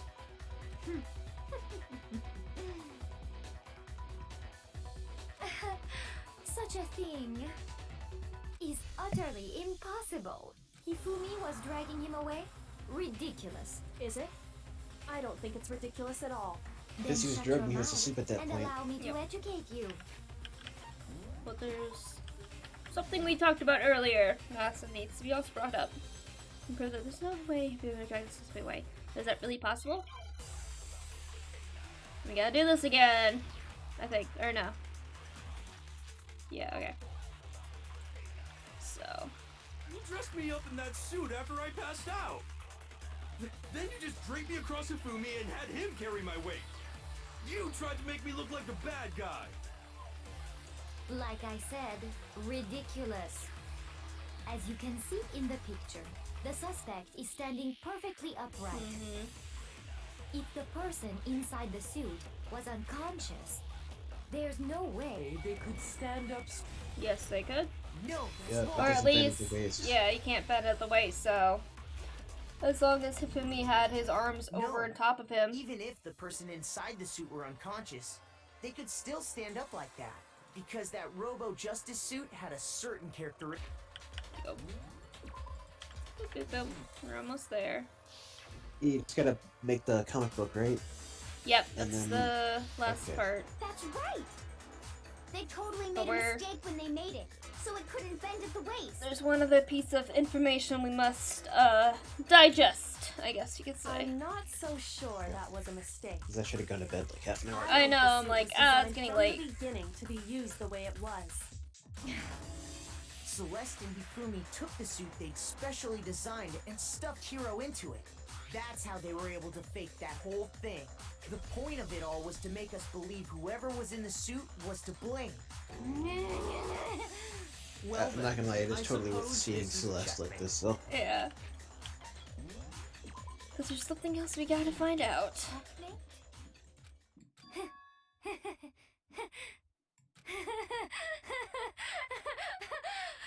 Don't make me laugh, you idiot! What do you mean, checkmate? Celeste? Clearly, you want to cram me into your little guilty box. Well, there's one little problem. Have you already forgotten what Hifumi told us as he lay dying? Hey, Hifumi, who was it? Who attacked you? Who tried to kill you? Who killed me? That's right. I remember. Their name. Yasuhiro. When we asked him who had attacked him, his answer was quite clear, was it not? I love the change in her voice. He said, and I quote, Yasuhiro. She's much higher than what she should be. In other words, Yasuhiro Hagakure! Right! But my name isn't really Yasuhiro! It's actually Taro! Your confusing statements don't make any sense. You're only making things more complicated. Yeah. He did say Yasuhiro, but are we sure he was really pointing the finger at Hiro? What the hell are you talking about? I'll burn you alive! Great argument, Celeste. Yeah. I'm totally convinced you're innocent. Kyoko, what do you mean by that? Think back to how Hifumi used to talk to us. How did he refer to each of us? I got it! He always said people's That's last right. names. Our last names. He called us all by our last names. Exactly. I know I heard him say Mr. Naegi more than once, for example. So if Hifumi did mean to say Hiro's name, he would have said his last name, Hagakure. I'm sure it was just incidental. By chance, his first name. What's Celeste's last name? Well, Celeste is her nickname. It isn't the actual name her that she's. the name that she said is Celestia Ludenberg. However, she says she is indeed Japanese. So. Random chance. Now isn't that a convenient explanation? No. There's no reason to think he would have said the name any different than normal. But he must have run out of energy before he could say any more. So Hifumi was trying to tell us the last name of whoever killed him? But the name he said doesn't apply to anyone here. Well, no. Hold on. There's one person it could apply to, and that's Celeste. She never actually told us what her real name is. What did you just say? To think you take your false accusation so far, I don't know whether to laugh or spit! Come on! Enough with your idiotic blather! Yasuhiro is a loser's name! Do I look like a loser to you? Well... Look, you're about to be a loser. Why? What? I think I've earned the right to be a little on edge. Okay, then fill us in. What's your real name? Fine. Make sure your ear holes are wide open and listen up! My real name is Celestia Ludenberg. Could you please stop making me repeat myself over and over again? Celeste still won't give up, so then I have to do something to make her accept it. We're playing Dance Dance Revolution again? I think so? Or no. No, it's just another bullet time. Because there's one way to prove what her name is. Tell us something. He wanted us to know the killer's last name, Yasuhiro. If there's one person here who might have that last name... It would have to be you, Celeste. You haven't told anyone what your real name is. How many times do I have to tell you? My name is... Celestia Ludenberg, god damn it! I like how it's upside down. How long do you plan to go on pretending? I'm not pretending. It's the truth. And since you have no way to contradict... We do have a way to contradict you. That's it! The handbook! What? Anytime you turn your handbook on, it shows the owner's name when it boots up, right? Monokuma told us all about it before. This handbook is absolutely vital to a healthy school life, so don't lose it. When you start it up, it will display your name. Always make sure you have the right one. Now, this is not your everyday hand notebook. It has so many more uses than that. So all we have to do is check her handbook, and that'll clear up everything. That's how we can find out Celeste's real name. That's an invasion of privacy. I refuse to cooperate. Celeste, can you please just tell us what really happened? Please, just tell us. Even when I'm put in check, it's just my nature not to give up. Because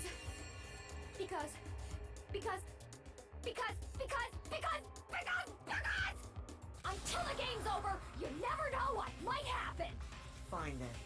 Let me settle it. Let me go over the case again, from the beginning, and shed light on all your crimes. And that'll bring everything to an end. Alright. Now, the closing argument is very confusing, because of all different hammers and stuff. Okay. Yeah. So, it's this part here. So at 1 a.m., Hiro came into the rec room, and they got him.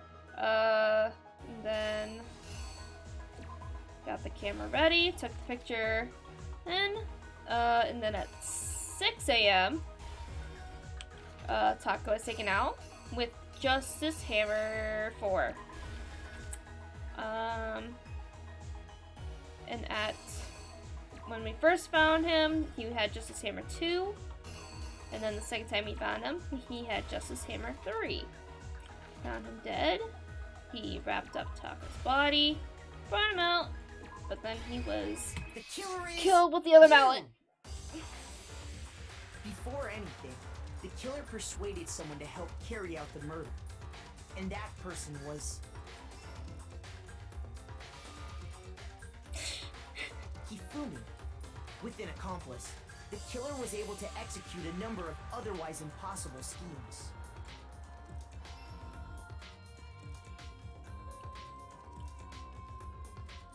First, they convinced someone to meet them in the rec room last night at 1 in the morning.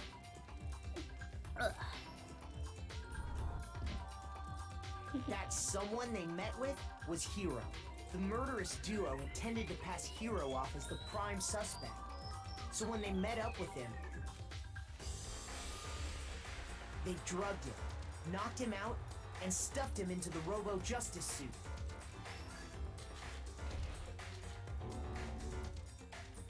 Next, Hifumi positioned himself to make it look like Robo Justice was attacking him, while the killer used a digital camera to take pictures of the assault.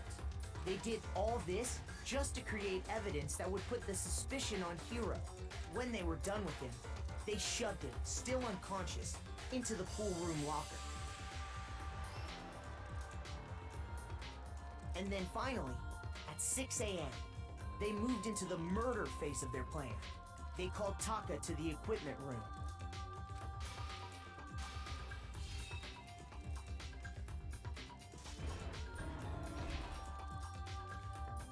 And that's where Hifumi killed him, making it the scene of the first murder.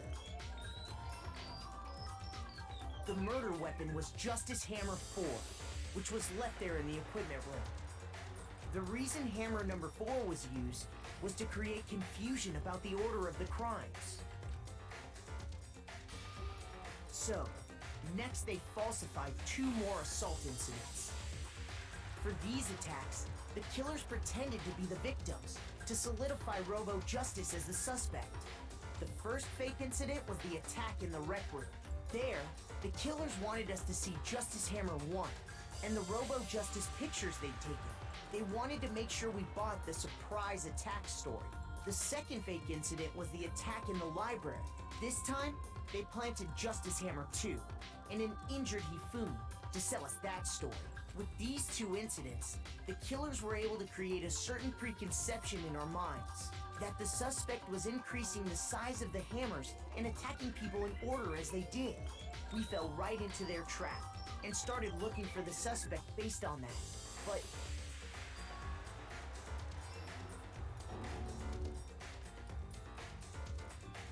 while we did that, we left Hifumi alone in the nurse's office. This was exactly what Hifumi was hoping for. He took a blood packet from the refrigerator and Justice Hammer 3 and turned the room into a crime scene in which he himself had apparently been brutally murdered. He let out a scream to draw us back, and when we returned, that's what we found. Meanwhile, the other group that had been out searching found Taka's body at the same time. So when we heard the body discovery announcement, we naturally assumed it was for Hifumi. We left the nurse's office, and Hifumi once again took advantage of the situation. He simply got up and made his escape. When we learned his body had disappeared, we all rushed back to the nurse's office. And once again, Hifumi had the chance he was waiting for. This time, he snuck into the equipment room.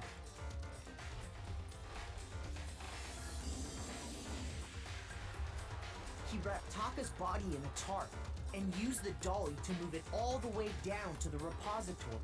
That explains how each of the bodies disappeared. But even Hifumi didn't know what the true killer had in mind for their final act.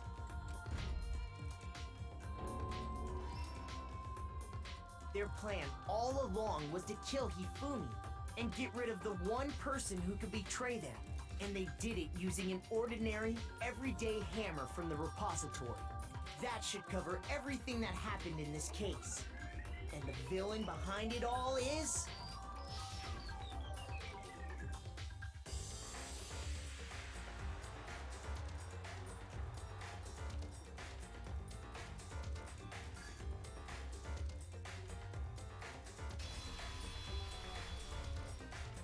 Celeste. Sorry, you lose. Complete. I lost? When was the last time I was forced to utter such words? They hang heavy around my neck. Then you admit it? You're the killer? Listen to you, trying to take charge, as if you're my private instructor. I, Celestia Ludenberg. Actually, no. Taiko Yasuhiro is fine. Taiko? So, you finally accepted it. I'm the kind of person, once I've lost, I don't like things to drag on. Of course, everything about her was fake. Yep. I mean, knows how to lie pretty well for the most part. And she said she was Japanese, yet talked as if she had some kind of a European accent. And dressed in gothic Lolita. Yeah, like she was like French or Swedish or something. Yep. Okay, Monokuma. I'm ready to begin. Or, no. I suppose this is the end, isn't it? It is indeed the moment we've all been waiting for. Time to vote. Okay? Okay. If you would, please locate your lever and cast your vote. And when the votes are tallied, who will become the blackened? Will you make the right choice or the dreadfully wrong one? What's it gonna be? What's it gonna be? Here we go. Who is found guilty?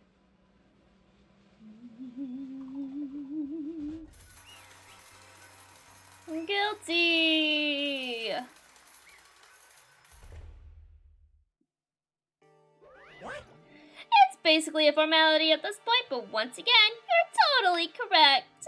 The Blackened this time, the true killer who deceived the whole devised the whole stinking scheme was Celestia Ludenberg, or more precisely, Taika Yasuhiro. Honestly. I lost. Well, that sucks. I guess trying to work with someone else was a mistake after all. Hifumi's ineptitude was beyond all my calculations. I knew it. So you really did approach Hifumi with this plan? But how did you get him to agree? I can't imagine he would have happily agreed to commit murder. I'm sure she relied on her speciality? Lying. My specialty. Don't make me laugh. I didn't have to lie to get him to agree. So Then did you use, you know. I knew you'd figure it out. Kyoko. You're absolutely right. To get Hifumi to act as my accomplice, Indeed. I used her.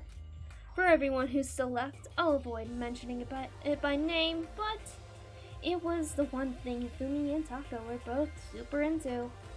Does she mean? Is she talking about alter ego? Say what? What? What are you talking about? just a second. Don't interrupt. We're in the middle of a very important conversation here. I'm totally out of the loop, as usual. So sad. How sad. In other words... Then you're the one that stole it. Indeed. That's right. I see. And you used it to drag Hifumi into the plan you'd come up with. Right again. Last night, after we had our meeting about how it disappeared, I paid Hifumi a little visit. What are you doing here? Actually... I was hoping I could talk to you, alone. It is about what was stolen. I know who did it. What? What? Are you okay It was with Taka. this? He stole it. What? So And I then... have proof. Would you like to see it? As it turned out, I had found a use for the digital camera. I'd taken, you know what, to Taka's room earlier and took pictures of it there. I deleted a picture as soon as I'd shown it to Hifumi, of course. Damnation! So it was him! But how did he do it? He was supposed to yell if either of us got close to her.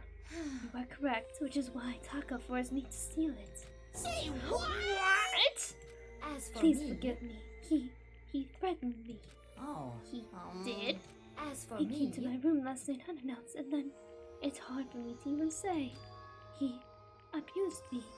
What? What? And he took pictures. He said if I did not do as he asked, he would show them to everyone. So I had no choice. Damnation! That's a crime! An absolute crime! I mean, I knew he'd gone a little crazy, but Say what? I never imagined he would go that far! It was amazing how completely he bought it. I can't express how enjoyable that was. I'm about to say something I've never said before in my life. I'm going to kill him! I'm going to fucking kill him! Most unfortunate. Wait, please, if you go now, you will be playing right into his hands. Huh? Actually... Taka's planning to use her to escape, and he has made you his target. What? Escape? You don't mean. Taka's going to try to kill you. What? Indeed. And all he can keep her to himself. That bastard! Bastard! Honestly. Can we allow him continue with this barbaric acts? Absolutely not. How could I? She. I have to save her. Save her! Actually... Then, would you like to join with me? It just so happens I have come up with a plan. I advised a way to reclaim what he has stolen and escape this dreadful school. And with that, it is complete. Huh? What are you talking about? Oh, nothing. Hifumi agreed without a second thought. The effect that item had on him was remarkable. The power of love, even a love as twisted as that, can still drive people mad, it would seem. You disgust me. I see. I have another question for you. Was that strange costume Hifumi's creation? Indeed. Yeah, it was a real pain in the butt too. All I asked him was to make something to hide the face and general body size. I had no idea he'd make something like that, but it's my fault for picking him in the first place. But... So, why did you decide to make me the suspect? Because you're stupid. Huh? That's it. Let's see. And in that regard, I made the right choice. I'm so glad your stupidity surpassed my every expectation. Life must have been tough on your parents, though. Wow, even if she's about to be, like, put down, she doesn't stop. She's still ruthless. Oh yeah, I feel like I could cry. Well, But when you were explaining your plan to Hifumi, how did you explain the part about him playing dead? What she's asking is, what was Hifumi supposed to do after that, assuming you had actually let him live? Are you okay That's with this? simple. After he did his part and pretended to be dead, someone showed up. I told him to say he'd been seriously wounded. He was on the verge of death, but just barely held on. And he really believed that? Well, of course, that wasn't all there was to it. As I explained to Hifumi, the plan was, while you were all questioning him about what had happened to him, I was going to murder someone else. At that point, Hifumi would have an alibi, so no one could doubt him. I told him that, and he believed it. It all seems very straightforward, stereotypical. I just matched the lie to the level of the opponent. In fact, Hifumi ate it up. He believed the lie wholeheartedly, right up until the moment of his death. so in the So end, you had planned to kill him all along. But of course, there would have been no point in my plan if the one who pretended to be dead did not end up dead himself. What the heck? How can a human life mean so little to you? Well, That's a non-issue. I simply did everything in my power to win. Don't be mean. Oh, now you sound like Byakuya! I wonder about No, that. he derives his pleasure from the thrill of the hunt. In that aspect, we are nothing alike. Why? Then, what made you take things this far? What the heck? Was it really just for money? Are you talking about the $10 million Monokuma offered us? That is a lot of money, it's true. But that's not all there is to it. From the moment our new life here began, my only thought has been escape. But But all along you've been saying how we have to accept living here. You little Obviously, bitch. that was a lie. Hey! I couldn't take it here. I hated it from day one. More than anyone else in here. You I wanted to get out of here. Every day was fresh torture. And you want to know why? Huh? This is fine. Because I had a dream. And accepting a life here would have meant nothing less than giving up on my dream forever. Honestly. And there was no way that I could ever do that. In the underground world of gambling, I risked my life to make a metaphorical killing. As for And me, it was all for that dream. And what was this dream of yours? Isn't it To wonderful? live in a European castle. A castle? And to gather handsome men from all over the world to serve as my butlers / bodyguards. I was going to make them dress up like vampires and satisfy my every need. Once I obtained that, I would have created a perfectly aesthetic world of decadence. This is fine. Living the rest of my life there was my only dream, my only goal. That's what life is all about. Combined with my own winnings, Monokuma's $10 million would have made that dream a reality. I got right to the edge, but There is nothing unfortunately, to be my dream has been scattered to the wind. Still, I don't have any regrets. I pursued my dream to the very end, so why would I? Just the You worst. sound so passionate, but you were really able to kill your own friends for it? done. Oh, Are you asking me to feel guilty? That's a pointless endeavor. I think nothing of sacrificing others for my own needs. I feel nothing. do you understand? That's all there is to me. That's what makes me complete. Isn't it terrifying how different our values are? There's simply no room for understanding. What is this? That's what True sociopath. we should be saying. And plus, how can you be so calm? Don't you realize you're about to die? Why aren't you scared? My ability to lie is unraveled, and I take pride in that. It's not just other people. I can even feel my own emotions. The conscious deceives the unconscious. And that's why you're not scared? Yes. That's right. indeed. I don't fear death. Kill me however you like. But you know, if I could be reincarnated, if I had a choice, then Isn't it I wonderful? think I would like to come back as Marie Antoinette. hey, You just get executed again. Celeste smiled then, and when she did, it looked to me like a poor effort to force it. She claimed she could fool her own feelings, but that statement itself must have been her final lie. And that weak, fake smile is what betrayed her. You all done? Okay, then let's get rolling. The blackened deserve the peace and must pay their price. Now then, I prepared a very special punishment! For her, the ultimate gambler! Let's give it everything we've got! It's punishment time! I guess I'll let Kyoko hold on to this. What? This is... Will it really give you the hope you're looking for? I can't say I ever saw it that way. Which is why... Actually, it's not important. Well then, take care, everyone. Perhaps we'll meet again, in another life.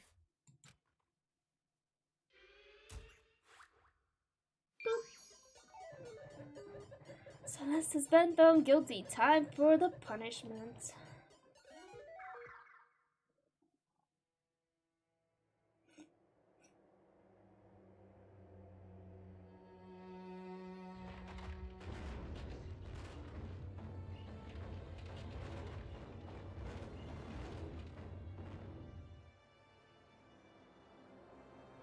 Zombie teddy bears? Burning up the Oh no, she's being witch. burned.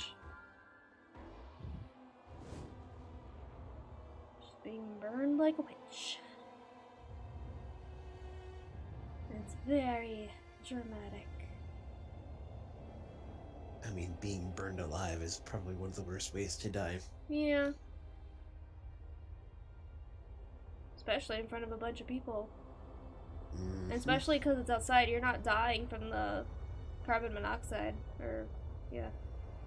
You're dying by the flames. You're literally being burned alive, yeah. Yeah.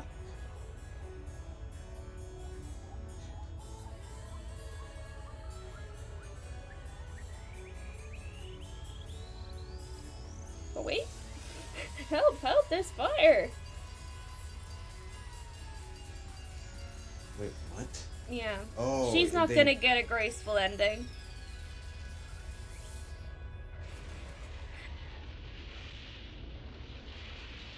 It just ran her over? Yep. Hit her real hard. Oh, well, it's better than burning slowly, I guess. Even though you could argue maybe she deserved it. Yeah, and I think she would have wanted to be burned alive like a witch. Instead of being killed by a fire truck. That's a bit less her style. She likes the spectacle. Yes, it's over. The third execution is over. Celeste's death is over. Celeste killed my friends, so I can't pity her, but I also can't deny that at one point I considered her a friend too. And for him to just come along and... Isn't it just awful? Someone couldn't cut free of their regrets from the outside world, and so more people had to die. You guys are still young. You need to place more value on your lives. What are you gonna do? Jeez, and here I thought you guys were gonna pass the torch of hope to the next generation. What do I care about hope? I'll throw it in the trash if you let me out of here. Too bad. You're all the embodiment of hope, whether you like it or not. And it's my destiny to knock you down one by one. It's sad, yes it is, but that reality just can't be avoided. Don't talk to me like you're not responsible. How long are you gonna make us keep going through this? What do you want from us? God, I'm so sick of people asking me that. Give it a rest already. So, anyway, Kyoko, did I see you get some kind of key-type object from Celeste? Hey, so, what's the deal with that? Well, what? Huh? What's the matter? So then, I'll answer your question if you answer mine. you... What did you do? What did you do to me? Who? What? Hey, Answer me. What did you do to my body? Ooh. Oh man. Oh jeez. Oh man. Oh gee. What do you mean? What did I do? I have no idea. I don't know anything about it. What was that just now? The past mind did something to Kyoko's body? What does that mean? Hello. Okay, things are getting kinda awkward. I think it's time I get out of here. Well, Meanwhile, you guys can go on and enjoy your school life. If you get lonely, give me a shout. Not that I'll do anything about it, of course. see ya later. See ya! Monokuma disappeared, leaving us all depressed and in despair. Although it wasn't all despair, there was one small hope. Hey Kyoko, Monokuma already mentioned it, but What's that key that Celeste gave you? So... Most likely, it's the key to one of the dressing room lockers. Huh? What? Then that means... Celeste probably hid it in there. Hey. I suppose sometimes it's easiest to miss what's right beneath your nose. Well then, we better go check. Indeed. Good idea. We left the courtroom and rushed to the dressing room. As we approached the dressing room, Kyoko looked back at us and said, Hey, I'm going to go on alone from here. Everyone else head to the dining hall. I'll check with you later. What? Why exactly are you going alone? so... Do you even have to ask? As she spoke, she glanced quickly at the surveillance camera. Come on. That's not what I mean. Why you? There's still the risk of a spy, you know. Then I'll go too. What? You. Please, let me go. Standing here arguing is just going to draw more attention to us. Goodbye. Do whatever you want. Thank you, Byakuya. Well Then it's up to you now. Yo! I'm gonna go to the dining hall, okay? Huh? So Makoto and Kyoko are gonna go together? Does that mean what I think it means? Okay. Good luck, Makoto. Girls like her are total pushovers when you show a little backbone. I tried to forget what Hino said. Everyone headed to the dining hall, leaving me and Kyoko there. Shall we go? Well, shall we go? Or shall we? Yeah. So then... We need to get into that locker. Kyoko took the key Celeste had given her and locked the locker. And as the locker swung open, she saw... You're really cool. Good morning. It's been a while, hasn't it? It's safe. Thank goodness. I never heard Kyoko sound so relieved. It was like she was speaking to the bottom of her heart. I did just what Celeste asked. I didn't say a word. I stayed quiet the entire time. Oh, and I think I might be able to open the last set of files soon. Maybe as early as tomorrow. I'm doing my best, so please just wait a while longer. So now we can officially say the case is closed. As far as this incident is concerned, sure, but can we take a second? Since we have this opportunity, I want you to be honest with me. Kyoko, please tell me, what are you trying to do all on your own here at the school? Is that why you wanted to come here with me? However... Regardless, that's not something you need to know right now. I don't need to know. That just makes me even more worried. What? Worried. Like what happened during the investigation this time. You disappeared and we didn't see you again. Without warning, without explanation. When you do that, Indeed. It's only natural that they think that I'm the mastermind spy, right? You too. No! I believe in you. What? You believe in me. Isn't it obvious people believe in their friends, right? That's why I want you to tell me. I want you to believe in me too. Because we're friends. I understand. It's true. Then maybe I can believe in you. Just a little bit more. Then... That's fine. Fine. I'll tell you. I'll tell you why I've been disappearing and where I've been going. You see... Ooh. What I heard from Kyoko was, well, frankly, it kind of blew my mind. Right after I told Kyoko I believe in her, she told me a story that was almost unbelievable. She's an alien. I decided I had to confirm what she told me with my own eyes. So I waited for nighttime to come. And when I did, I went into action. Correct. The boys' bathroom on the second floor doesn't have a surveillance camera or monitor in it. And in the storage closet there, way in the back. She said it was away in the back of the boys' bathroom storage closet, but could Kyoko really be right about this? I'll be honest. If I was Kyoko and I was trying to kill me off right now, this would be how I do it. Lure me into a secluded location. Maybe. It's just a normal storage closet as far as I can tell. The secret Kyoko told me about, could it really be hidden here? Oh my god, the hidden tile thing. She said it was way in the back of the storage closet. But I mean, seriously? Without thinking, I placed my hand on the back of the storage closet, and suddenly, as if I were being yanked in, whoop, good shunk. At the same time, as I heard that sound, I fell through the wall. I had no idea what was going on. I'd fallen through the back of the storage closet. Huh? It turned out the back wall was like a revolving door and I'd made my way to the other side, just like Kyoko had said. Correct. In the boys' bathroom on the second floor, there's a storage closet. And way in the back of that closet, there's a secret room. So this is the secret room. But what's in here? There's a bunch of files and what look like volume after volume of yearbooks. They're all covered in dust. Looking at everything, one fell at the edge of the bookshelf caught my eye. Hope's Peak Academy Student Registry. This is the only thing here that is not covered in dust. Has someone been looking at it recently? I slipped the file into my hand, but before I could have a chance to look at it, a slip of paper fell out of the file and I turned my attention to it. What's this? You must not leave. That's kind of weird. I could understand if it said, like, I can't leave, but you must not leave? What is this? My head feels funny.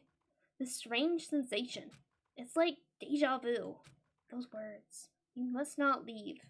I've seen them somewhere before, but I can't quite remember. What do I do? What do I know? What don't I know?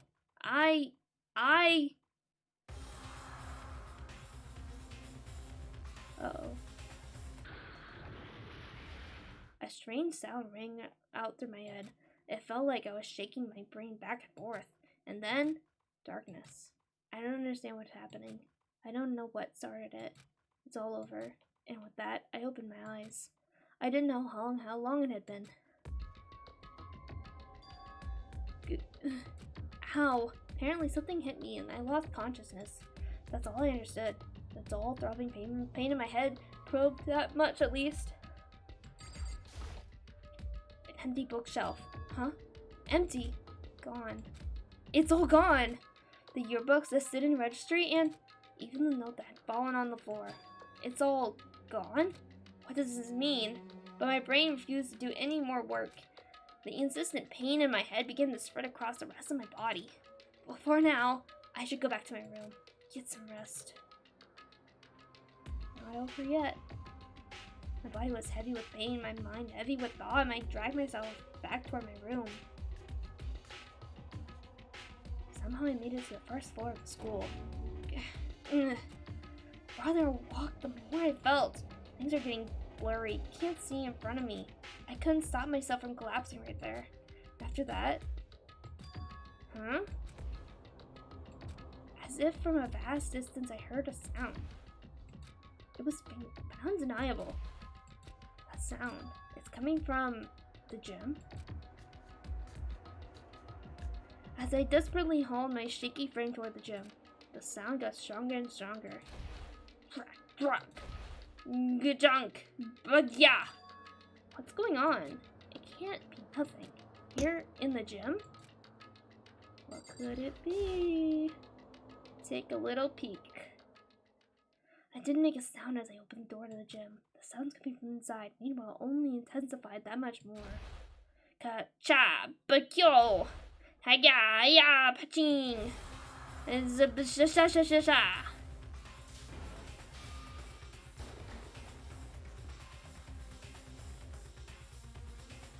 Before me, there raged a battle beyond anything humanly possible. No, one side's not human, that's for sure, but regardless, I couldn't stop staring. I forgot to move or even breathe. Why, you? What do you think you're doing? I asked you a question. What's the meaning of this? How dare you defy me? This wasn't part of the deal! The deal? I've made a decision. I will no longer retreat. No longer compromise. No longer regret. I've made my decision. My God. I'm going to resist you. Okay. But you do realize what will happen if you go through with this, right? You haven't forgotten, have you? What I'm holding hostage? What am I looking at? What am I hearing? A hostage? Then could it be? Mastermind Spy is... Chapter 3. Next Generation Legend, Stand Tall, Galactic Hero. The end. Okay. I really need to... Yeah, I know. I'm like, we gotta get through this part. Okay. And then to be continued. Alright. Save Super Robo Justice. Present. Alright. Save. Boop. Okay. Boop. Crazy night. Oh yeah. 5 hours of goodness. We made up basically for last weekend. Got through a whole trial and killing stuff. It was awesome. Yep. Celeste got what she deserved. She's still an asshole. I hope she. I hope she keeps burning. Put it that way. All right. I'll catch you next week. Yep. I really do have to go to bed. Yep. Definitely. Good Later. night. Night. Oh boy. Well, that is it for tonight, I would say. Might try doing some streaming tomorrow, but for now, bedtime. So, see you all tomorrow, maybe. Bye-bye.